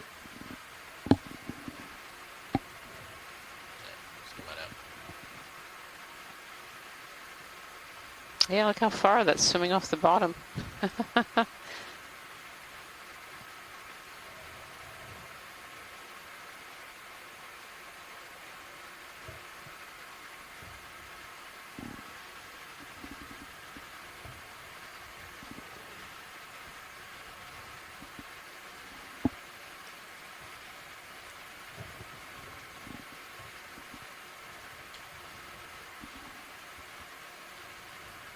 And definitely entering a zone that seems to accumulate more sediment than the areas that we've been looking at so far as we move up this wall feature and try and continue along our track a little bit further. As Jason was just saying before the Nemertean appeared, that we haven't gone very far on our track today. There's just been so many good things to look at. The more exciting a dive is, very often the shorter it goes. So we're hoping to get a little bit further along our track today before we have to come back to the surface. Another 15, or you want more? Yeah, I think we have just over an hour of this dive left, a little bit more than an hour. Bridge, are we now? Go ahead. Hey, Bridge, can we add 20 meters to the movement we're doing right now? Provide some general context of where we are. Okay, you want to do 20 meters, 095 at point 2, correct? The scope of the planned dive track, like the original track, Scott, is that what you're... Yeah, when I go to camera 3, I can't, I guess I don't time it right in the high pack, so I can't tell where exactly we are. It's too detailed. So, you know, we were going to be going up a ridge, right, and then turning up a steep wall, or am I thinking of tomorrow's dive? Yeah, no, that was today's. I'll pass you over to Kim. She can explain the high pack a little bit. Thank you, Rian. So if you're looking at the high pack, which is on live stream 3 on the top quadrant there, the top right quadrant of the screen, you'll be looking here. No, that's okay. Thank you. You can see the blue is the dive track. That is currently the transect that we have picked, and the points in between it are our waypoints, which are our goal points to try to reach for the ROVs to get better awareness of where we are. And these two small little boxes here are actually our ROV systems. So D2 is in white and Sirius is in blue, and these are live transects to roughly on where they would be located along this transect. And the grayish lines behind them are actually the actual live transects that we have been going. Again, it's a little bit of a rough draft because of the smoothing that is gone. The dive track hasn't been fully processed, so that's a little bit of a raw data there. That's why it looks a little bit jumbled up in that area. But if I can scroll out a bit to get more situational awareness. I'm sorry. It was a bad idea to eat that Rice Krispie right before talking. Here you can see the overall mound feature that we are looking at. So this is quote-unquote dumbbell. And originally the dive track was on the more right-hand side of this ridge. So where you can see, I don't know, can you see my mouse on this screen? It's pretty much the opposite side. Oh, okay, thank you, Scott. So it was pretty much on the right opposite side of where the current dive track is. So while we had steep structures, we decided in the morning with the ROV team that it was more operationally feasible to dive on the other side of this ridge. So that's why we ended up doing, making those small changes that's there. And just to give a little bit more situational awareness, here we have the mound of what is currently mapped on this mound. And then we are off to this section here now. Let me try to find my north.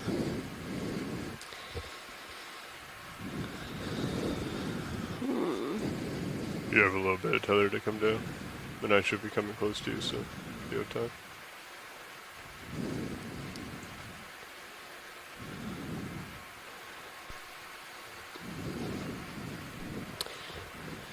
All right, I seem to be a little bit lost on my north currently at this moment, but overall, this is what you can see of this mound. We have this ridge that comes out to this section here, and we are aiming to try to aim along this transect and then follow up maybe if we have time to come up onto the smaller plateau that's in this region.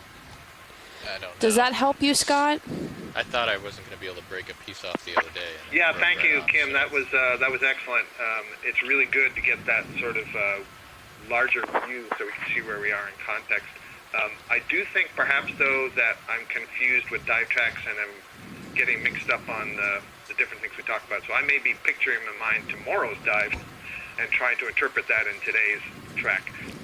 ROV nav Likely. bridge. So tomorrow's dive is planned to be on the Rockaway Mound, which is that northern section of Corner Rise Seamounts, and that's planning to be a deeper dive with slightly more, depending on which feature we can actually dive on.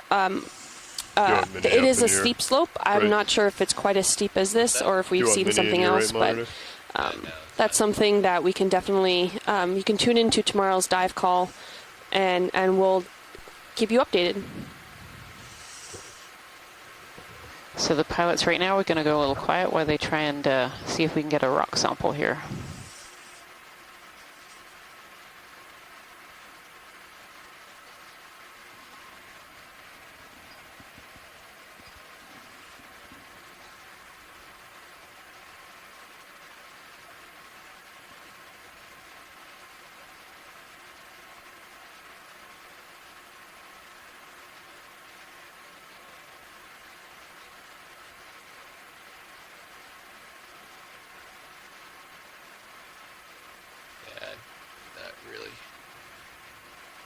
Breaking off. Yeah, that, yep. I was hoping for third time lucky here. Might. Maybe a little to the in there. Yeah, maybe. A little to the left. I can't reach the left there. Yeah. I'm just gonna move my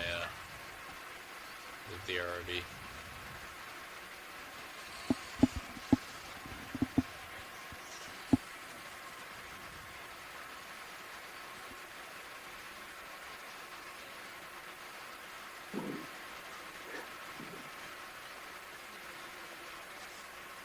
It does appear to be a little thinner there. Although these, if this is volcanic material, it's going to be strong, and if it's coated by this ferromanganese crust, it's also going to be strong. So, but we'll give it a try.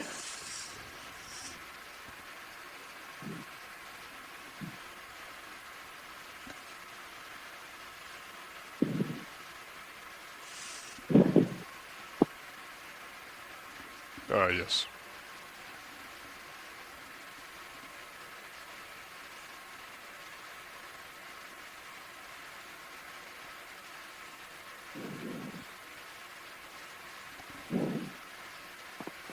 There you go.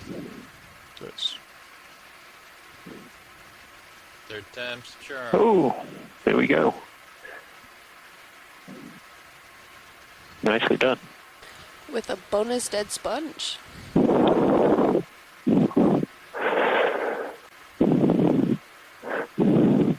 that looks like crust to me. I'm not a geologist, though. Alright, let's do the starboard box. Copy that. Just, Could we see the underside of that again? My video froze just as we were going past the underside.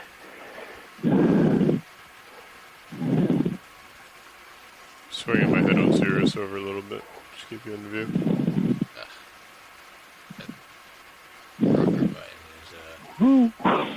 Good. Oh! It's right below you. Alright. Oh no! Let's see if we can pick up some pieces. Well, there's still a solid chunk there.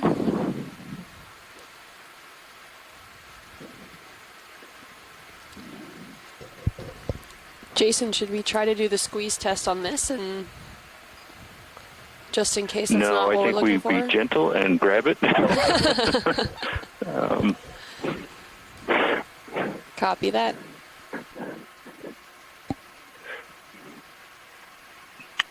I think we kind of just did the squeeze test on it, so.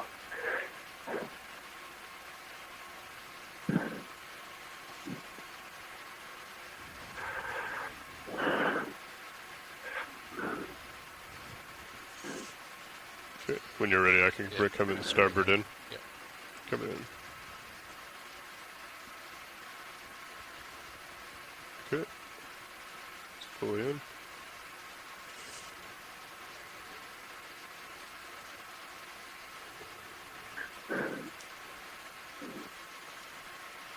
Okay, coming outboard.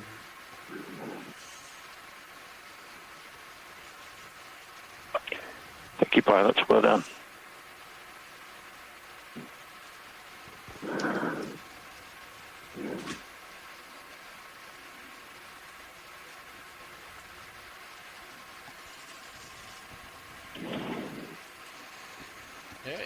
Yeah, just for your reference, pilot, I came over about 20 degrees to port. I think from the look at that, it was perhaps mostly crust.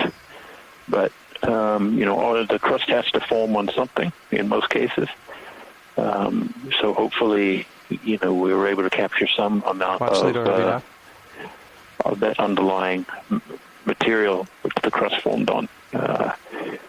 It was mentioned, Thomas Morrow on our chat mentioned that it might be around to 090. What we're looking at was ROV Nav, did you just call part of a collapsed lava tube or depletion feature. Okay. So when the lava erupts, sometimes the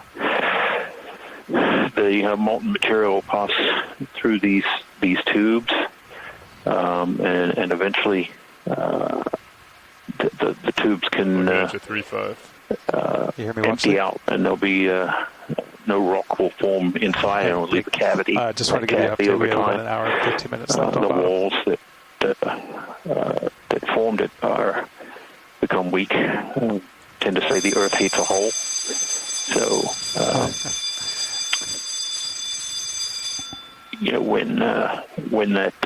when that happens, over time it weakens and the interior collapses, or the outside of it collapses, and then we end up getting features that look like that. In this case, it's filled with sediment. So we're about 280 meters, 300 meters from waypoint 4 right now. So perhaps we were able to capture some of that original material that formed the walls of the tube, so to speak.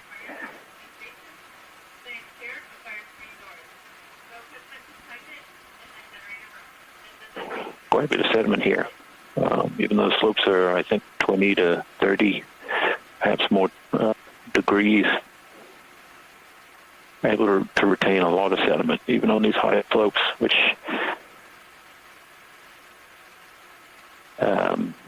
probably go ahead and get another I think speaks in some way to the amount of current passing the Seamount. I think it was yesterday's dive or the dive before. We've seen these rock pavements with no sediment accumulated, and that may be a function of sediment availability, although we're not too far away from that area, and the strength of the current, which can resuspend material that does get deposited or prevent material from being deposited in the first place. So, kind of a complex interplay between the geology and the physical oceanography, the ocean currents and water masses.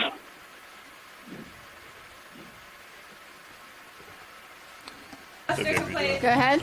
Hey, Bridge, we'd like to request a ship move, please. Go ahead. Range 15 meters, bearing 100 degrees, speed 2 knots. So we have 15 meters, 100 degrees, 2 knots. Good copy. Thank you, Bridge.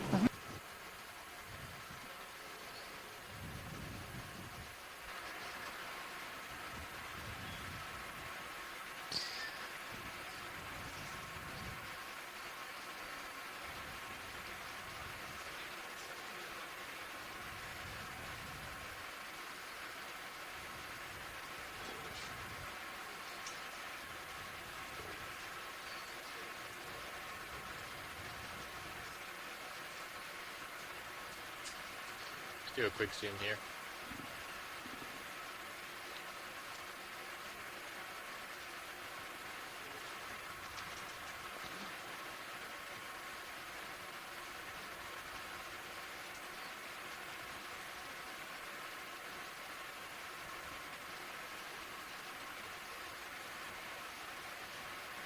Yeah, we can come on out.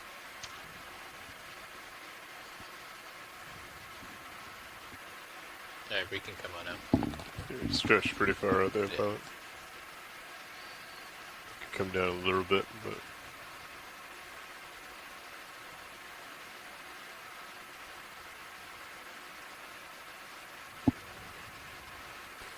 So, pilots, would you be interested in and around the room?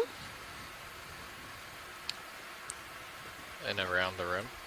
To introduce yourselves. Oh, okay. Sorry. Yeah, sorry. That's I hadn't heard it referred to as that. Would this be a good time? Yeah, this is a good time. We're waiting on a ship move. So, person speaking right now is Joshua Carlson, piloting D2 ROV. Full buster is complete. Full buster is complete. Sitting next to him as co-pilot is Lars Murphy. On the other side of pilot is Chris Wright, sitting navigation.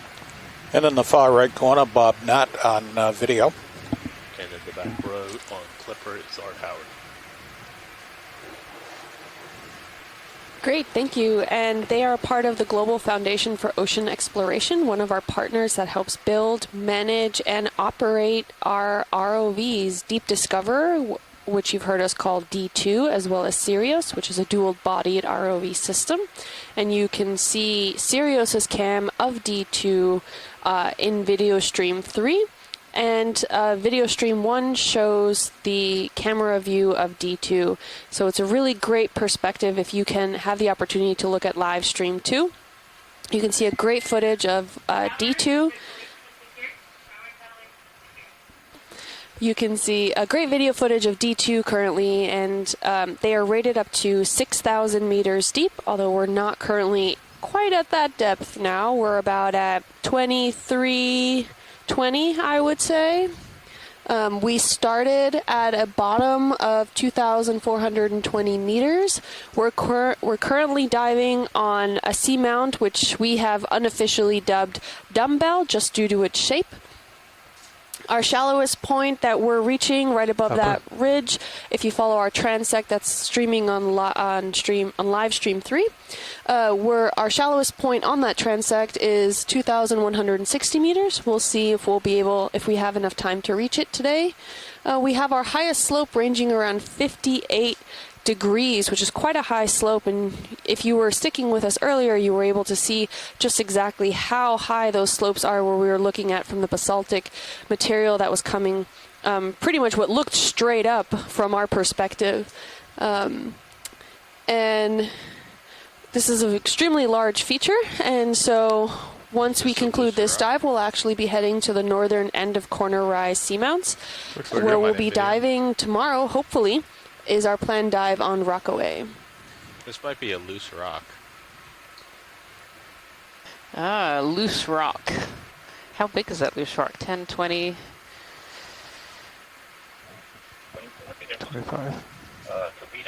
Yeah, Jason, are you there? I'm here. Nope, you've gone very quiet. You can hear me now? There we go. Gotcha. Yep. I would very much like to try and get that rock. Yes, please. Okay, there we go. You called it, pilots. Yeah, come wide. Thank you. I'm already that predictable. I guess that's a good thing. You're ramped up. If it's a rock, you want it. Right.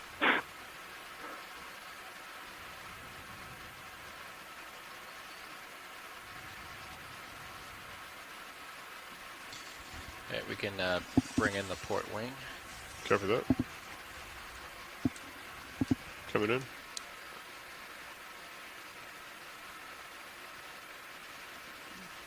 Fully in.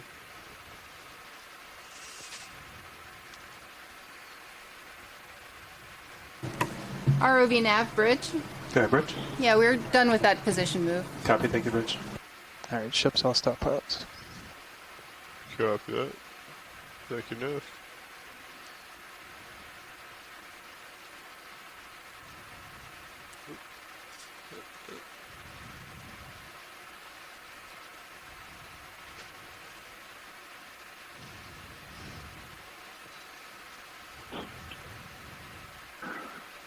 Should we do a squeeze test on this, or are we we just want to grab it? I don't know about you, but I'm a bit nervous about squeezing any rocks on this dive. What do you think, Jason? Squeeze or no squeeze? You could squeeze that one. I don't think it's going to break. Okay.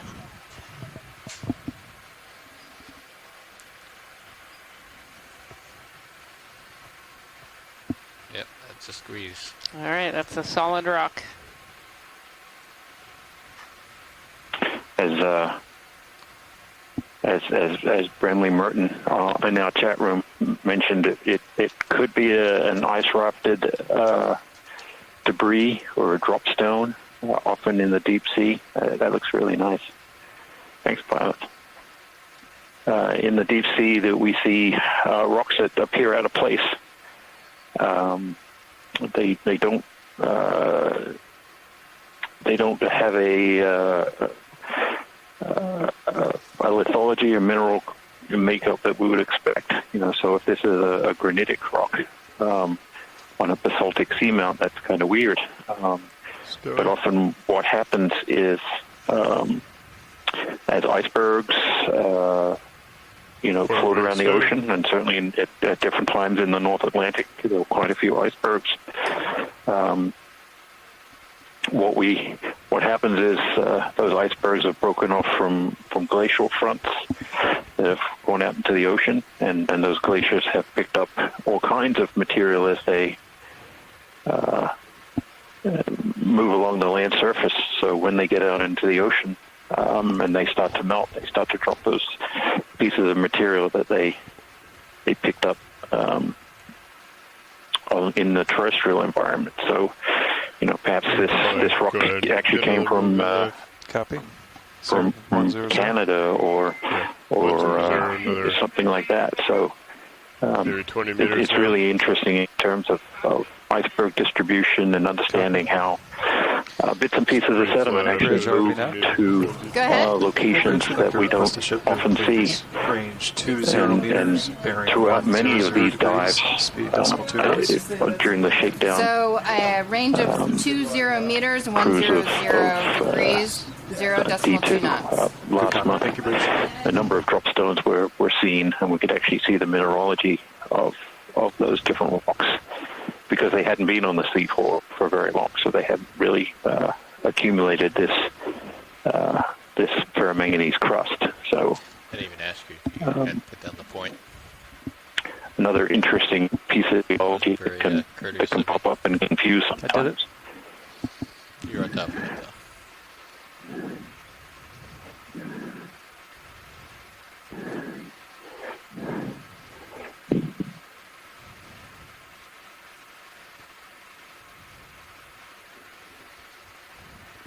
So just starboard side left for samples. I don't know about you, Jason, but this was the kind of morphology that I was expecting through most of the dive today, and yet we've been basically on a wall for the majority of the dive. This is more what I had expected when we chose the dive site this morning. Oh. Yeah, the rock is just going out the bottom of the frame. I don't know if we're in a ship move or... I think we have moved. We are stretch out pretty far. It was really broken open looking. And we'll be fine. Yeah. We've been discussing earlier. What were we looking for watching? This kind of what looks like layers of onion skin layering of or kind of peel the layers away.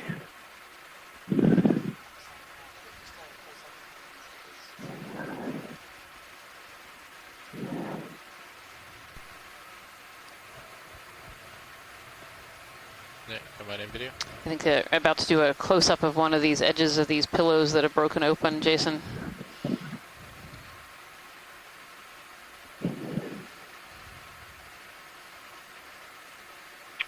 Yeah, so definitely we see the layers of ferromanganese crust there, which at least probably we see those botryoidal, those grape-like textures and other things, and if you kind of peel the layers away, you can see the stuff in the middle, which in and of itself appears to have a ferromanganese crust developed on it, but right underneath that, it may be relatively close to the surface, is the interior basaltic volcanic product.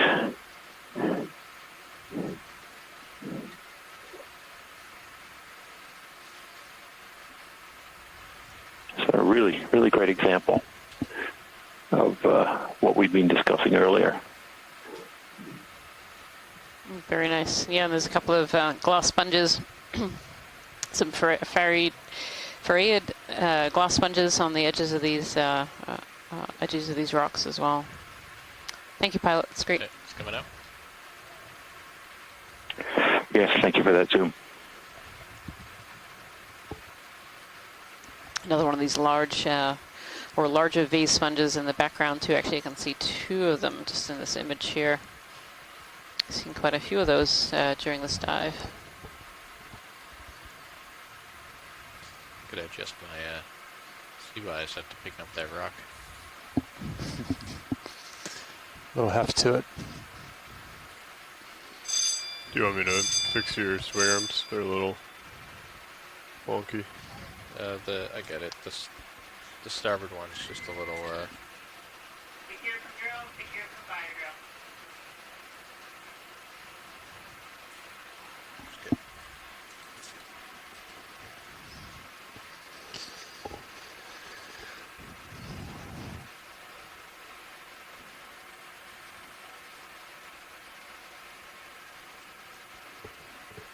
That move should just be about complete. You guys want another 20? Yeah, just put another one in. Yep. Copy that. Bridge, RV now. Ahead of us. Go ahead. Hey, Bridge. Not sure if we're all stopped on that previous move, but we'd like to put another one in, please. Okay. Range 20 meters, bearing 100 degrees, speed decimal 2 knots. You got it. Thank you, Bridge.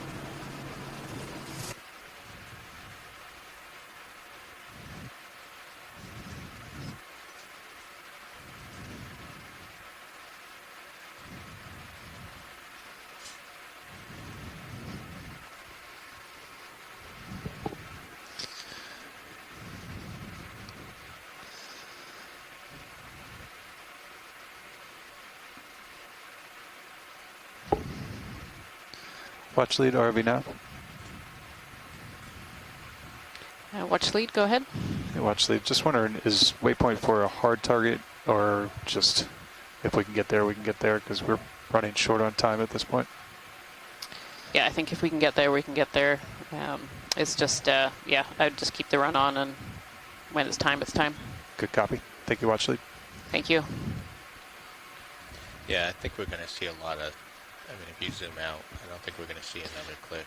No, it doesn't look like it.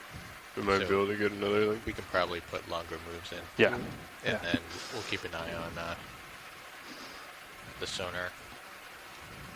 Maybe 40-meter moves. We're about an hour left of bottom time, so... Yeah, if you're listening to the pilots there, you'll have heard that there's no cliffs ahead of us, and if you look in your quad screen at the bottom, there's the forward-looking sonar, and you can kind of see that the bright area there is really spread out, which means it's a much smoother, not as steep environment. And where you see kind of hard, brighter light, that means that there's you want to come around a little bit? Are you guys happy with 100? Like a wall or a rock, and we don't see any of those right now. It's benign here, so whatever gets us to that point. Yeah, 130, 135, roughly somewhere in there. I can swing my head around. That's sort of parallel to the slope. Yeah. Interesting.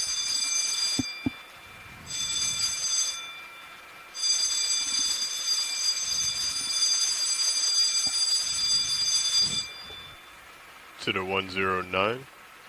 Or no, 130 or 135, somewhere there.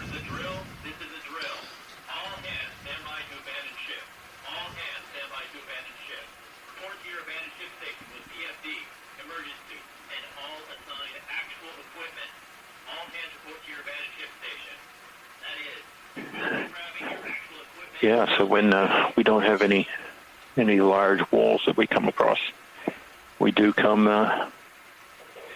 into these areas where there's more extensive sediment cover. Interestingly, we've kind of passed the somewhat flatter area. There's a Holothurian sea cucumber down the bottom. Oh yeah, look at that. Yeah, I'd love a snap zoom on that as we go by if we can. Yeah, we got some time. We can get a nice okay. zoom on it. I can always ID a sea cucumber. Well spotted, Jason. You have your eye in for the biology today. Okay,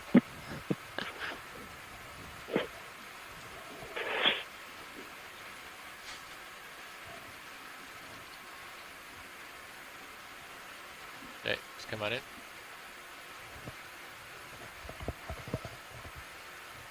Yeah, this is the same. So we've seen 3 of these particular sea cucumbers today, and I actually don't know what the species is at all. I don't know if anyone on our chat room knows what species or genus or even family that this particular sea cucumber is. But sea cucumbers are related to the sea urchins and the starfish. They're in the phylum Echinodermata, so they're echinoderms. And sea cucumbers, for the most part, most of them eat sediment. And they take in sediment and they process it through their gut. They have a very long gut system, so they can take out all the good nutrients and particles, which are pretty sparse in the sediment, and then the waste comes out the other end. So most sea cucumbers will be sitting on sediment like this. A few very specialized sea cucumbers can actually swim, and those are really quite beautiful. But most sea cucumbers kind of crawl along the bottom. They have 2 feet underneath them, so they can walk on the sediment. That's a great shot. Thank you, pilot. So, Rian, what are the purpose of the tentacle-like features on the back if all the eating sort of equipment is underneath? Do you know? I actually don't know. Yeah, I actually don't know the purpose of the warty skin. I don't know if any people in the chat room do. It helps to identify the species. This is, I'm told from the chat room that might be a Benthidites, but this group is just really not well known at all. Bathyplodes is another species that's been put out there, suggested. Many of these deep sea cucumbers are really not well known at all. They occur in areas that are not often collected or seen on video, and so we're really still, like many of the species that we've seen today of sponges and of corals, these sea cucumbers are the same, and we just don't know species names for a lot of them, or what the function of different features are. It could be to ward off predators, to make them look big and spiky and potentially poisonous. Certainly in shallow waters, that's often why we see features like that. But yeah, I'm afraid I don't know the answer to that, Jason. Request another ship move, please. Range 40 meters, bearing 130 degrees, speed 0.2 knots. So that is 40 meters at 130. So I know some of you may have heard some alarms going off in the background here on board the NOAA ship Okeanos Explorer. It's a good reminder that we're at sea. And today is drill day, so they're actually having an abandoned ship drill. And so, but those of us sitting in the ROV van are exempt from that drill, so that we can keep operating and working behind the scenes here. But everybody else currently is mustering on the boat deck, and will be practicing getting into their equipment and getting ready to abandon ship. But again, that is just a drill.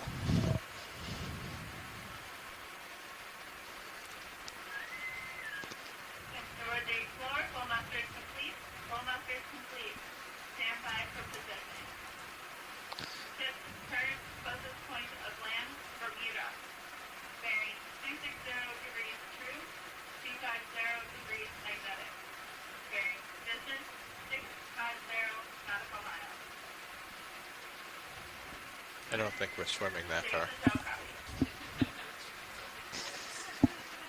Maybe you, not me.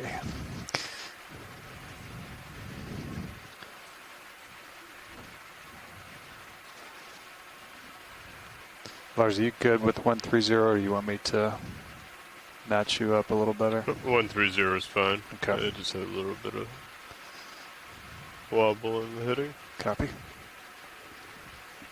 Yeah, we gotta tighten up the PID loop on Sirius. Pilot, this is Watch Lead. Go ahead. You've had a request to zoom in on some of the darker patches on the sediment. As we go by, just snap zooms would be great. Sure. Thank you. Let's come on in video.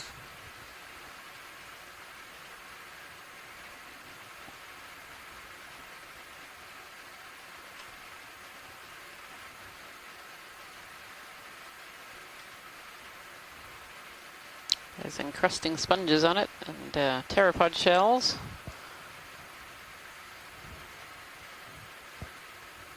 I wonder if that's more of these oozes that have been stitched together by the ferromanganese crust. It's hard to know. Thank you, pilot. Yeah, let's come on up.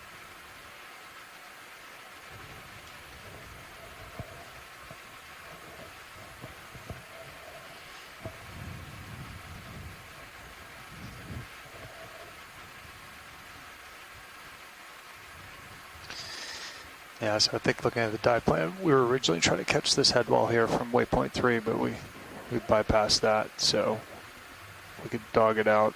Looks like we're coming up to some hard bottom returns again. Maybe some sounds good to me. Larger pieces of rock, larger outcrops. I'm looking down at you, 4-5. A comment from the chat room says they think it looks like those rocks we just zoomed in on might be ferromanganese crusts and just below the sediment. So maybe, although it looks like a large plane of sediment, maybe it's really only a few tens of centimeters thick. And those are just areas that have been worn away by the current. Just a small area of rock outcropping and then back into this sediment plain that we found ourselves in. This has been a truly diverse dive today, which has been really interesting. We started in a much rockier area than we had thought we would. Went up a large rock face and some pinnacles, and now have landed in a more sediment field. And more boat whistles in the background.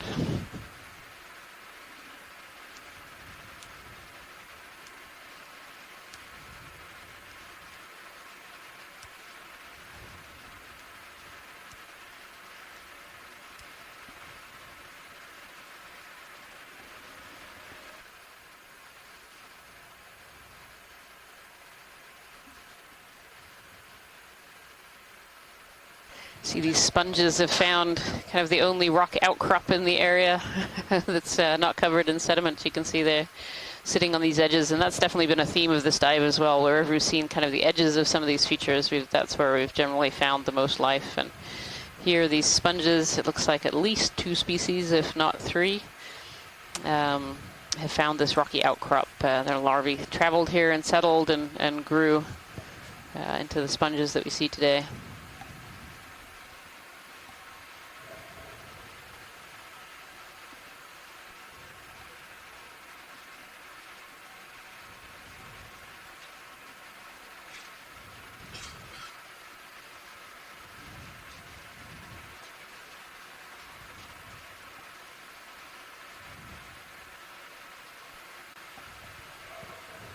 It's a good time to be reminded as well that although we don't see a lot of animals right now on the kind of the sedimented area, we mainly see them on the rocks. That doesn't mean that they're not there. There's an awful lot of animals in the deep ocean that actually live in sediments. We see a lot of things like sea stars and worms and other creatures that use the sediment to hide themselves from predators, and so they actually live inside the sediments. And so it's really important to consider when we're thinking about biodiversity. We shouldn't just think about the larger animals. We should really think about the small animals that live in the sediment and turn over and oxygenate those sediments as well. They're just as important to the deep sea as many of these deep sea corals and sponges are. Let's do a quick zoom here.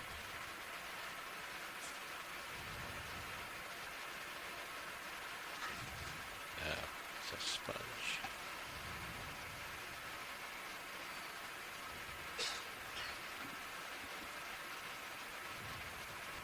A sea cucumber just above it, actually. If you pan up a little bit, there we are. It's another one of these unknown species of sea cucumber, potentially a Bathyplotes.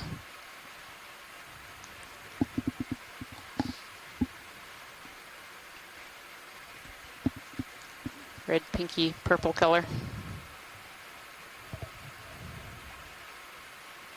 Yeah, it's coming up. Thank you, pilot. Must be enough food out here for a group of them to be eating. It definitely shows an dives. Yeah, I was just saying it definitely shows an indication. We just haven't seen as many. The delay is hard to work with sometimes. All right, that shipment should yeah, just be about done. Yeah, it's a good indication that there's definitely some food in the sediment if we're seeing this many sea cucumbers around. For sure. Happy with that. Copy. Bridge, are we now? Go ahead. Hi, Bridge. Not sure if we're settled out yet or not, but we would like to request another ship move, please. Okay. Range 40 meters, bearing 130 degrees, speed 2 knots. That is 40 meters, 130.2 knots. Good copy. Thank you, Bridge. And how long did that last one take to complete? We were right at about 8 minutes. Okay.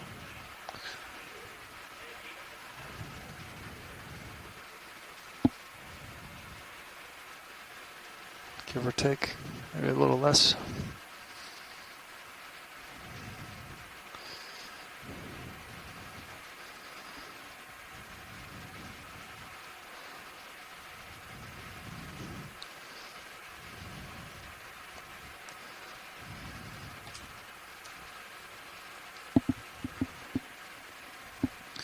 I get there about 45 minutes left on bottom. 200 meters to waypoint 4.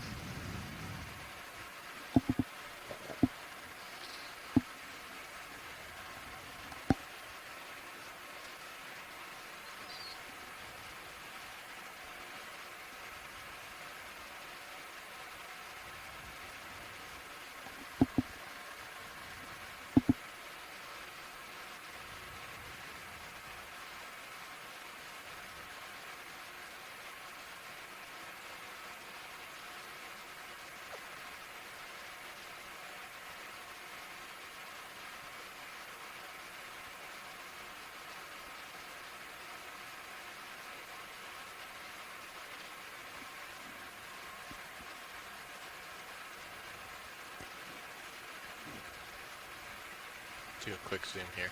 Let's get the hermit crab.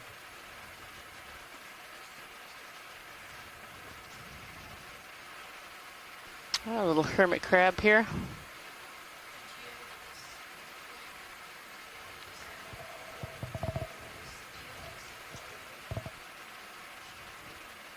Oh, we saw one of these yesterday, didn't we? Or something similar? It looks pretty similar, yeah. Hard to know if it's the same species, but it seems to have that large claw, Parapagoras of some kind. It has kind of the one much larger claw and the smaller one, and lives inside these shells.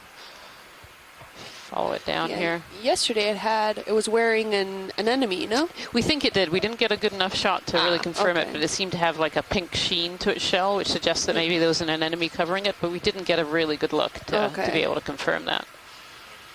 Yeah, this hermit crab seems to be filtering through the sediment too. If you look, you can see it moving pieces of the sediment up to its jaws, and it's eating, kind of filtering through that sediment to see if it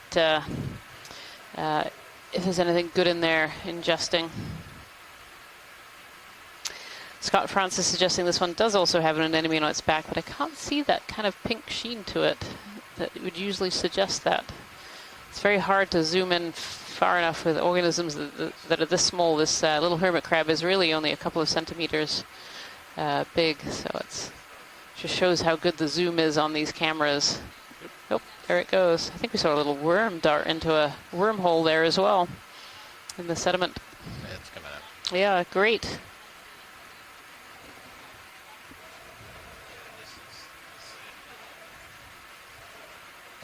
They have some rocks up to your starboard, upper starboard. You were just talking about the infauna and other animals that live in the sediment, and that was kind of an example of that habitat type, where it's hard to see as we go over the sediment pretty quickly, but there are a lot of animals living down there that even these broad sediment plains are still teeming with life, even though we can't see it, as you already said. Yeah, there's really quite a lot of animals that live in the sediment, and you just you can't see them unless you get really close up. Oh, do we have something swimming here? Fish. Is this another cusk eel? Go ahead it. Let's see.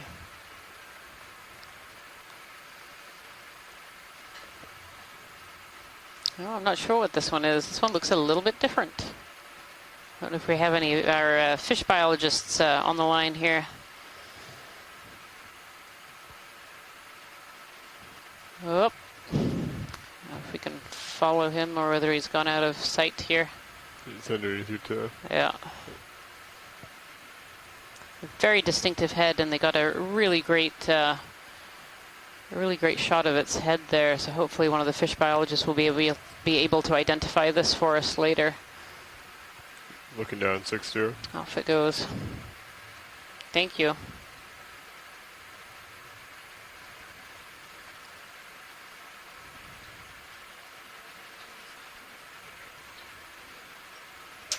suggestion from Megan Putz, Canthus armatus, potentially for the fish species that we just saw. So a type of cusk eel, ophidid, just a different species than earlier. Yep.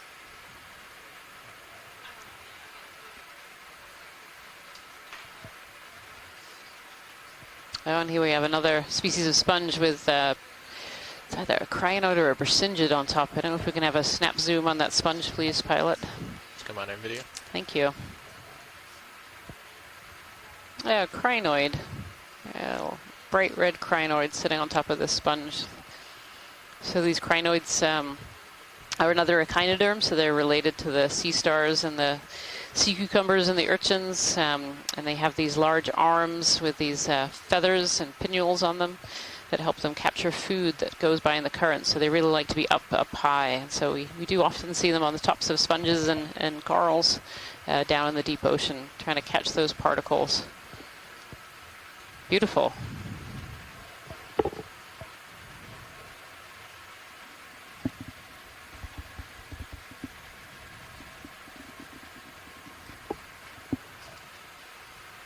And though these crinoids look attached right now, they're actually only loosely attached. They have a series of little leg-like features underneath them that make them hold on to the sponges and corals, but they can actually swim. And when they're disturbed, they can get up into the water column and swim a little bit.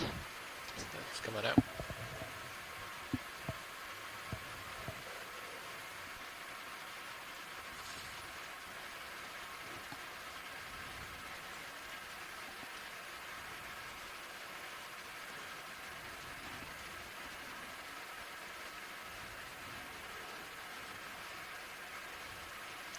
Looks like we're just settling out from that move. Copy that. I'll follow you as you come up, pilot. Just slightly up starboard.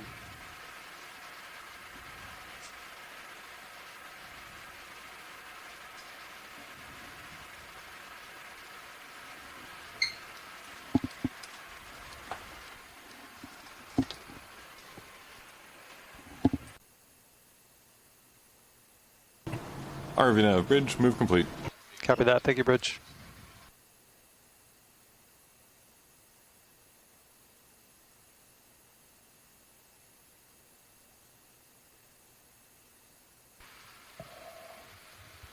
As we come up the slope, if you have just joined us, we are on dive 4 of the NOAA Ocean Exploration Expedition, North Atlantic Stepping Stones. We're on board the NOAA ship Okeanos Explorer and diving the D2 ROV system. We are currently diving in the Corner Rise Seamounts. This is our first dive in Corner Rise since we were pushed a little south of our original track due to weather.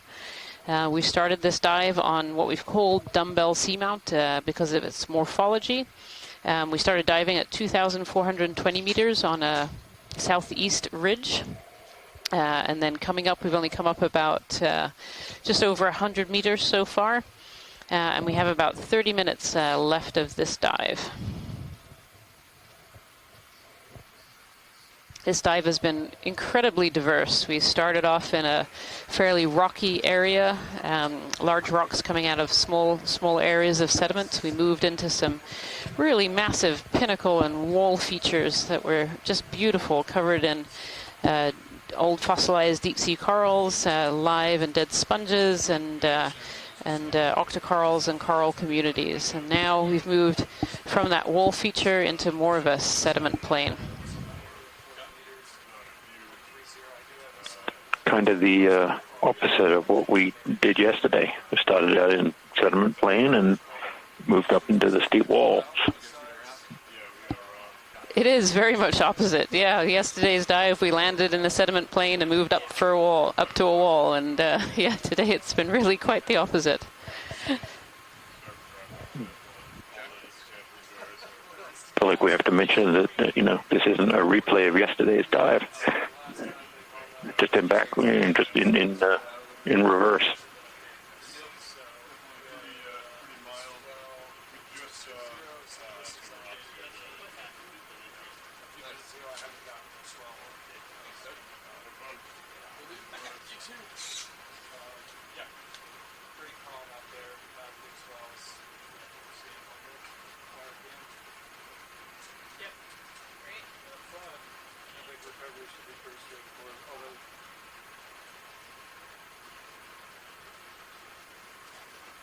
these little breaks in the sediment where there's some, been some discussion going on where we're looking at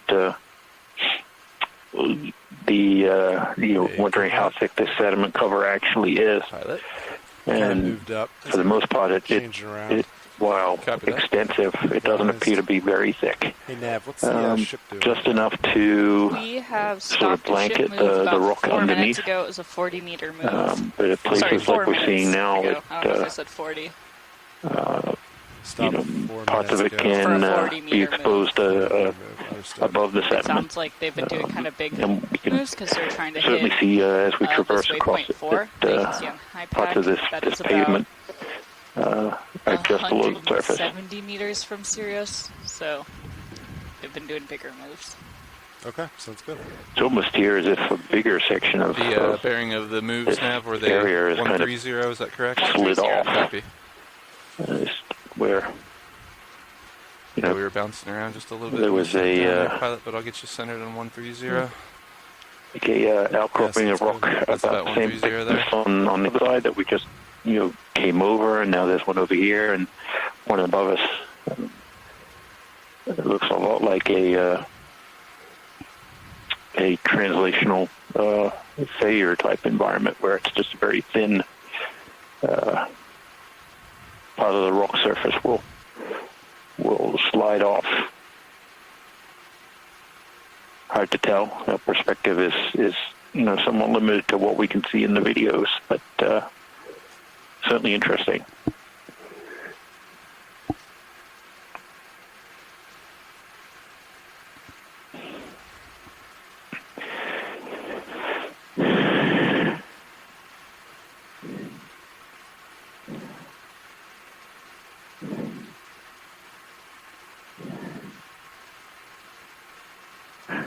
It's actually quite interesting to switch over to live feed 2 right now. You can kind of see the morphology of what you're talking about, that edge of that lava flow, creating these two little embayments right under D2 right now. That's quite fun.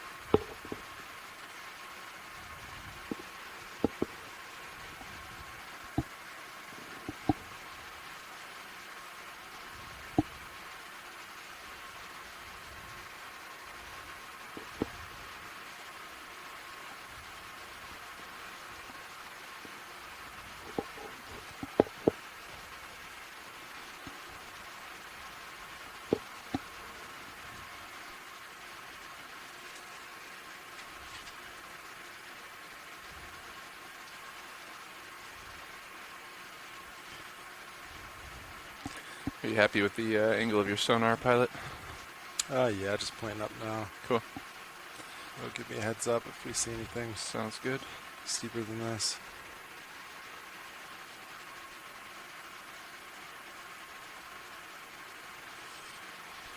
It's a lepidisis bamboo coral coming up on the left. These are otherwise known as whip corals, you'll hear us call them occasionally. They can be really quite tall, some of them over 10, 11, 12 foot high. They're a type of bamboo coral. And there are several different species of these corals that are found. So how long has it been then? It has now been since the ship 7, stopped? almost 8 minutes. Almost 8 minutes. If we're good to put in another ship move, we can. But I'm ready for it when you are, pilot. Yeah, do you want to do, let's see, you're looking at 130. Yeah, 20 meters at 130. How's that sound? Decimal 2? Sounds good to me. All right, Nav, are you ready? Yep. What's our bottom time, do you know? Where we want to pull up around 10 after the next Copy that. hour. Is that taking into account time for setup? Like 5 minutes? Or is that when we have to be no, rising? that's probably when we need to start heading up. Okay.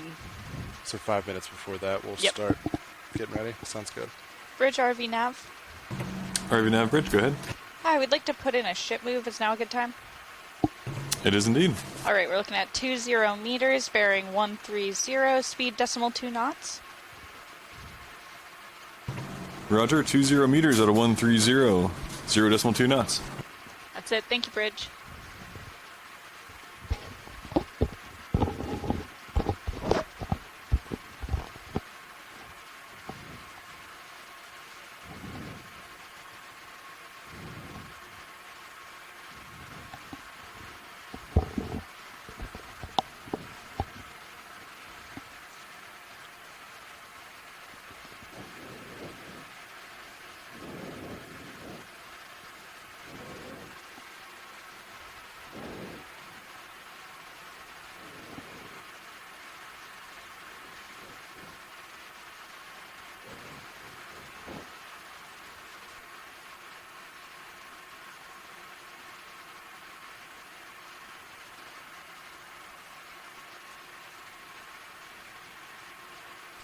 It's a bit like a thinner covering of sediment on this area. You kind of see the black ferromanganese encrusted rocks or bottom pavement really showing through the sediment here. You can see more rocks off in the distance too, and looking at the sonar we might be coming into an area with more rocky outcrops. Oh, starfish hanging out on one of those rocks. We have a snap zoom on that, pilot, please. Yeah. Thank you. Just below the lasers. It's quite far away. Go for it, video. Lasers right there, nice and small. Nice. Very small little starfish. Hanging out on this rock. Thank you, pilot. That's great. Sounds good. Video when you're ready. Come wide. Oh, some little brittle stars on there as well. Some brittle stars on the rock. Brittle stars are commonly found on sediments. There are many species of brittle star that actually will hide in the sediments and get out of the way. Get out of the way of predators by kind of digging themselves in. And sometimes when you're traveling over a heavily sedimented area on the bottom, you can just see this little brittle star shape in the sediment where it's actually dug itself into the sediment and underneath. We have that sea star that we're just looking at is a cookie star, Gonisteridae. Yeah, cookie star. That's a good name for it. I like that.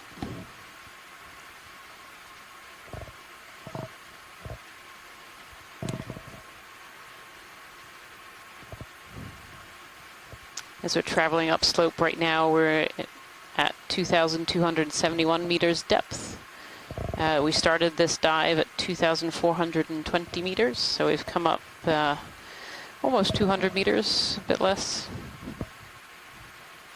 There's been an awful lot to look at for this dive. We were in an area earlier of a wall where there were many species of deep sea sponges and corals and many other organisms, as well as some fossil coral deposits, as well as some very intricate and topography you had to be very careful going over.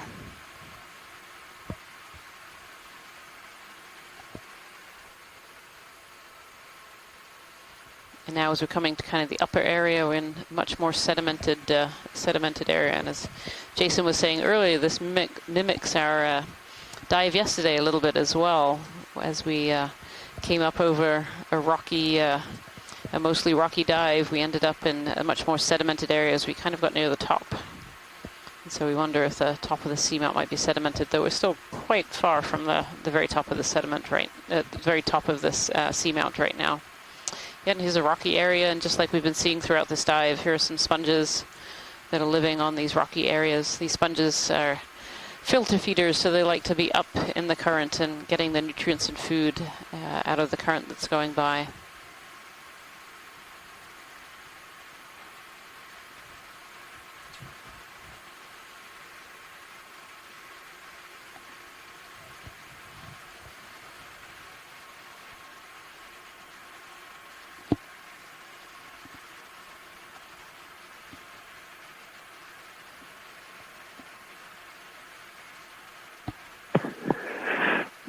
I'm wondering if we're seeing, and it was mentioned in the chat room not too long ago, that perhaps we've been traversing over more sheet-like volcanic flow bridge, move complete.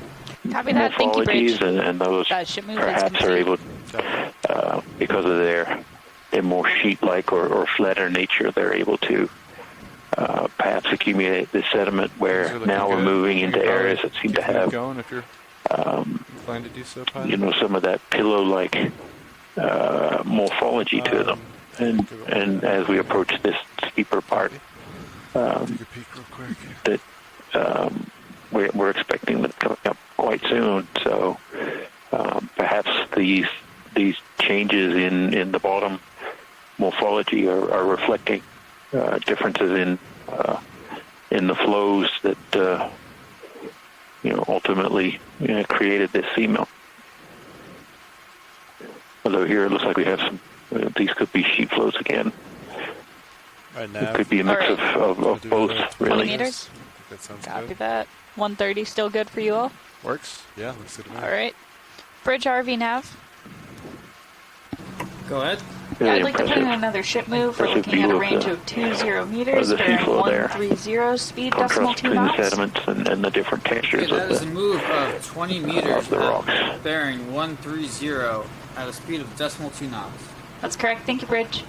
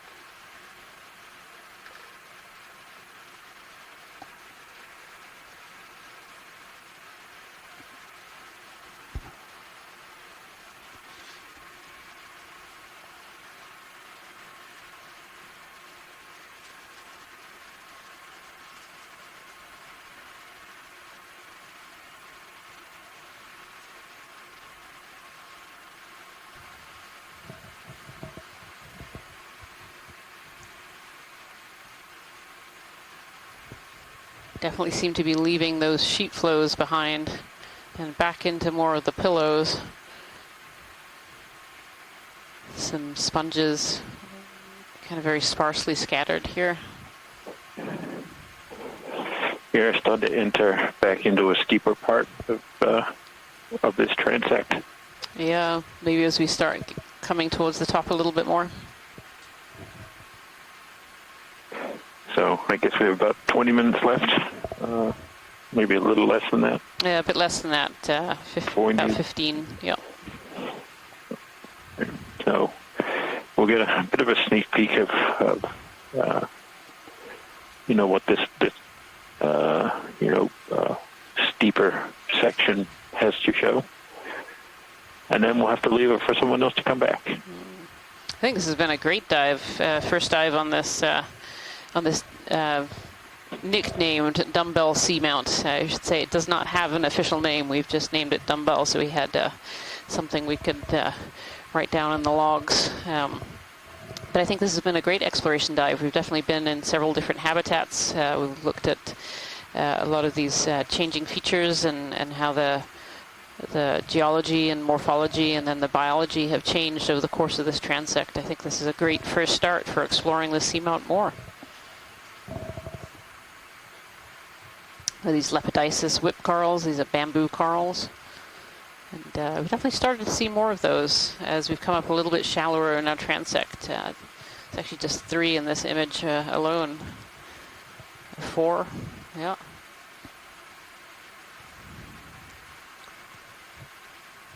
Very neat. Some of these bamboo Lepidopsis whip corals can get incredibly tall, well over 10, 11 feet or so.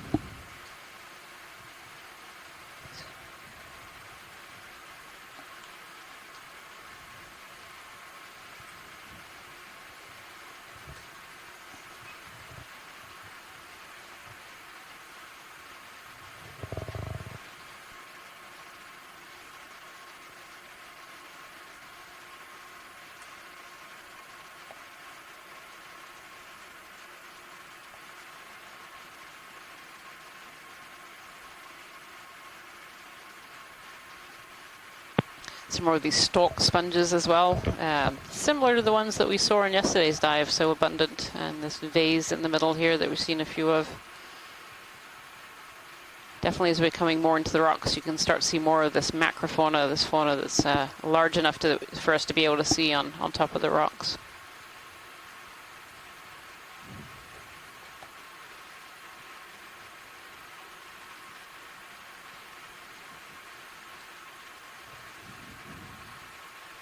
Oh, could we have a zoom in on that crinoid, please? It's just to the right of center, please, pilot. Yep. This might be a potential for a collection. Nav, what's the ship doing? I think that ship move was complete probably 2 minutes ago. Copy. Nav, bridge, move complete. Copy that. Thank you, bridge. Yeah, so this is a... Video, take what you want. Yeah, this is a crinoid, otherwise known as a feather star. And they are related to the echinoids, the starfish, the sea cucumbers. They are echinoderms and really beautiful. And these dark-colored crinoids apparently might be pretty unusual. It's hard to tell if it's stalked or whether it's sitting on the stalk of something else that's been left behind. I'm almost inclined to say this is a stalked one.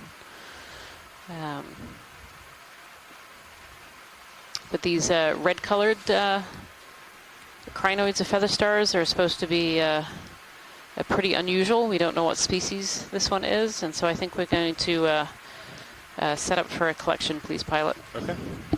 Video come wide. Nav, can you estimate how much swing Sirius might have? See if we'll have to move the ship back at all. We can look at the times, assume a 5-minute delay. Yeah, I think you've probably got another 2 minutes of sway. Copy. Just want to back maybe a 5-meter reverse. The opposite we're doing. Sound good, Copilot? Yeah, I'm looking at you at 4 or 5 degrees. We may settle out right above you or so, but if you feel comfortable, we can move back. Yeah, just to be safe. Let's just do 5 meters backwards.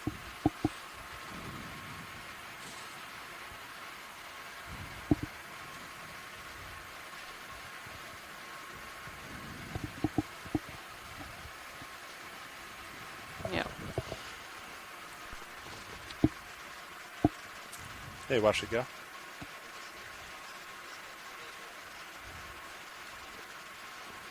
Sure.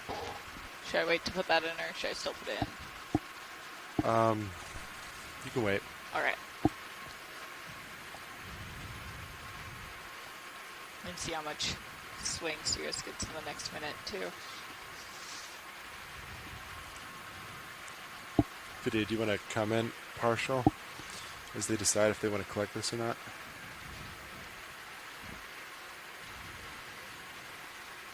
Copilot, maybe just come up a little bit and see if you can get a little further outlook on your sonar. Copy that. I think we're starting to settle here. Definitely slowing.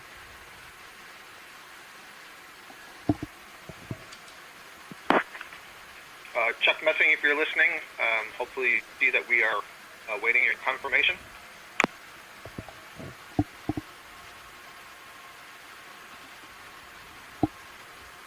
Hey Nav, why don't you put 5 meters back? Alright. We're losing, as Sirius gets further, we get less of a light pool. Is that 310? Yes. Yeah, sounds right. Bridge RV nav. Go ahead. Yeah, we'd like to put in a ship move. We're looking at 5 meters, bearing 310, speed 2 knots. That is a move of 5 meters, bearing 310 at 2 knots. That's correct. Thank you, Bridge. Thank you. Yeah, no walls, but yeah, just pretty steep terrain. Pilot watch lead. Hey, watch it. Go ahead. Yeah, I think we have confirmation that this one is unknown and would be valuable to collect. Okay, understood. Types of these have swam away in the past. Is this? Do you know if this is that type? It's a very, very good question. This one is a stalked crinoid. I'm not sure if stalked crinoids swim. Let me see if the chat room is going to fill me in on that. No, they won't swim. You should be able to clip the stock below it. It should be fine. Okay. Snip the stock below it and go like that. Thank you, Scott. Sounds good. That's helpful. And Megan on the chat room as well.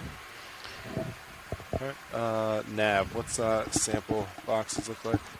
Both of your starboard pile boxes appear to be empty, and then you have all of your jars empty. Everything else. So just starboard side. Yep. Understood.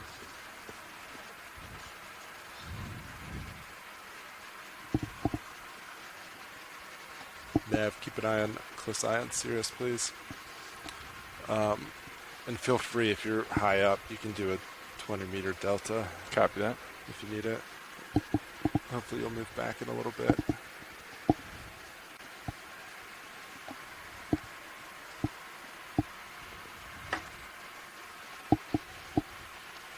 And if you do get too far, let me know if I need to move forward. Yeah, I'm about right on top of you right now. Understood. Looks like the ship's moving back though, so. Nav, you can add 5 meters. Good. Just to put Sirius. Nav, bridge, move is complete. Copy that, Bridge. I'd actually like to put in another move, another 5 meters at bearing 310, speed 2 knots. Pilot watch lead. Hey, watch it go. That's a move I just have a recommendation to try and get as much of the stalk as possible, so clip it as close to the rock as you can. As close to the rock as possible. Okay. Thank you so much. Yep. We're going to be going to port bio box, was that what I heard? Yes, I'm extending. No, starboard. We're in starboard. I'm extending the starboard box pin. Copy. I retracted that. That's your job. Hey, that's okay. You can extend it for me. Sounds good. Standing by. Hydraulics are up. Pilot, can you tilt down the camera too? Yeah, understood.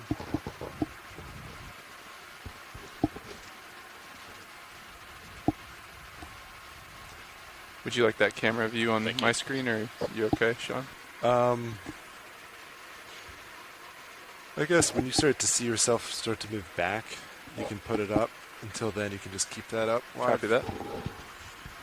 All right, arms coming live. 3, 2, 1. Arm is live.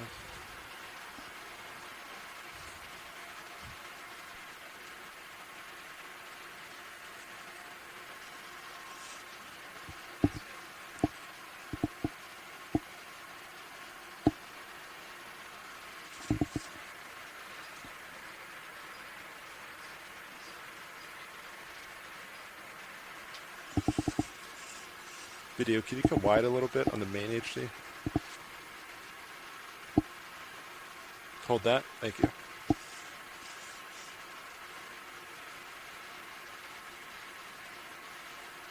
RV Nav Bridge, move complete. Copy that. Thank you, Bridge. That move is complete. Thanks, Nav.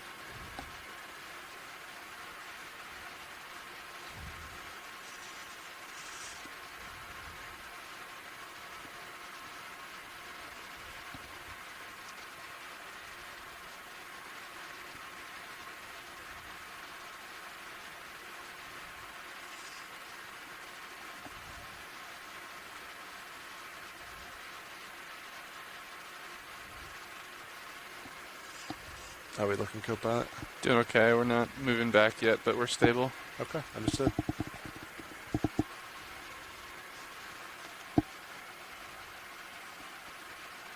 All right, watch it. Does that look where you want it? That looks great, just as close to the base as you can. Perfect. Thank you, pilot.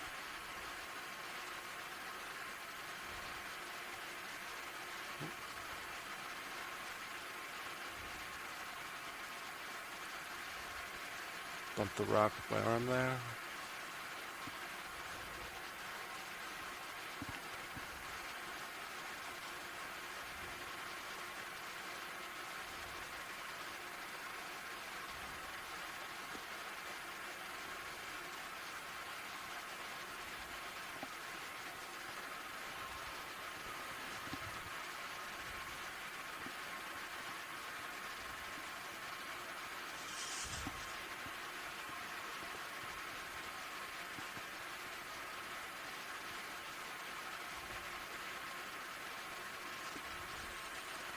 Let me know when you're ready for the box. Yeah. Do you think you're moving back at all yet? Not much, really? But a little bit. I'm keeping an eye. We've been hovering around 15 meters out from... Would you feel comfortable to put the mini Zeus up? I think so. Okay. We haven't moved forward at all, so... Sounds good. All right, RV2 going there. Would it be possible to get a snap zoom quick before you put it in the bucket? Sure.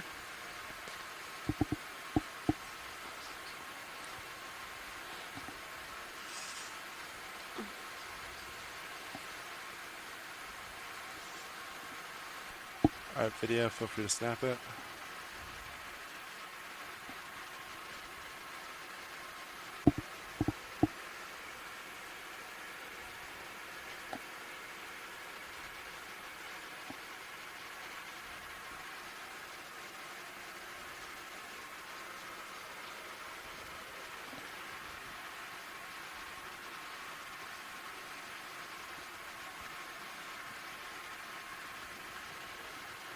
That's good, thank you. Understood. All right, video, when you're happy. All right, co-pilot, if you're set, you can go ahead and extend drawer. Copy that. I re-verified the pin was extended. Drawer Awesome. Coming out. Nice and slow.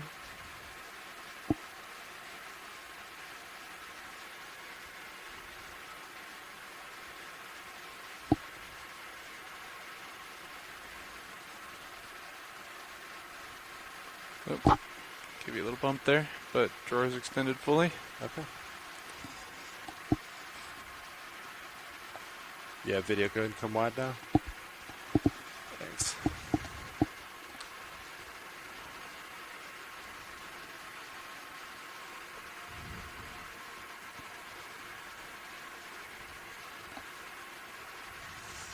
Let me know if you'd like mini Zeus moved. Sure. Do you want to center up with me? Yeah. That's great there, thank you. Good copy.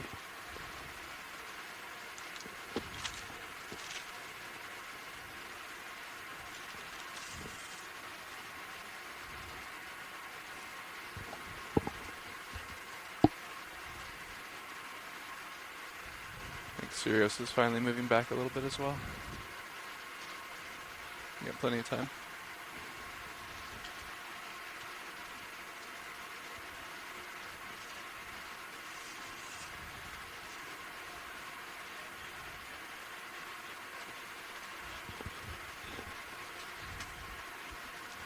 Sorry. Can you repeat that?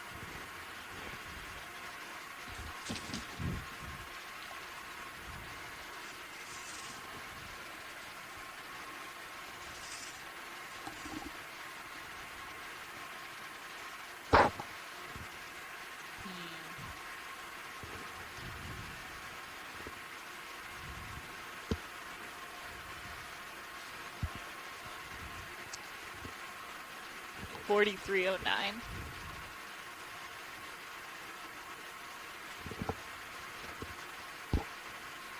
$43.09. Oh, copy.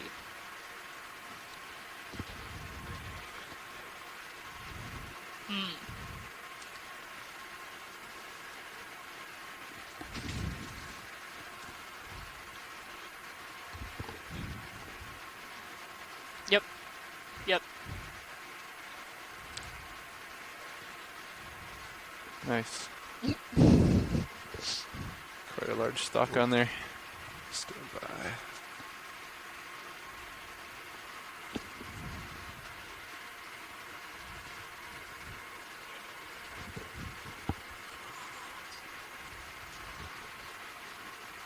I got stuck in a little bar there. Alright, you can retract the drawer. Copy that. Drawer coming in.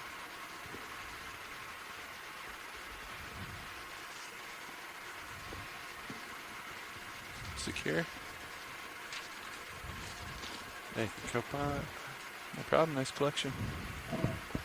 Thank you, pilots. That was excellent. No problem.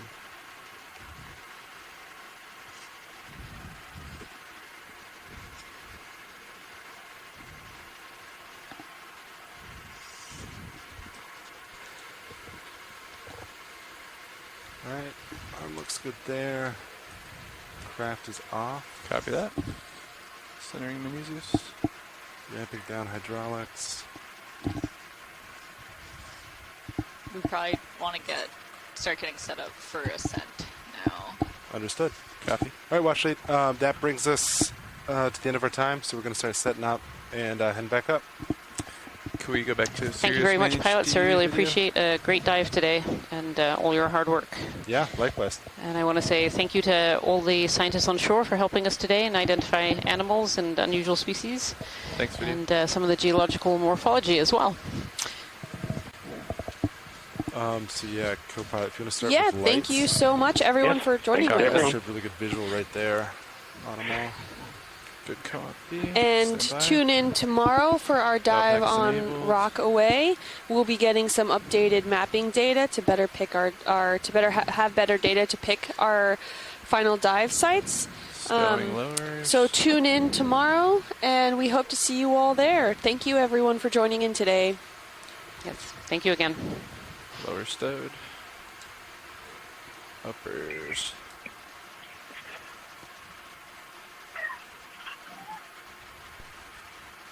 Coming in.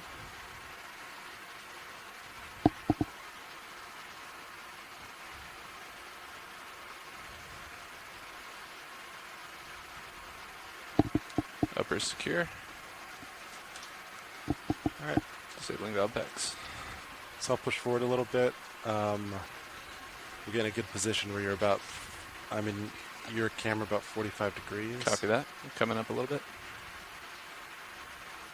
And I'll center up with you and we'll just come up maybe 50 meters and then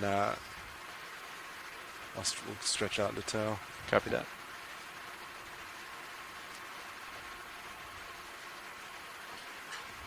Disabling HPU.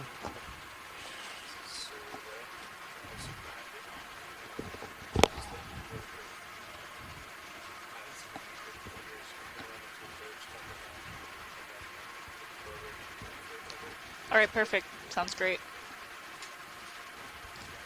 Let's see. What do we do for turns? Did they write down in your book how they turned? I was actually here this morning, so I remember turning starboard with Sirius. Sirius turn. Okay, so -7. Yep. So then, okay. So I think I can try to turn to line up with the ship to port, and then you can turn slightly to port as well. Alright, sounds good. I think that should do it. I am now bringing my camera up about 5-3 degrees.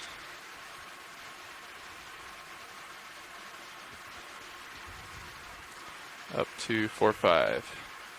Alright. That looks good. You ready to start coming up? Ready 15 meters a minute. Ready when you are. I'll follow. Yep. Right. I will stay centered your screen. Copy that. Coming up. Starting to come up. 15 meters per minute.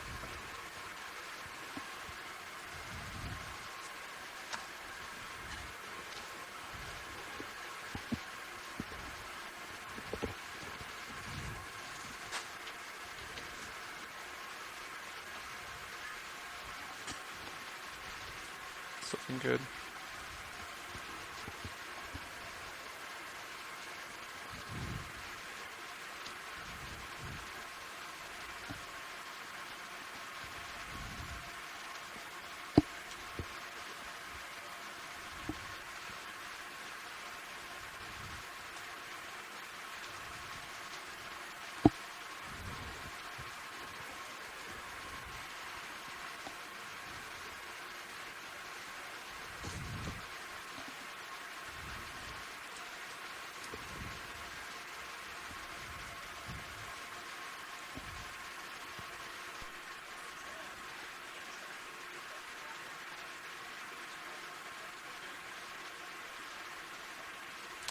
Once we're in tow config, you can let them know.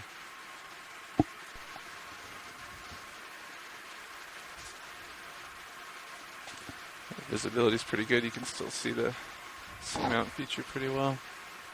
Yeah. It's a lot nicer than those real turbid dives where you can't see anything.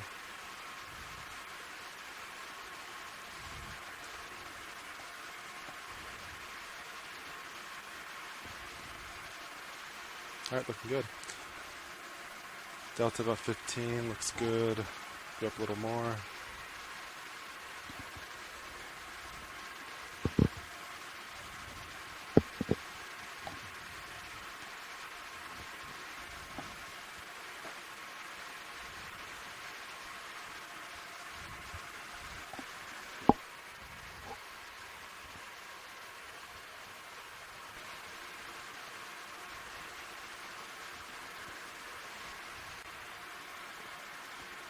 Sirius approaching 50 meters altitude. Copy that.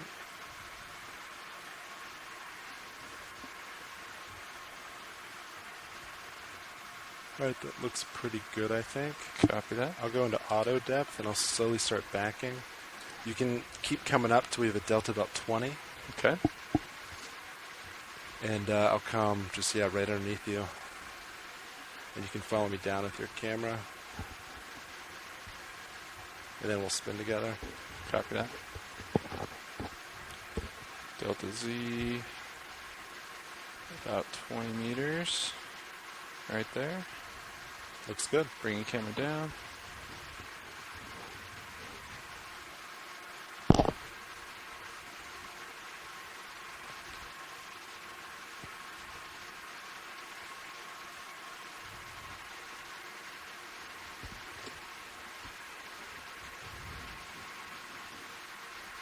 Main HD 90 degrees. Copy that. Almost there.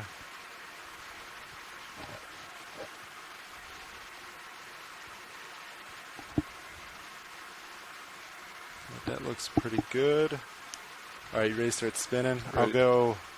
I guess we're both going port, right? Yep, both port, I believe. All right, I'll go a little bit, and you'll go further. Copy that.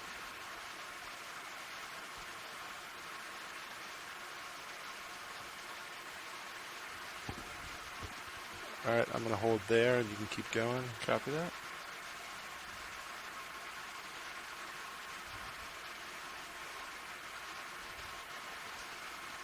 Tether looks good.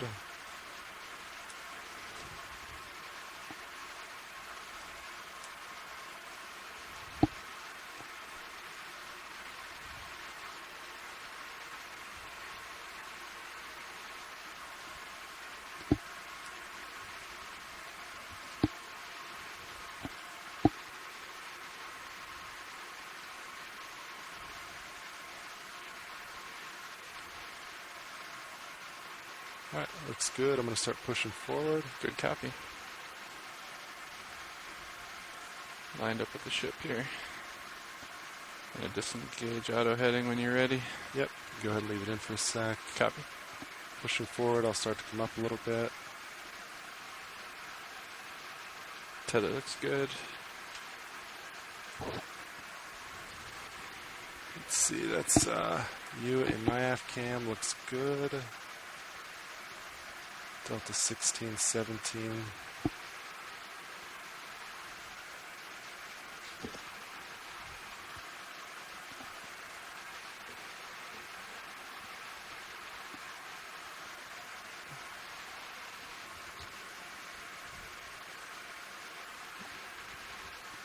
see starting to come into view.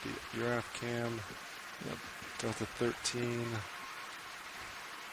That's me.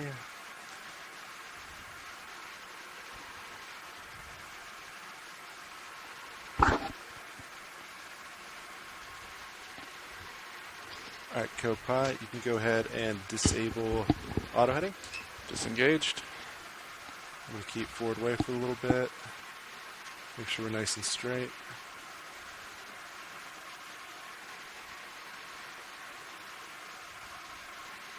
Alright, go.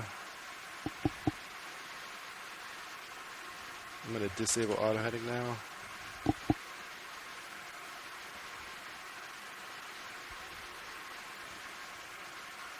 Looks like we're going to string a little naturally to the north.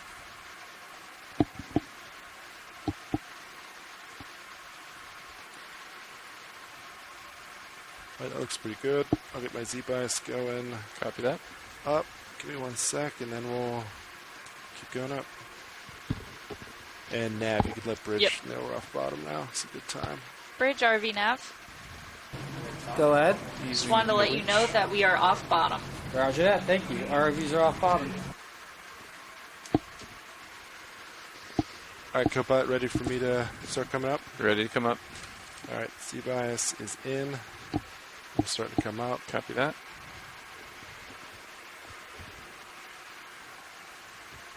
I'll let your Z-bias catch up just a tad, or delta Z rather, and then I'll ramp up to 30.